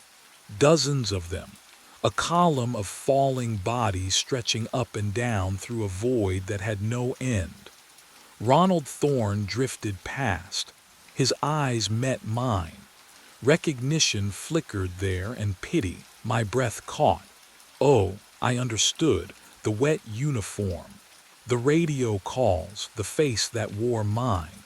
I hadn't been standing in that control room tonight. I'd been falling the whole time, every shift, every log entry. 8 years. I had been falling for 8 years. And tomorrow night, someone new would arrive to take my place. The fall doesn't end, it just stops mattering. Time moves differently down here. Days compress into heartbeats. Years dissolve like fog. I can't feel my legs anymore, but I can feel the radio in my hand, cold metal pressing into my palm, heavy with purpose. Tonight, a new operator arrives. I know his face before I see it. Young, 26 maybe, needs the money. Divorce papers still fresh. He moves through the control room like I did, touching the same switches, reading the same yellowed logbooks. He doesn't know yet. Can you imagine that innocence? That brief, beautiful moment before understanding. At exactly 3:33 in the morning, I lift the radio to my mouth. The words come automatically. Bridge operator. Requesting lift. My voice sounds calm, professional. No hint of the abyss beneath each syllable. I watch through the grated floor as he hesitates, just for a second, then reaches for the lever. The drawbridge groans. Steel screams against steel. The smell of rust and river water rises through the darkness. He raises the bridge. I see him in the control room window, backlit by fluorescent glow. His face is tight with confusion, with the first threads of fear. But what happens next is the part I never understood. Until now, I begin to climb, not up, not exactly. The air solidifies beneath my hands, cold, slick, textured like wet concrete. Ronald Thorne climbs beside me. Others too. An endless procession ascending through the void toward that single yellow rectangle of light. We climb because we must. We climb because the cycle demands completion. We climb because somewhere above, a nervous operator is walking toward the catwalk, and the sabotaged rail is waiting. I grip the invisible rungs. My uniform drips black water. The radio crackles in my pocket. I am still falling. I will always be falling, but first, I have work to do. The camera feed shows nothing but concrete and shadow. 2:21 a.m. My coffee's gone cold in the cup, ceramic rough against my palm. The office hums with fluorescent persistence. That low electric drone that fills every silence at Pinewood Self-Storage. I've been staring at monitor 3 for the past hour. Unit 89. Same gray walls. Same stack of cardboard boxes in the corner. Same empty 10 by 10 space that shouldn't make my chest tight. The motion alarm has triggered every night for a month now, always at 2:22. Sharon says it's faulty wiring, tells me to ignore it, but here I am, watching, waiting. The burnt coffee smell stings my nostrils. I lean closer to the screen. 2:22. The overhead light in Unit 89 flickers, once, twice, then floods the space with harsh white glare. My breath stops. A figure steps out from the back corner, not from a door. The concrete wall behind him is solid. I can see it clearly on the feed. He just emerges, like he'd been standing there in two-dimensional space, wearing my jacket, the brown canvas one with the torn left pocket. My boots, steel-toed, scuffed at the heel. He's holding my flashlight, the heavy mag light I keep on my belt. I glance down. It's still there, clipped to my hip, cold and real under my fingertips. But what happened next made my stomach drop. The figure walks toward the camera. Slow, deliberate, boots scraping concrete with each step.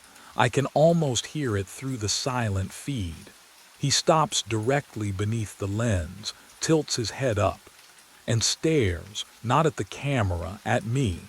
His face fills the monitor, every detail sharp, every feature familiar, because I'm looking at myself. My hand fumbles for the phone. It rings once before I realize. Who exactly am I planning to call? I didn't call anyone. Instead, I pulled up the archive. My hands were shaking as I clicked through folders, each labeled by date. The mouse felt slick under my palm, sweat, I realized. The office smelled like stale air and old coffee. I started with last week, Wednesday, 2:22 a.m. The timestamp flickered on screen, and there he was, walking from the back corner, wearing my jacket. Tuesday, same thing. Monday, the week before, every single night. The pattern stretched back, and back, and back. What would you do? Keep watching, or stop before you found something worse? I kept watching. 30 nights of footage, 30 identical appearances at 2:22 a.m. exactly. The figure always emerged from solid concrete, always wore my clothes, always walked to the camera, always stared. But what I discovered in the rental database made my chest tighten in a way the footage hadn't. I pulled up Unit 89's account details. The screen loaded slowly, pixels assembling like they were reluctant to show me the truth. Tenant name, blank. Contact information, blank. Emergency contact, blank. Autopay active. I clicked the payment history. The entries scrolled down 3 months, 6 months, a year. Oh, 3 years, 3 years of automated monthly payments. No missed months, no contact. No visits logged in our access records. Not one. I grabbed the phone, dialed Sharon's emergency line. It rang 4 times before her voicemail picked up, that clipped, dismissive tone even in her greeting. I tried her cell, straight to voicemail. I tried the regional office number. The line was dead. I went to the filing cabinet, pulled the drawer marked lease agreements. My fingers walked through the tabs. Unit 87, Unit 88, Unit 90. No Unit 89. The folder didn't exist. Sharon had told me she'd check the records, but there were no records to check. There never had been. And that's when I understood someone had erased every trace of whoever rented that unit, or something was making sure I could never find out who they were. I stood outside Unit 89 at 2:18 a.m., master key cold against my palm. The erased records meant someone wanted this tenant invisible. Therefore, I had to see what they were hiding. The lock clicked open. The door swung inward on silent hinges. I stepped inside and the smell hit me first, cardboard and concrete dust, but underneath something else. Stale air that hadn't circulated in years. My flashlight beam swept across the space. Cardboard boxes lined both side walls, stacked 3 high, their surfaces filmed with dust thick enough to write in. 10 by 10. That's all it was. I moved toward the back wall, boots scuffing against concrete. The beam traveled across the surface. Solid. No seams, no door frame, no hinges. Just cold gray concrete that had been poured decades ago. I pressed my palm flat against it. The chill bit into my skin immediately. Deeper cold than it should be. Wrong cold. Can you imagine standing in a locked box, knowing someone identical to you walks out of that solid wall every night? I checked my watch. 2:21. 1 minute. The boxes closest to me had no labels, no markings. I ran my finger across the nearest one, leaving a trail through the dust. Underneath, the cardboard looked new, fresh, but the dust suggested years of abandonment. My chest tightened. Something here didn't. The overhead light blazed on. I hadn't touched the switch. 2:22 a.m. exactly. The fluorescent tube hummed above me, harsh white light flooding every corner.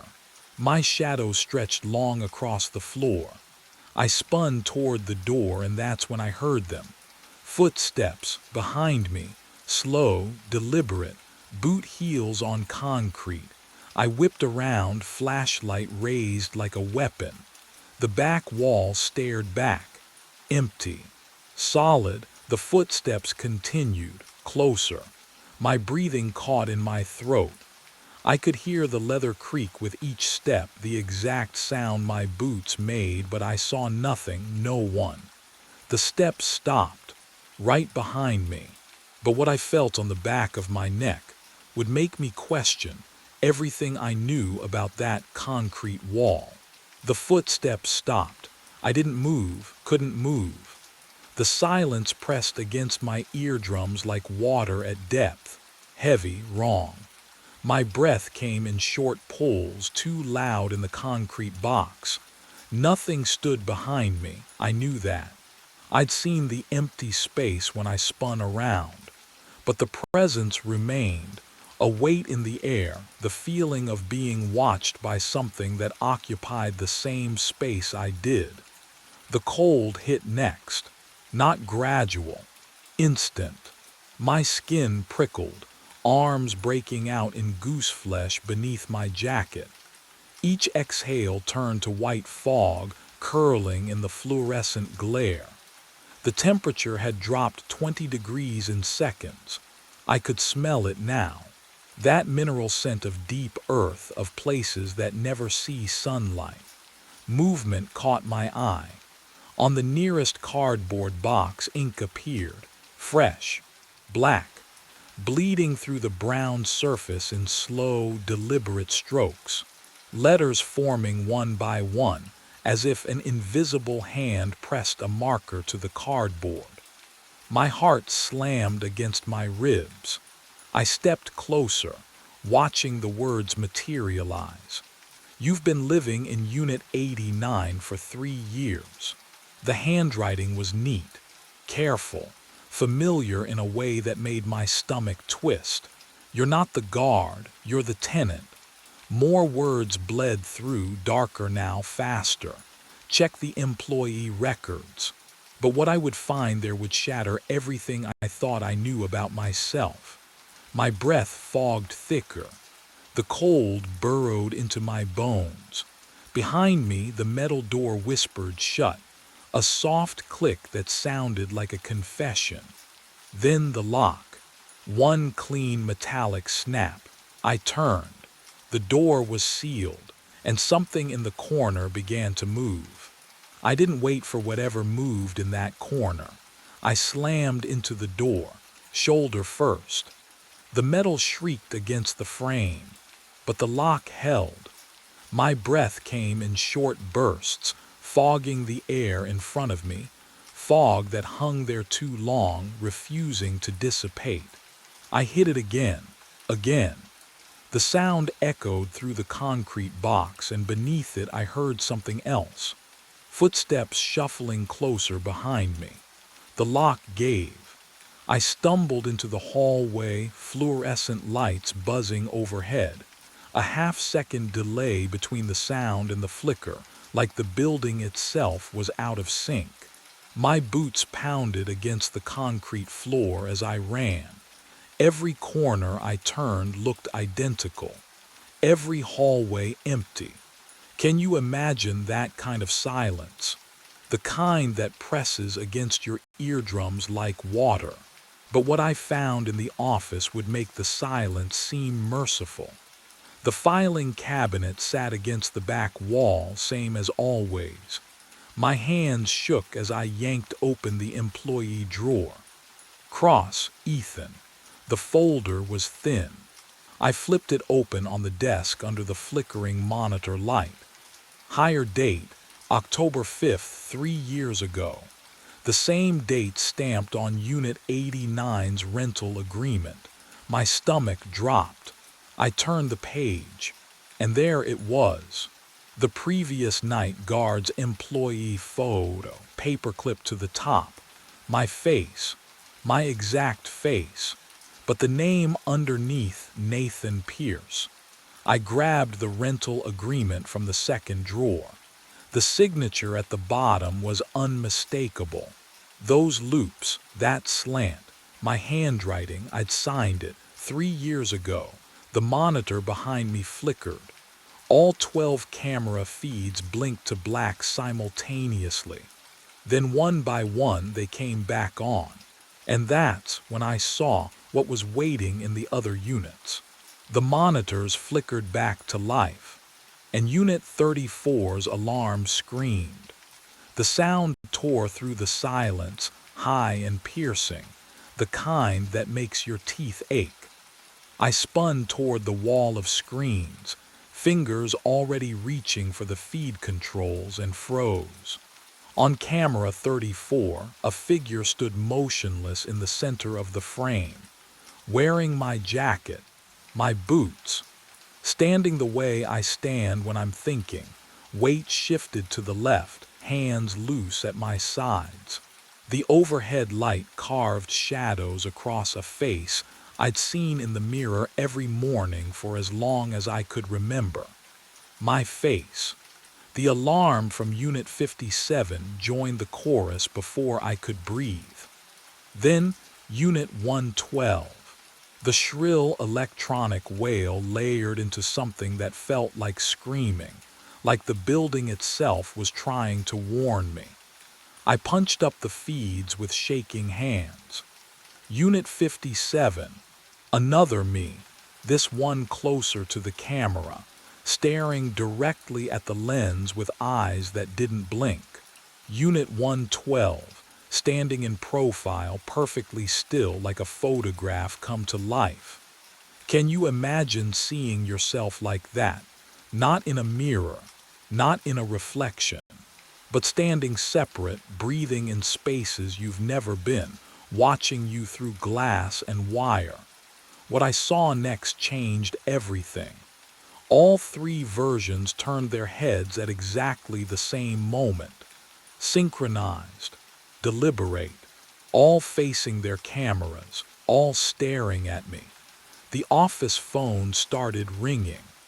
The sound cut through the alarms, old and mechanical, the kind of ring that demands answering.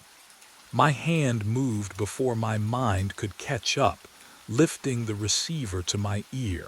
Static hissed across the line, and then my own voice whispered through it. "Stop running. You know where you belong." The line went dead, but what I heard in the static afterward made my blood freeze. The static faded. I stood frozen at the desk, receiver trembling in my hand. Then, the memories came, two versions, both mine, both real. I remembered my first night as a guard, Sharon showing me the office, explaining the routes, handing me the keys. October 5th, 3 years ago. But I also remembered arriving as a tenant that same night, unloading cardboard boxes from my truck, stacking them in Unit 89, the overhead light humming, never leaving, my chest tightened. Can you imagine holding two lifetimes in your skull at once? I pressed my palms against the desk. Cold metal, real. But which version of me was touching it? The guard memory showed me walking these hallways every night, checking locks, reviewing footage. Years of routine. The tenant memory showed me sitting in the dark between those boxes, listening to footsteps outside, waiting for someone to find me. Years of silence. Both felt true. My pulse hammered in my ears. I needed something. Proof, evidence that I wasn't fracturing completely. The desk drawer. I'd opened it 1,000 times, or had I? The metal scraped as I pulled, sharp, tooth-aching sound. Inside, beneath old pens and a broken flashlight, lay a leather journal. Dust rose from its cover, old paper smell, the kind that clings to your throat. I didn't remember putting it there, but I recognized the handwriting before I even opened it. Mine. The first entry was dated 3 years ago. October 5th, the night I started. Everything I read, night 1. Unit 89 triggered again at 2:22. Checked the feed, saw myself inside. This is the 4th year I've watched him. Tomorrow I go back in. Someone else takes the desk. My hands went numb. 4th year. But what the journal revealed on the next page made my blood turn to ice. I yanked the facility blueprints from the filing cabinet, my fingers trembling as I unrolled the yellowed paper across the desk. The smell of old ink and dust filled my nostrils, but something was wrong. I traced the hallway grid with my fingertip. Units 76, 83, 91. The numbers jumped. No Unit 89, it didn't exist on the map. My pulse hammered in my ears. I'd walked into that unit, touched its walls, breathed its stale air. How could it not? I had to see for myself. The hallway fluorescence buzzed overhead as I rushed toward the west corridor, my boots echoing on concrete. Left at the junction. Past Unit 76. The rhythm of my breathing matched my footsteps, faster, faster. But when I reached the end of the hall, I stood facing Unit 89's door. I turned around, retraced my steps, took a different route. Right this time, then straight through the North Passage. Unit 89, can you imagine? Every path, every turn, leading back to the same door. I tried again, and again. The building's geometry folded in on itself like a paper loop, impossible angles connecting hallways that shouldn't meet. But what I saw in the window reflection stopped me cold.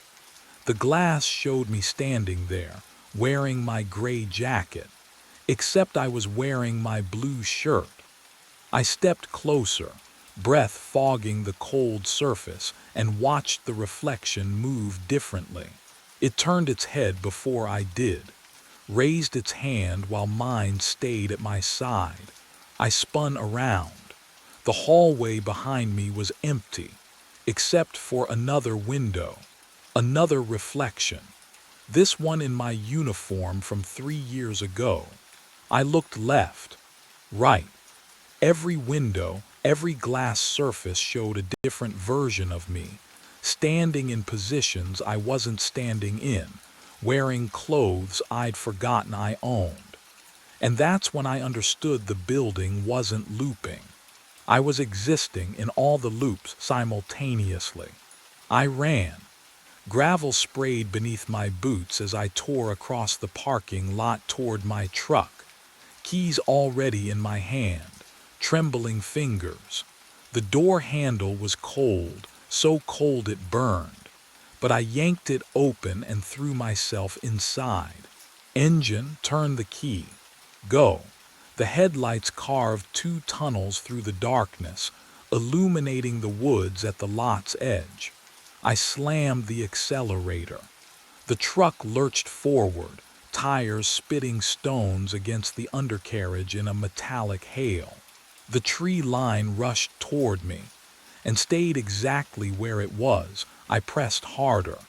The speedometer climbed, 20, 30, 40. But the woods remained frozen in the same position, like a photograph held just out of reach. My heart hammered against my ribs as I glanced at the GPS mounted on the dash. 0.0 miles per hour. The coordinates hadn't changed. What would you do if the world stopped moving around you but you kept going? I spun the wheel. The truck fishtailed, pivoted. I aimed back toward the access road, but the gravel stretched endlessly in every direction now, a gray ocean that rippled and reformed. 5 parking spaces. That's all there should be.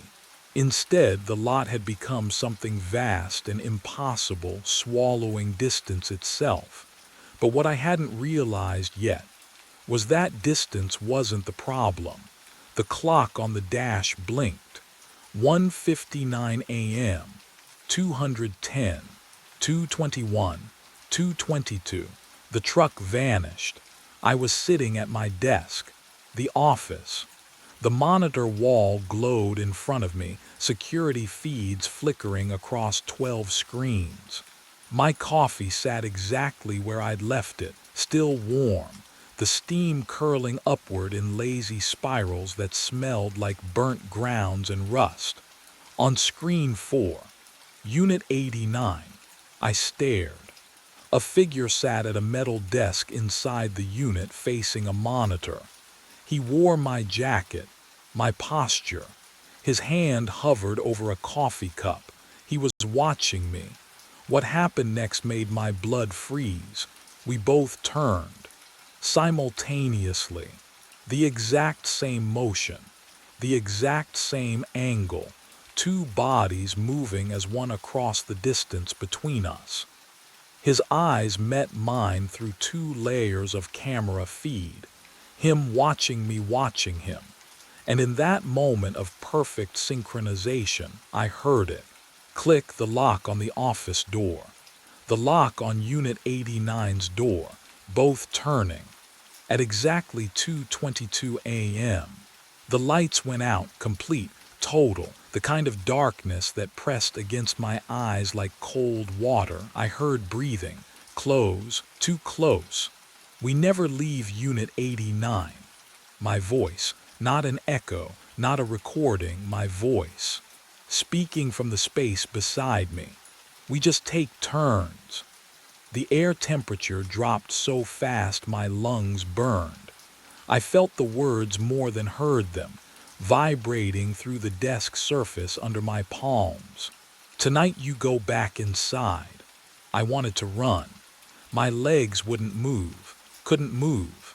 because somewhere deep in the fog of my fractured memory I knew I'd already said these exact words before. The monitor flickered back to life, a pale blue glow casting the only light in the office.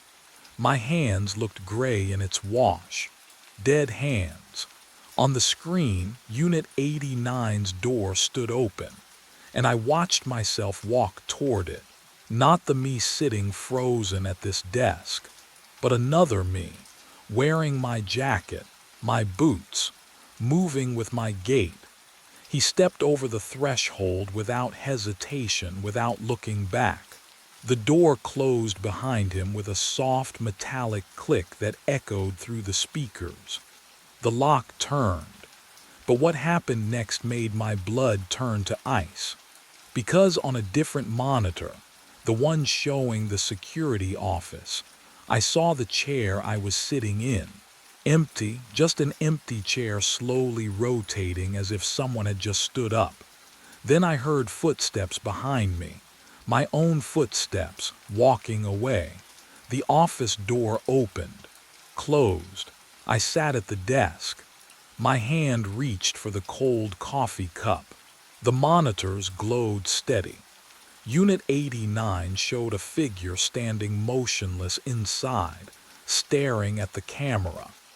At 2:22 a.m. tomorrow night, the alarm would trigger again, and I would watch myself walk into Unit 89. Because we never leave. We just take turns guarding each other. Someone slid into the booth across from me. I didn't look up, not right away. I was staring at the clock above the counter, 4:42 a.m., watching the second hand drag through mud. 5 minutes left. 5 minutes until 4:47 when the article said I would die. The article that appeared on my laptop 3 nights ago. The one with metadata showing it was created 3 weeks in the future. I heard him breathing first. Slow. Steady, the fluorescent lights buzzed overhead, that electrical hum that never stops in diners like this. My cold coffee sat untouched, a ring of condensation spreading across the formica table. The air smelled like burnt coffee and bleach. His hands came to rest on the table, fingers splayed, pale, no, not pale, gray, and cold. I could feel the temperature drop from across the booth like someone had opened a freezer door. What would you do? If you knew the exact moment of your death, would you show up anyway? I did. I came back to the Nidal Diner for 3 nights straight, reading that impossible document over and over. Heart attack, 4:47 a.m., booth 7. I memorized every word, searching for a way out, but what I found instead, what the article didn't mention, was who I'd be sitting with when it happened. The stranger shifted. Vinyl creaked under his weight.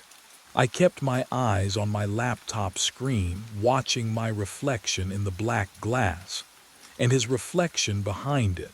Hollow eyes, skin the color of old newspapers, a face that shouldn't exist. But what terrified me most wasn't how wrong he looked. It was how familiar he was. It started 3 nights earlier. Saturday night, 1:15 in the morning. I pushed through the restroom door back into the diner's fluorescent hum, the smell of burnt coffee thick in my throat. My laptop sat exactly where I'd left it in booth 7, but the screen had changed. A document stared back at me, white page, black text. I hadn't opened it. My pulse kicked up as I slid into the cracked vinyl. The cold seeped through my jeans, colder than it should have been. I scanned the diner. Empty booths stretched toward the counter. No one. Just Laura wiping down tables near the kitchen, her back to me. I looked down at the screen. The headline made my stomach drop. Local man dies of heart attack at Nidal Diner. I blinked. Read it again. The article continued in clinical detail. Tuesday morning, 4:47 a.m., booth 7. Victim identified as David Marsh. Age 34. My name. My hands shook as I scrolled. The writing was clean, journalistic. It described my clothing, the gray hoodie I was wearing right now. It mentioned my laptop, my coffee habit, Laura's statement to police. Everything felt specific, intimate. Wrong, but what I saw next made my breath catch. I right-clicked the document, properties, metadata loaded, created date. I had to read it 3 times before my brain accepted what my eyes were seeing. 3 weeks from now. The file had been created 22 days in the future, after my supposed death. Can you imagine staring at your own obituary written by? What? Time itself. I stood so fast the booth squeaked, spun around. Someone had to be here. This was a prank, had to be. I checked under the table, the adjacent booths, even behind the counter. The security camera above the register stared down like a dead eye. Nothing. No one. Laura appeared at my elbow with the coffee pot. "Third cup, hun." I flinched. Did anyone come near my table while I was in the restroom?" She tilted her head, expression flat. "Just you and me here tonight, same as always." The coffee poured, steam curling between us. It smelled metallic. Wrong. I dropped back into the booth and tried to close the document. My cursor hovered over the X, clicked. Nothing happened. Clicked again. The document stayed open, luminous and patient. I tried force quit, tried shutting the laptop. The screen remained lit even after I held the power button, that impossible article glowing in the dim diner light. So I did the only thing left. I read it again. Every word, every detail. Memorizing the exact time, the exact place, the way the article said I'd seemed calm, almost expectant, in the hours before. What I didn't know yet was that reading it again was exactly what it wanted me to do. I needed someone to tell me this wasn't real. "Laura," my voice came out hoarse. She turned from wiping down the counter, coffee pot in hand. Did you see anyone near my laptop while I was in the restroom?" Her expression didn't change. She pulled the small notepad from her apron pocket, flipped through pages with a thumb that left smudges on the worn paper. The sound of her pen scratching against the pages filled the silence between us. "You haven't been to the restroom, hun." My throat tightened. "What?" "You've been sitting right there for 6 hours. Haven't moved once." She tapped the notepad. "Came in at 7:15. Ordered coffee. Been nursing the same cup since." That wasn't right. I remembered standing, walking down the narrow hallway, the flickering light above the mirror. I remembered. But the coffee cup in front of me was still steaming. I touched the ceramic, hot, fresh. My hands moved to the laptop before my brain caught up. Browser history. I needed to see browser history. The list scrolled down and down. 43 minutes of searches between midnight and 12:43 a.m. Obituary databases, death records, news archives, sites I'd never heard of, let alone visited. But I'd been reading the document the entire time. Hadn't I? Can you imagine losing 40 minutes of your own life? Not forgetting. Losing. What I found next made my hands go numb. Every single search query was the same. My name, my full name, over and over. Hundreds of entries. as if I'd been desperately searching for something that hadn't happened yet, or searching for proof I was still alive. The wall clock hummed. Laura poured coffee somewhere behind me. My reflection stared back from the dark laptop screen between browser windows, and behind my reflection was that another face. I stayed home Saturday. Sunday night, I came back anyway. The fluorescent lights hummed the same tired song.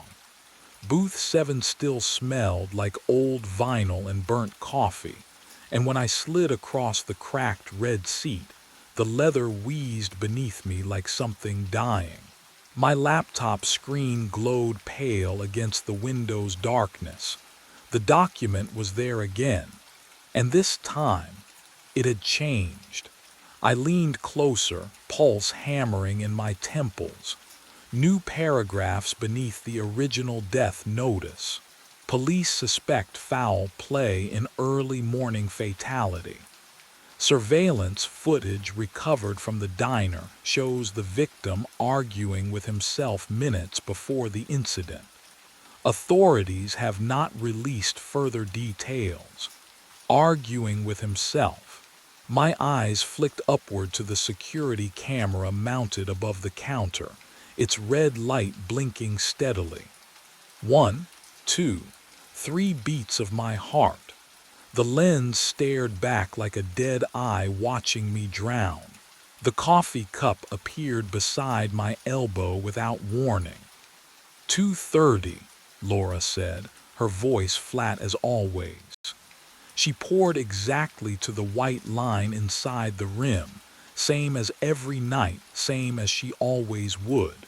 The steam curled between us, carrying that familiar bitter smell. "Thanks," I whispered. She walked away. I was alone again. But what I was about to search for would make me wish I'd stayed that way. I opened a new browser tab, my fingers cold against the keys. The cursor blinked. Waiting. Can you imagine that moment? When you're about to type your own name into a search engine, knowing something impossible is hunting you through time itself. I typed it anyway, David Marsh. Enter. The results loaded, and the first link. Oh God. The first link was my obituary, posted 3 hours ago. Written in the past tense, but I was still breathing. The fluorescent lights hummed above me, a high-pitched whine that burrowed into my skull. I closed the obituary tab, but the nausea stayed. My hand trembled against the trackpad. The diner smelled wrong tonight, burnt coffee and something metallic, like copper pennies pressed against my tongue. Movement flickered in my peripheral vision. The television mounted behind the counter. I'd never paid attention to it before, but now the blue-gray glow caught my eye. Laura stood beneath it, wiping down the coffee station with mechanical precision, oblivious. The screen showed security footage. Black and white. Grainy. Booth 7. I could see myself clearly, hunched over my laptop, fingers frozen above the keyboard, and across from me. Oh God, across from me sat someone else. A figure, leaning forward, talking. My blood went cold. I spun around in my seat, vinyl squeaking beneath me. The booth across from me was empty, just cracked red leather and shadows. Nothing. No one. I turned back to the screen, pulse hammering in my ears like fists against a door. On the feed, my lips were moving, answering, having a conversation with. The figure's posture was familiar in a way that made my stomach drop. The tilt of the head, the set of the shoulders. But what I saw next would crack my understanding of reality wide open. The figure shifted, leaning back slightly, and for just a moment, one terrible, crystalline moment, it turned its face toward the camera. My face. Hollow eyes. Skin like ash, but unmistakably me. Can you imagine seeing yourself from the outside talking to someone who isn't there? Watching your own mouth form words you can't hear. I couldn't breathe, couldn't move. On screen, the other me smiled. Not at the me on the television, but directly at the camera, directly at me. And that's when I realized he'd been waiting for me to notice. My breath came in shallow gasps.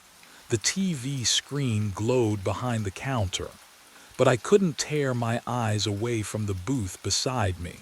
Empty. The vinyl across from me cracked and worn. No one there. Then I heard it, my own voice. Behind my left ear, close enough to feel breath that never came. Stop coming here. Ice crawled down my neck. The fluorescent lights hummed their eternal drone, but underneath, that whisper, my whisper. I'm trying to warn you. I spun around. The diner stretched empty. Laura wiped down the far counter, her back to me, cloth moving in slow circles. She hadn't heard a thing, hadn't looked up.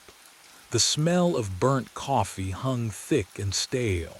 Tuesday at 4:47 a.m. You meet yourself. The voice threaded through my skull, intimate and wrong. One of you doesn't leave. Where are you? I rasped into the empty air. Silence. Just the hum. Just Laura's cloth on laminate. I turned back to my laptop and froze. A new document. Center screen. White text on black. You can't change it. You can only understand it. My fingers hovered above the keyboard. They trembled. The laptop's heat radiated against my palms, too warm, feverish. I hadn't opened that file, hadn't typed those words, but what I found in the next 3 hours would crack open everything I thought I knew. I started searching. Temporal loops, causality paradox, bootstrap theory. The articles blurred together, but one phrase kept surfacing. Closed time-like curves, events that loop back, feeding into themselves. The document updated again. You're not the first David to sit here. My heart hammered against my ribs. I scrolled down. And you won't be the last, unless you understand what happened to me. Monday night, 3:02 a.m. I stared at the clock above the counter, watching the second hand tick forward with mechanical precision. My laptop sat closed in front of me. I couldn't look at it. Not yet. The weight of what I'd learned pressed against my chest. I wasn't the first David trapped in this loop. The fluorescent lights hummed their constant drone. Laura wiped down the counter in slow, circular motions. Everything felt normal, routine. And that's exactly what terrified me. I glanced at the clock again. 3:47 a.m. My stomach lurched. No, that wasn't. I'd only looked away for a second, maybe 2. The bile rose in my throat as I gripped the edge of the table, the cracked vinyl cold and slick beneath my palms. Laura! My voice came out hoarse. She turned, coffee pot already in hand, that same detached smile on her face. Refill, hun. I looked down at my cup, full, steam rising in lazy spirals. The ceramic was hot against my fingertips, fresh poured, but I'd already finished it. I remembered draining the last bitter mouthful, remembered the empty weight of the cup. When did you? Just now. She tilted her head.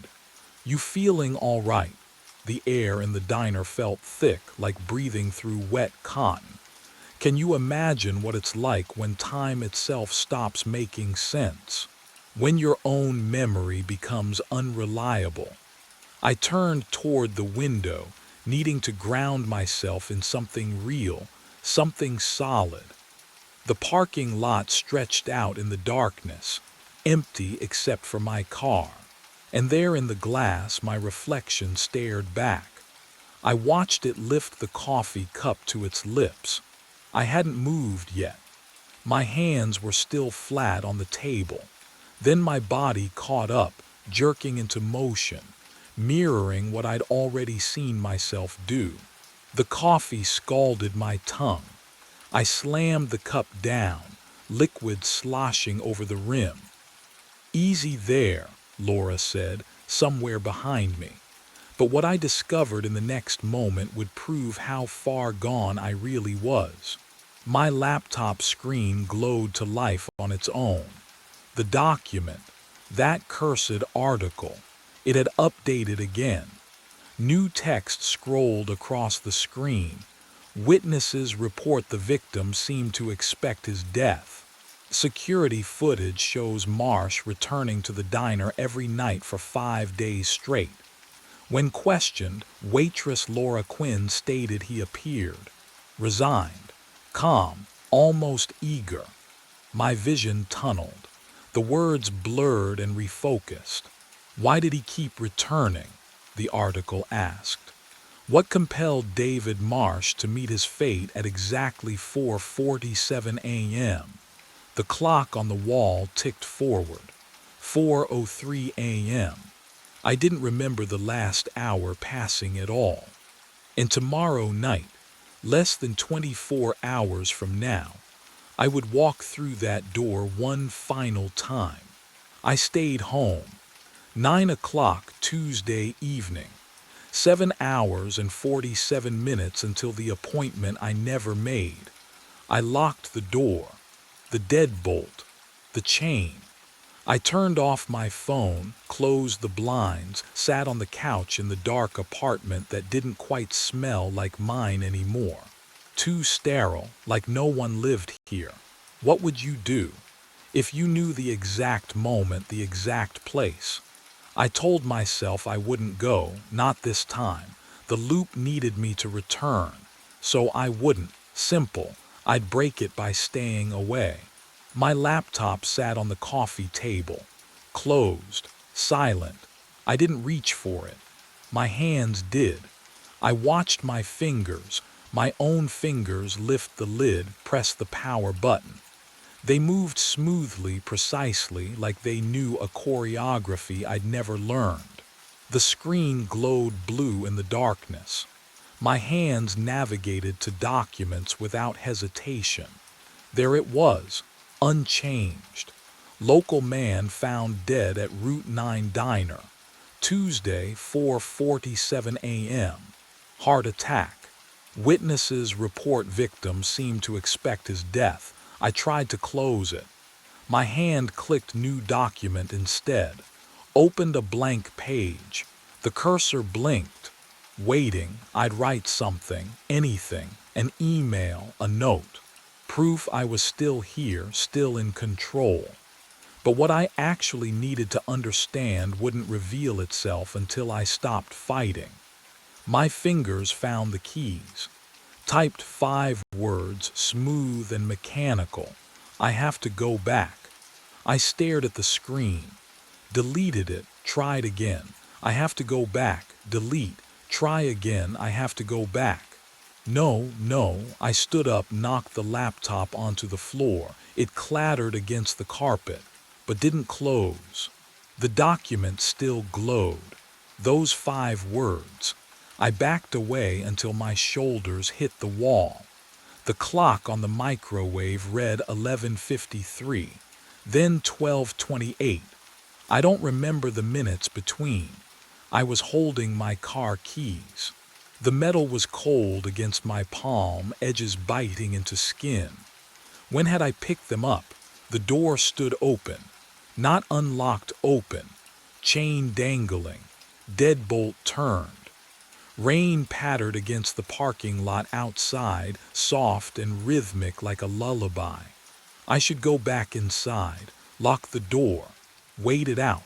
Instead, I walked to my car. My legs carried me smoothly, inevitably. I wanted to scream, but my jaw wouldn't open. I was a passenger in my own body. And maybe I had been for days. The engine started, my hands on the wheel, 10 and 2 exactly right. Windshield wipers swept rain away in steady intervals.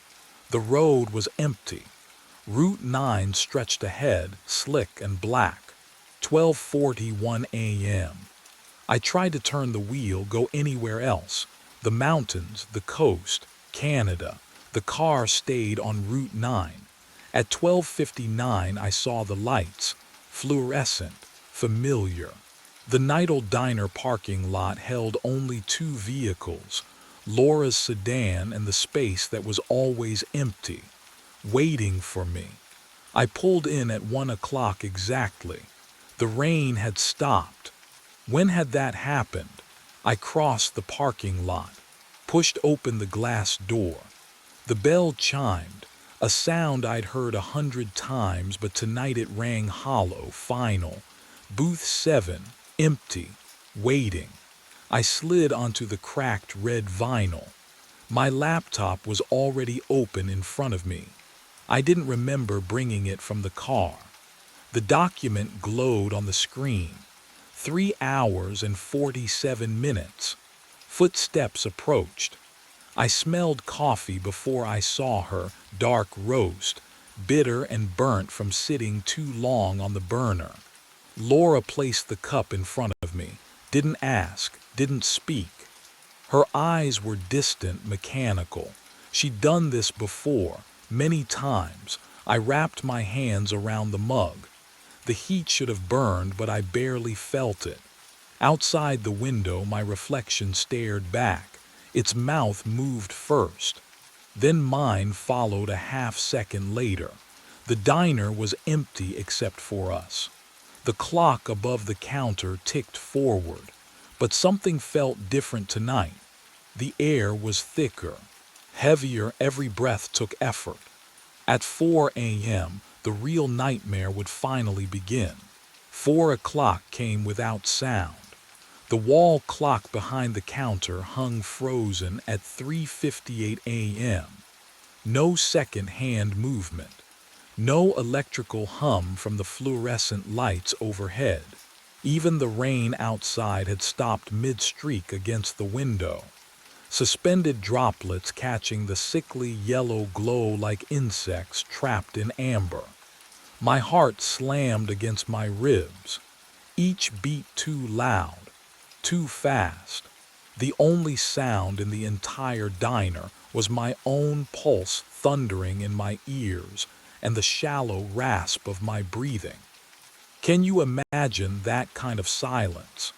The kind that presses against your eardrums until they ache. Laura stood motionless behind the counter, coffee pot in hand, eyes focused on nothing, not blinking. I watched her for 30 seconds, counted each one, and she didn't breathe. The steam from the pot had stopped rising. Time hadn't stopped. It was waiting. The coffee in my cup had gone cold, not lukewarm, ice cold. I touched the ceramic with trembling fingers and felt the chill seep into my bones. When I pulled my hand back, condensation beaded on the outside of the mug like it had been sitting in a freezer. The smell hit me then. Burnt coffee and something underneath it. Something metallic and wrong, like copper pennies left in the rain. I checked my laptop. The document was still there. Heart attack. 4:47 a.m., 7 minutes away. No, 47 minutes.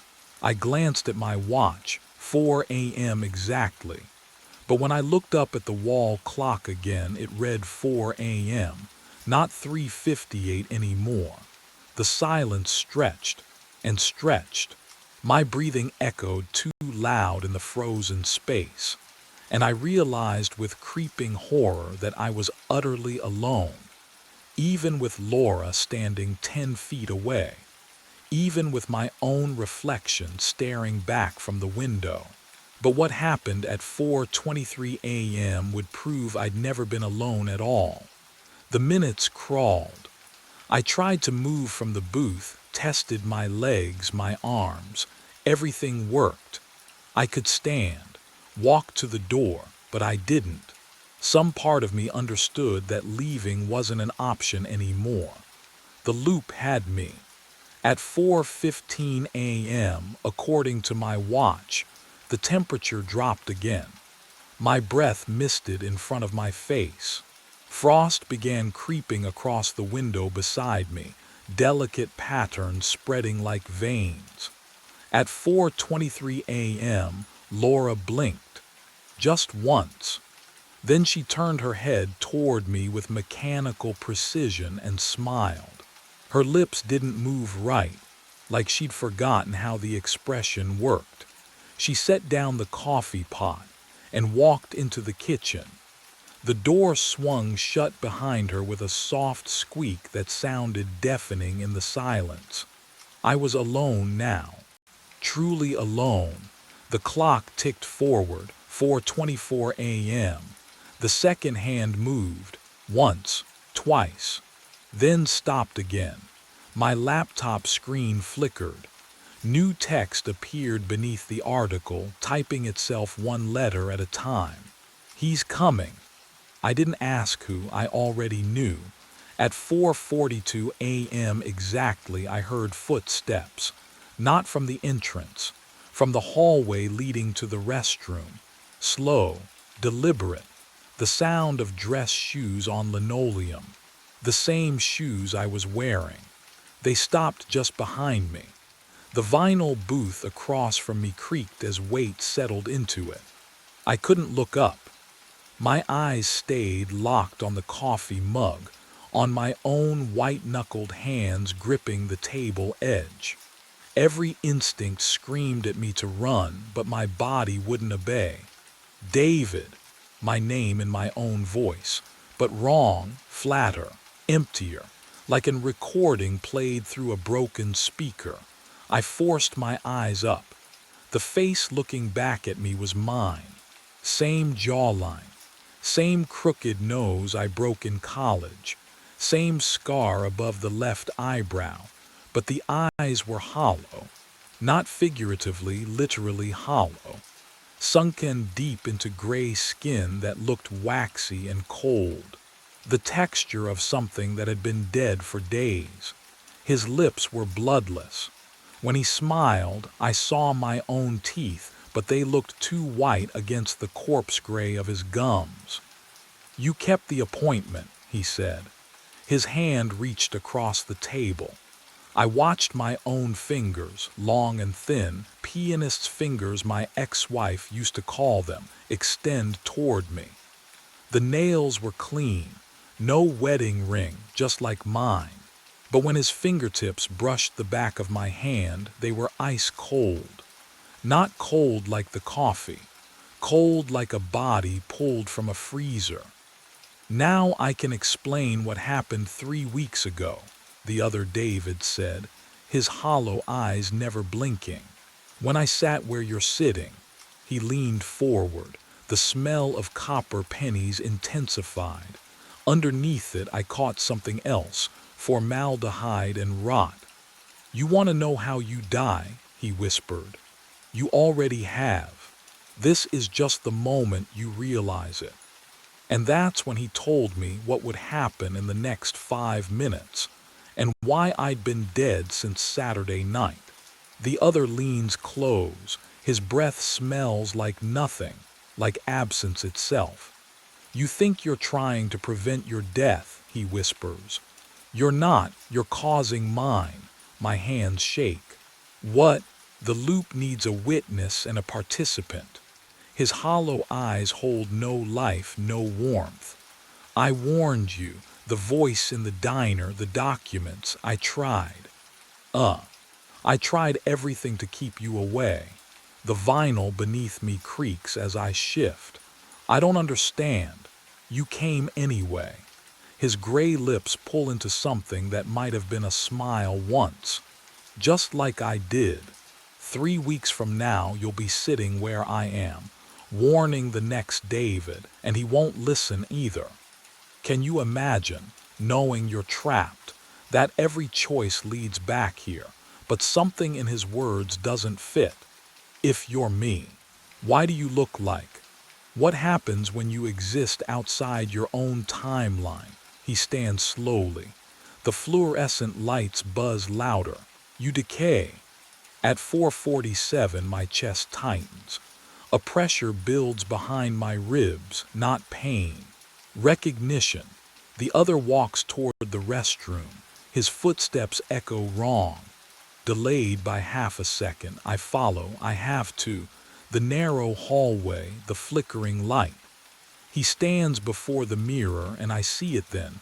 Only one reflection staring back. Mine. He turns, steps forward.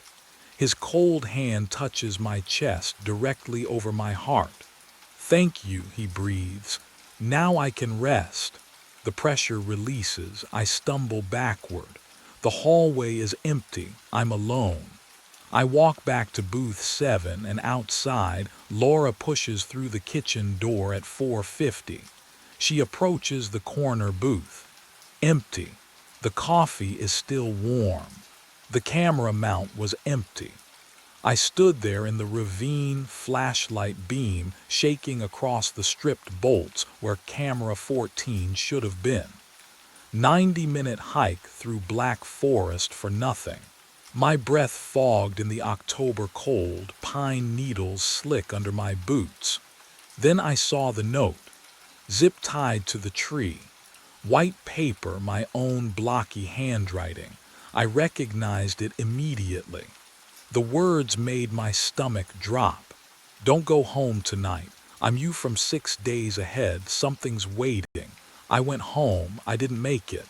Can you imagine reading that? Your own warning from yourself.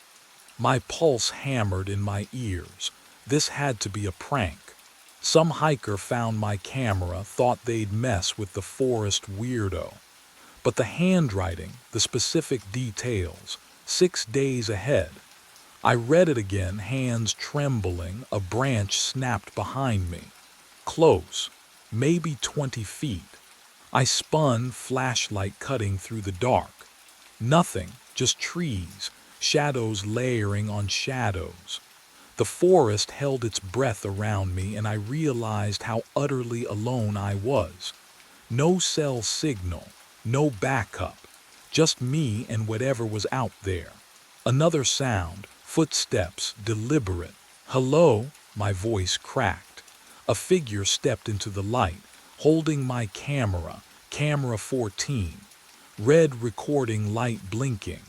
But what I saw next would shatter everything I thought I understood about reality. The face, oh God, the face. It was mine, same scar on the left cheek, same jacket, same exhausted eyes. He looked. Hollow, wrong. The air around him smelled like smoke and ash, thick and acrid. He raised the camera, aimed it at me. His lips moved, voice a rasp I felt in my bones. You're already dead. I watched it happen. My mind raced back to when it started, 6 nights ago. The notification chimed at 2:13 in the morning. Camera 14 uploading motion-detected images. I'd rolled over in bed, Vanessa warm beside me, and ignored it. Standard protocol. Wildlife moved at night. By dawn, I'd pulled the files over burnt coffee at my kitchen table. The mug's heat bled into my palms as I opened the first image. A figure, standing at the ravine's edge, 70 yards from the camera. Hiker, I told myself, lost, but the timestamp read 3:17 in the morning. No headlamp, no visible gear. The next night, another upload, same figure, 50 yards now, closer, third night. 30 yards, the resolution sharpened. I could make out a jacket, dark. Familiar cut, fourth night, 20 yards, I zoomed in. My hand trembled against the trackpad. The figure wore my jacket, the navy one with the torn pocket from last season. Same build, same stance. But what I saw on the fifth night changed everything. 15 yards from camera 14, close enough for facial features. I enlarged the image until pixels fractured across my screen. The scar on the left cheek, the exact angle of the jaw, the hollow eyes staring directly at the lens. It was me, same clothing, same everything, down to the boots I'd worn that very day. My breath caught. Cold sweat prickled down my spine. I scrolled to the sixth upload, received just hours before I'd driven out to check the site. The image stopped my heart, not the forest, not the ravine. My living room, door open, someone entering, timestamp 6 days ahead, October 21st, 9:47 at night, the exact time I always came home. And that's when I understood. Whatever was hunting me knew my schedule better than I did. I drove, gravel pinging against the undercarriage, headlights cutting through pine shadows that swallowed the road behind me. My hands wouldn't stop shaking on the wheel. Camera 14 was 90 minutes into the forest, and I had to retrieve it, had to see what was real. The trailhead appeared at 4:37. I grabbed my pack and flashlight, locked the truck. The forest swallowed sound here. No wind, no animals, just the crunch of my boots on frozen needles. Every 20 steps I'd stop. Listen. Nothing followed, but the silence felt. Occupied, can you understand that? When emptiness has weight. 40 minutes in, my breath came shallow. The cold bit through my jacket, tasting of metal and old smoke. Wrong for October. Wrong for this forest I'd walked 100 times. But what I found at the ravine would make everything else irrelevant. The mount was empty. Camera 14 gone. Just the aluminum bracket bolted to the pine, security cables dangling like severed nerves. I ran my fingers over the cut ends. Fresh. Someone used bolt cutters today. Then I saw the note. White paper zip-tied to the trunk at eye level. My own handwriting.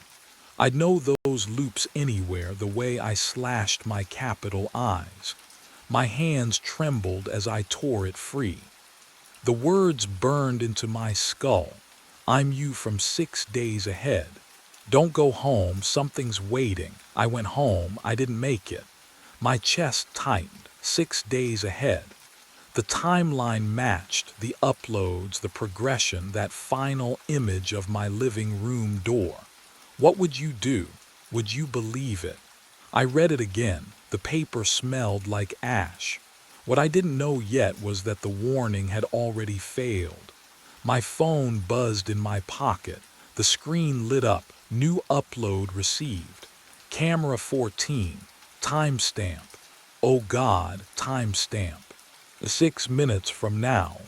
I didn't look up from my phone. That saved me. The air shifted behind me.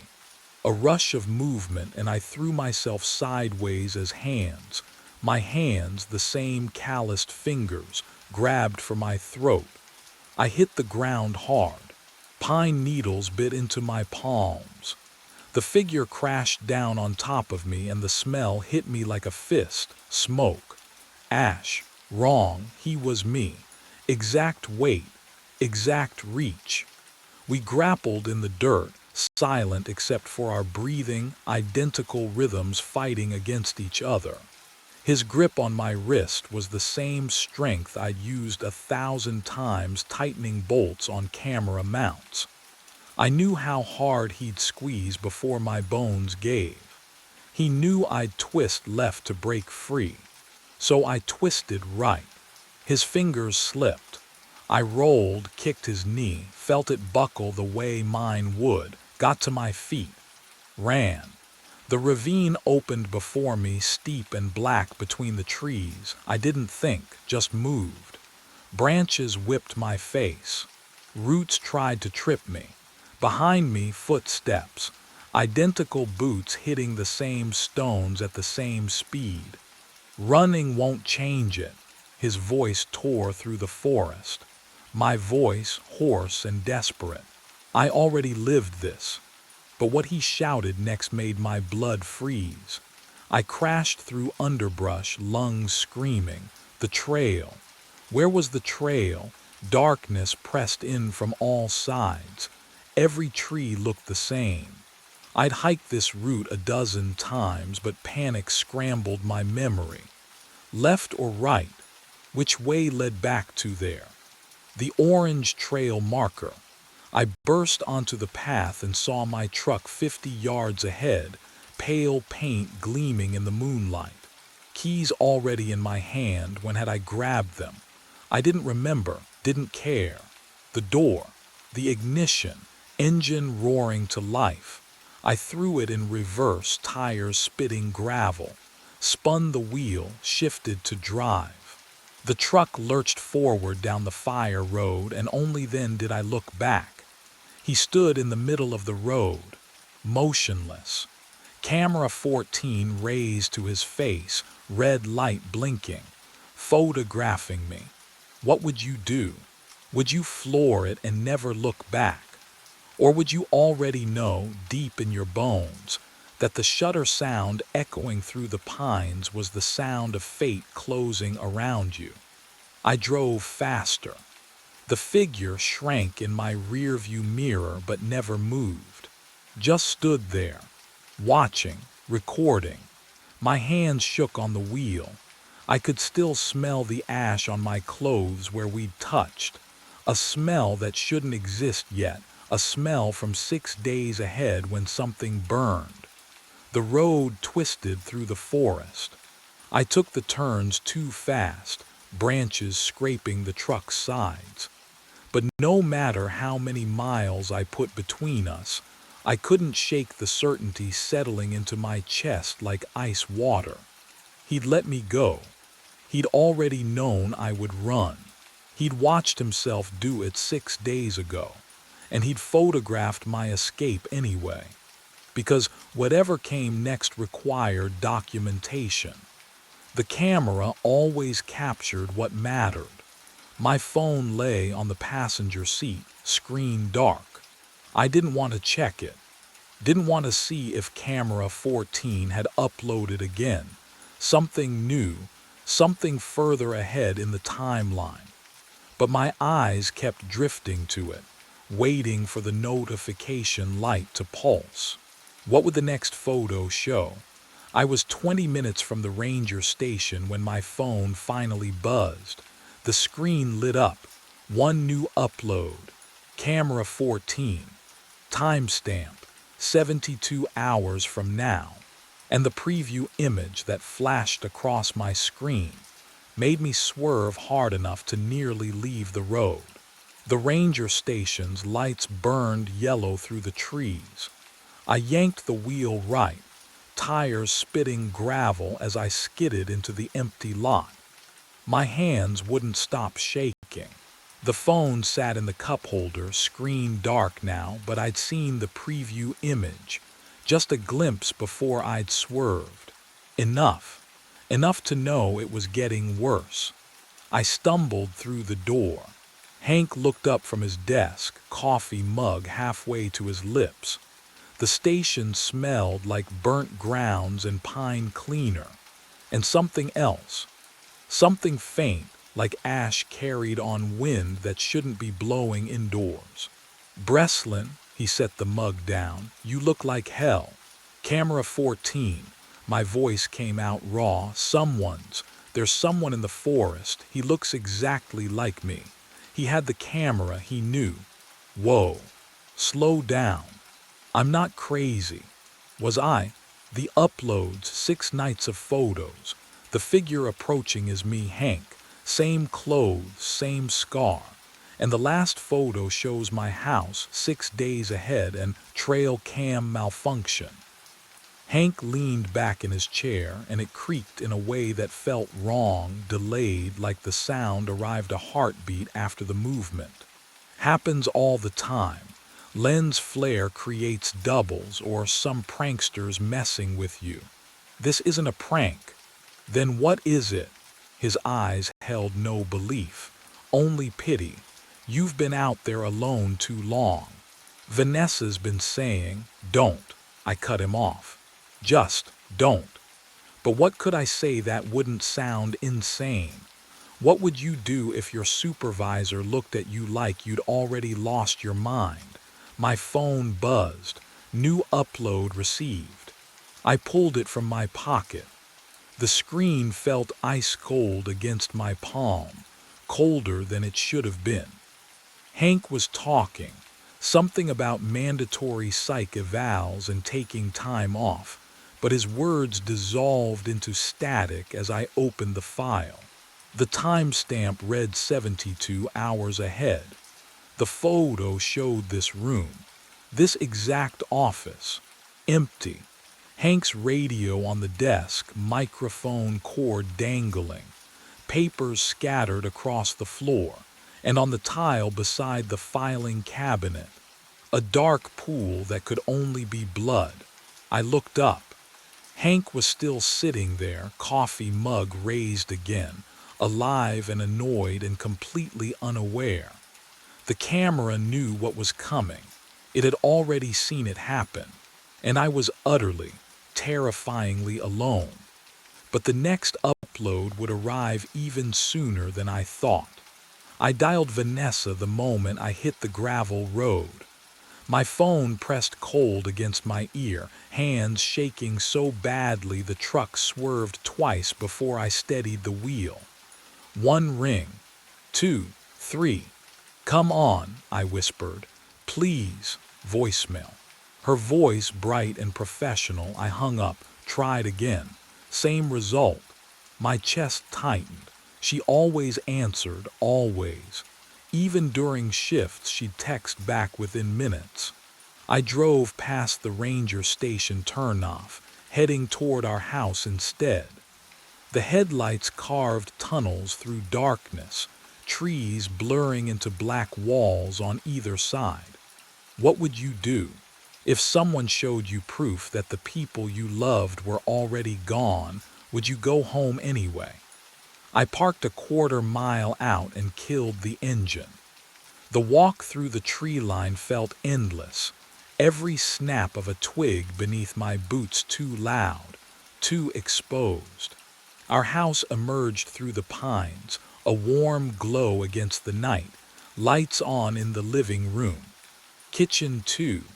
Movement flickered past the window, a shadow crossing from left to right. Someone was home. I crouched at the edge of the clearing, pulse hammering in my throat. The television played through the glass, canned laughter from some sitcom Vanessa never watched. Her purse sat on the kitchen counter, keys beside it.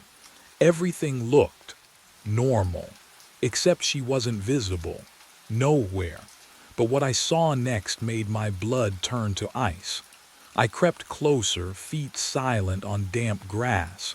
The front door hung open, just an inch, just enough. Cold air drifted out, carrying something with it, a smell that didn't belong, smoke, ash, the acrid tang of something burned, not wood, not food, flesh. The scent coated my tongue, thick and wrong, and I knew Vanessa wasn't just missing.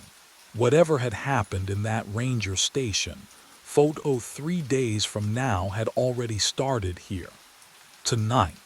I pushed the door wider, metal grip cold against my palm. The smell hit harder inside, ash and copper and something chemical like melted plastic. The television still played, canned laughter echoing through the silence. The living room was wrong. Our floor lamp lay shattered near the couch, glass shards glinting under the overhead light. The armchair we'd bought last spring, overturned, one leg snapped clean off. Dark droplets trailed across the hardwood. Blood. Small spatters at first, then larger, leading toward the hallway. Vanessa, my voice died in the stale air. I followed the trail. Each step the floorboards creaked beneath me. The sound felt obscene in the quiet. Can you imagine it? Walking through your own home hunting for your wife's body. The blood led to our bedroom door and stopped. I shoved it open. Empty bed. Sheets pulled back like she'd just risen. Her phone on the nightstand, screen dark. Closet door hanging open. Nothing. No one. But what I found when I returned to the living room made my skin go cold. Camera 14 sat on the coffee table, right there, in the center. Lens aimed directly at the front door. The red recording light blinked steadily, patient, mechanical, still capturing, still watching. I hadn't brought it inside. I hadn't even found it in the forest. My hands shook as I lifted it. Heavy, real. The viewfinder display glowed faintly in the dim room. I pressed the review button. 168 photos captured. The number pulsed on the tiny screen. Tonight's images, all of them, time-stamped in sequence, starting hours ago, when I was still at the ranger station, when someone else was here, when Vanessa was still home. I stared at the blinking cursor. Review. My thumb trembled against the smooth plastic as I pressed review. The viewfinder glowed green. The first photo loaded. Timestamp 8:43 tonight. The front door. Opening, I scrolled forward. A figure stepping inside. Dark jacket. Jeans, work boots, the same ones I was wearing.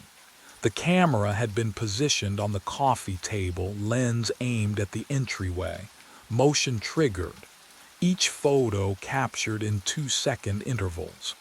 Photo 12. The figure turning, face visible now. My face.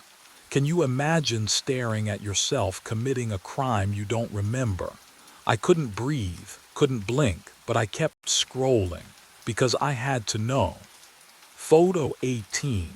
Vanessa appearing in the kitchen doorway, phone in hand. Her mouth open, calling out. Photo 20. The figure, me crossing the living room toward her. Photo 22. Empty frame. They'd moved out of view. The next 6 photos showed nothing. Just the overturned lamp casting shadows across hardwood. Then, photo 29 captured movement again. But what I saw in the following images would crack my understanding of reality itself. Photo 30. My doppelganger walking back into frame. Calm, expression blank. He moved like someone completing a checklist. He approached the coffee table, reached toward the camera, adjusted the angle slightly. Photo 31, his hand withdrawing. Photo 32 through 167, a nightmare slideshow. Me carrying the camera outside. Close-up of my truck's interior, dashboard clock visible. Forest road, darkness between trees, the ravine, finally.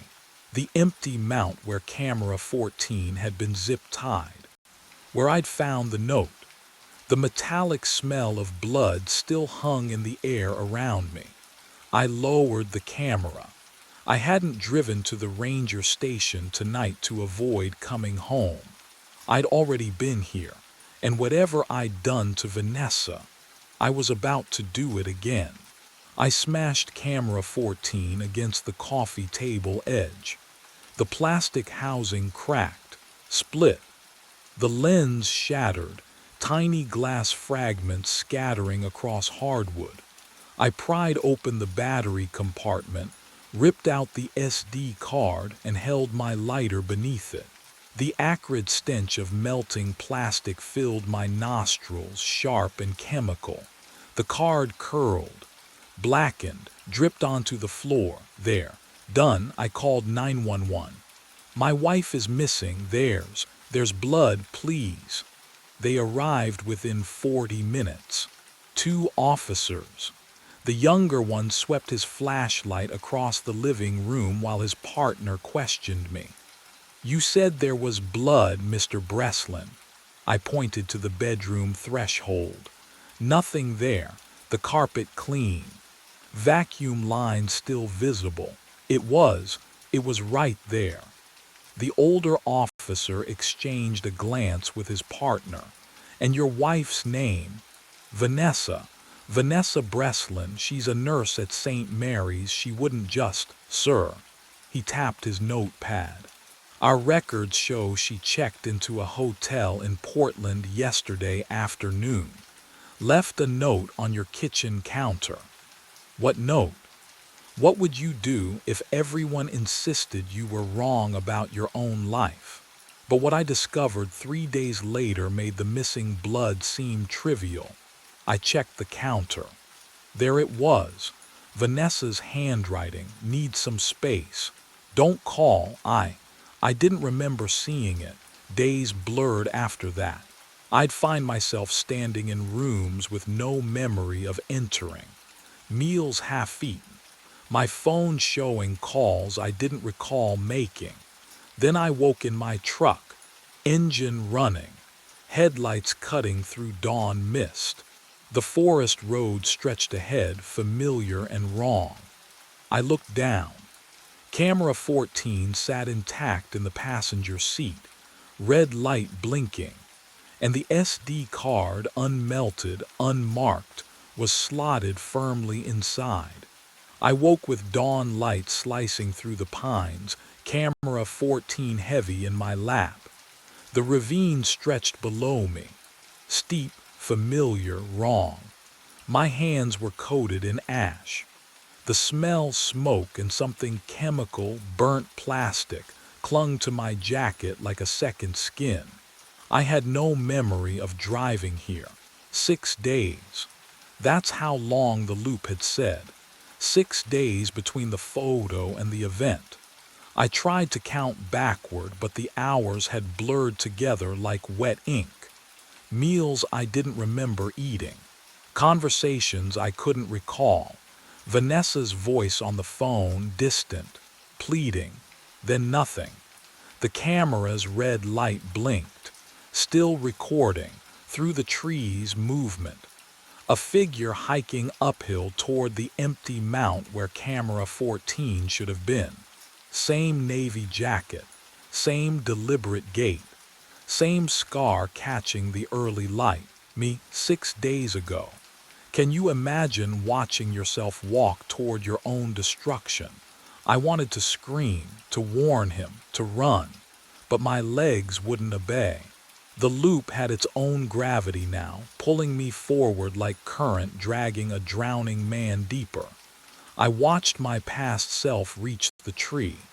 Confusion flickered across his face, my face. He found the note zip-tied to the bark. Read it. His hands trembled, but what happened next wasn't a choice anymore. I stepped from the shadows, camera 14 raised. His head snapped toward me. Recognition.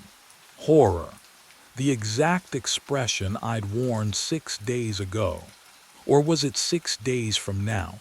Time had lost meaning. I opened my mouth. The words came automatically as if I'd rehearsed them 1,000 times before. You're already dead, I whispered. I watched it happen. His eyes widened. He stumbled backward. Therefore, I lunged forward, not because I wanted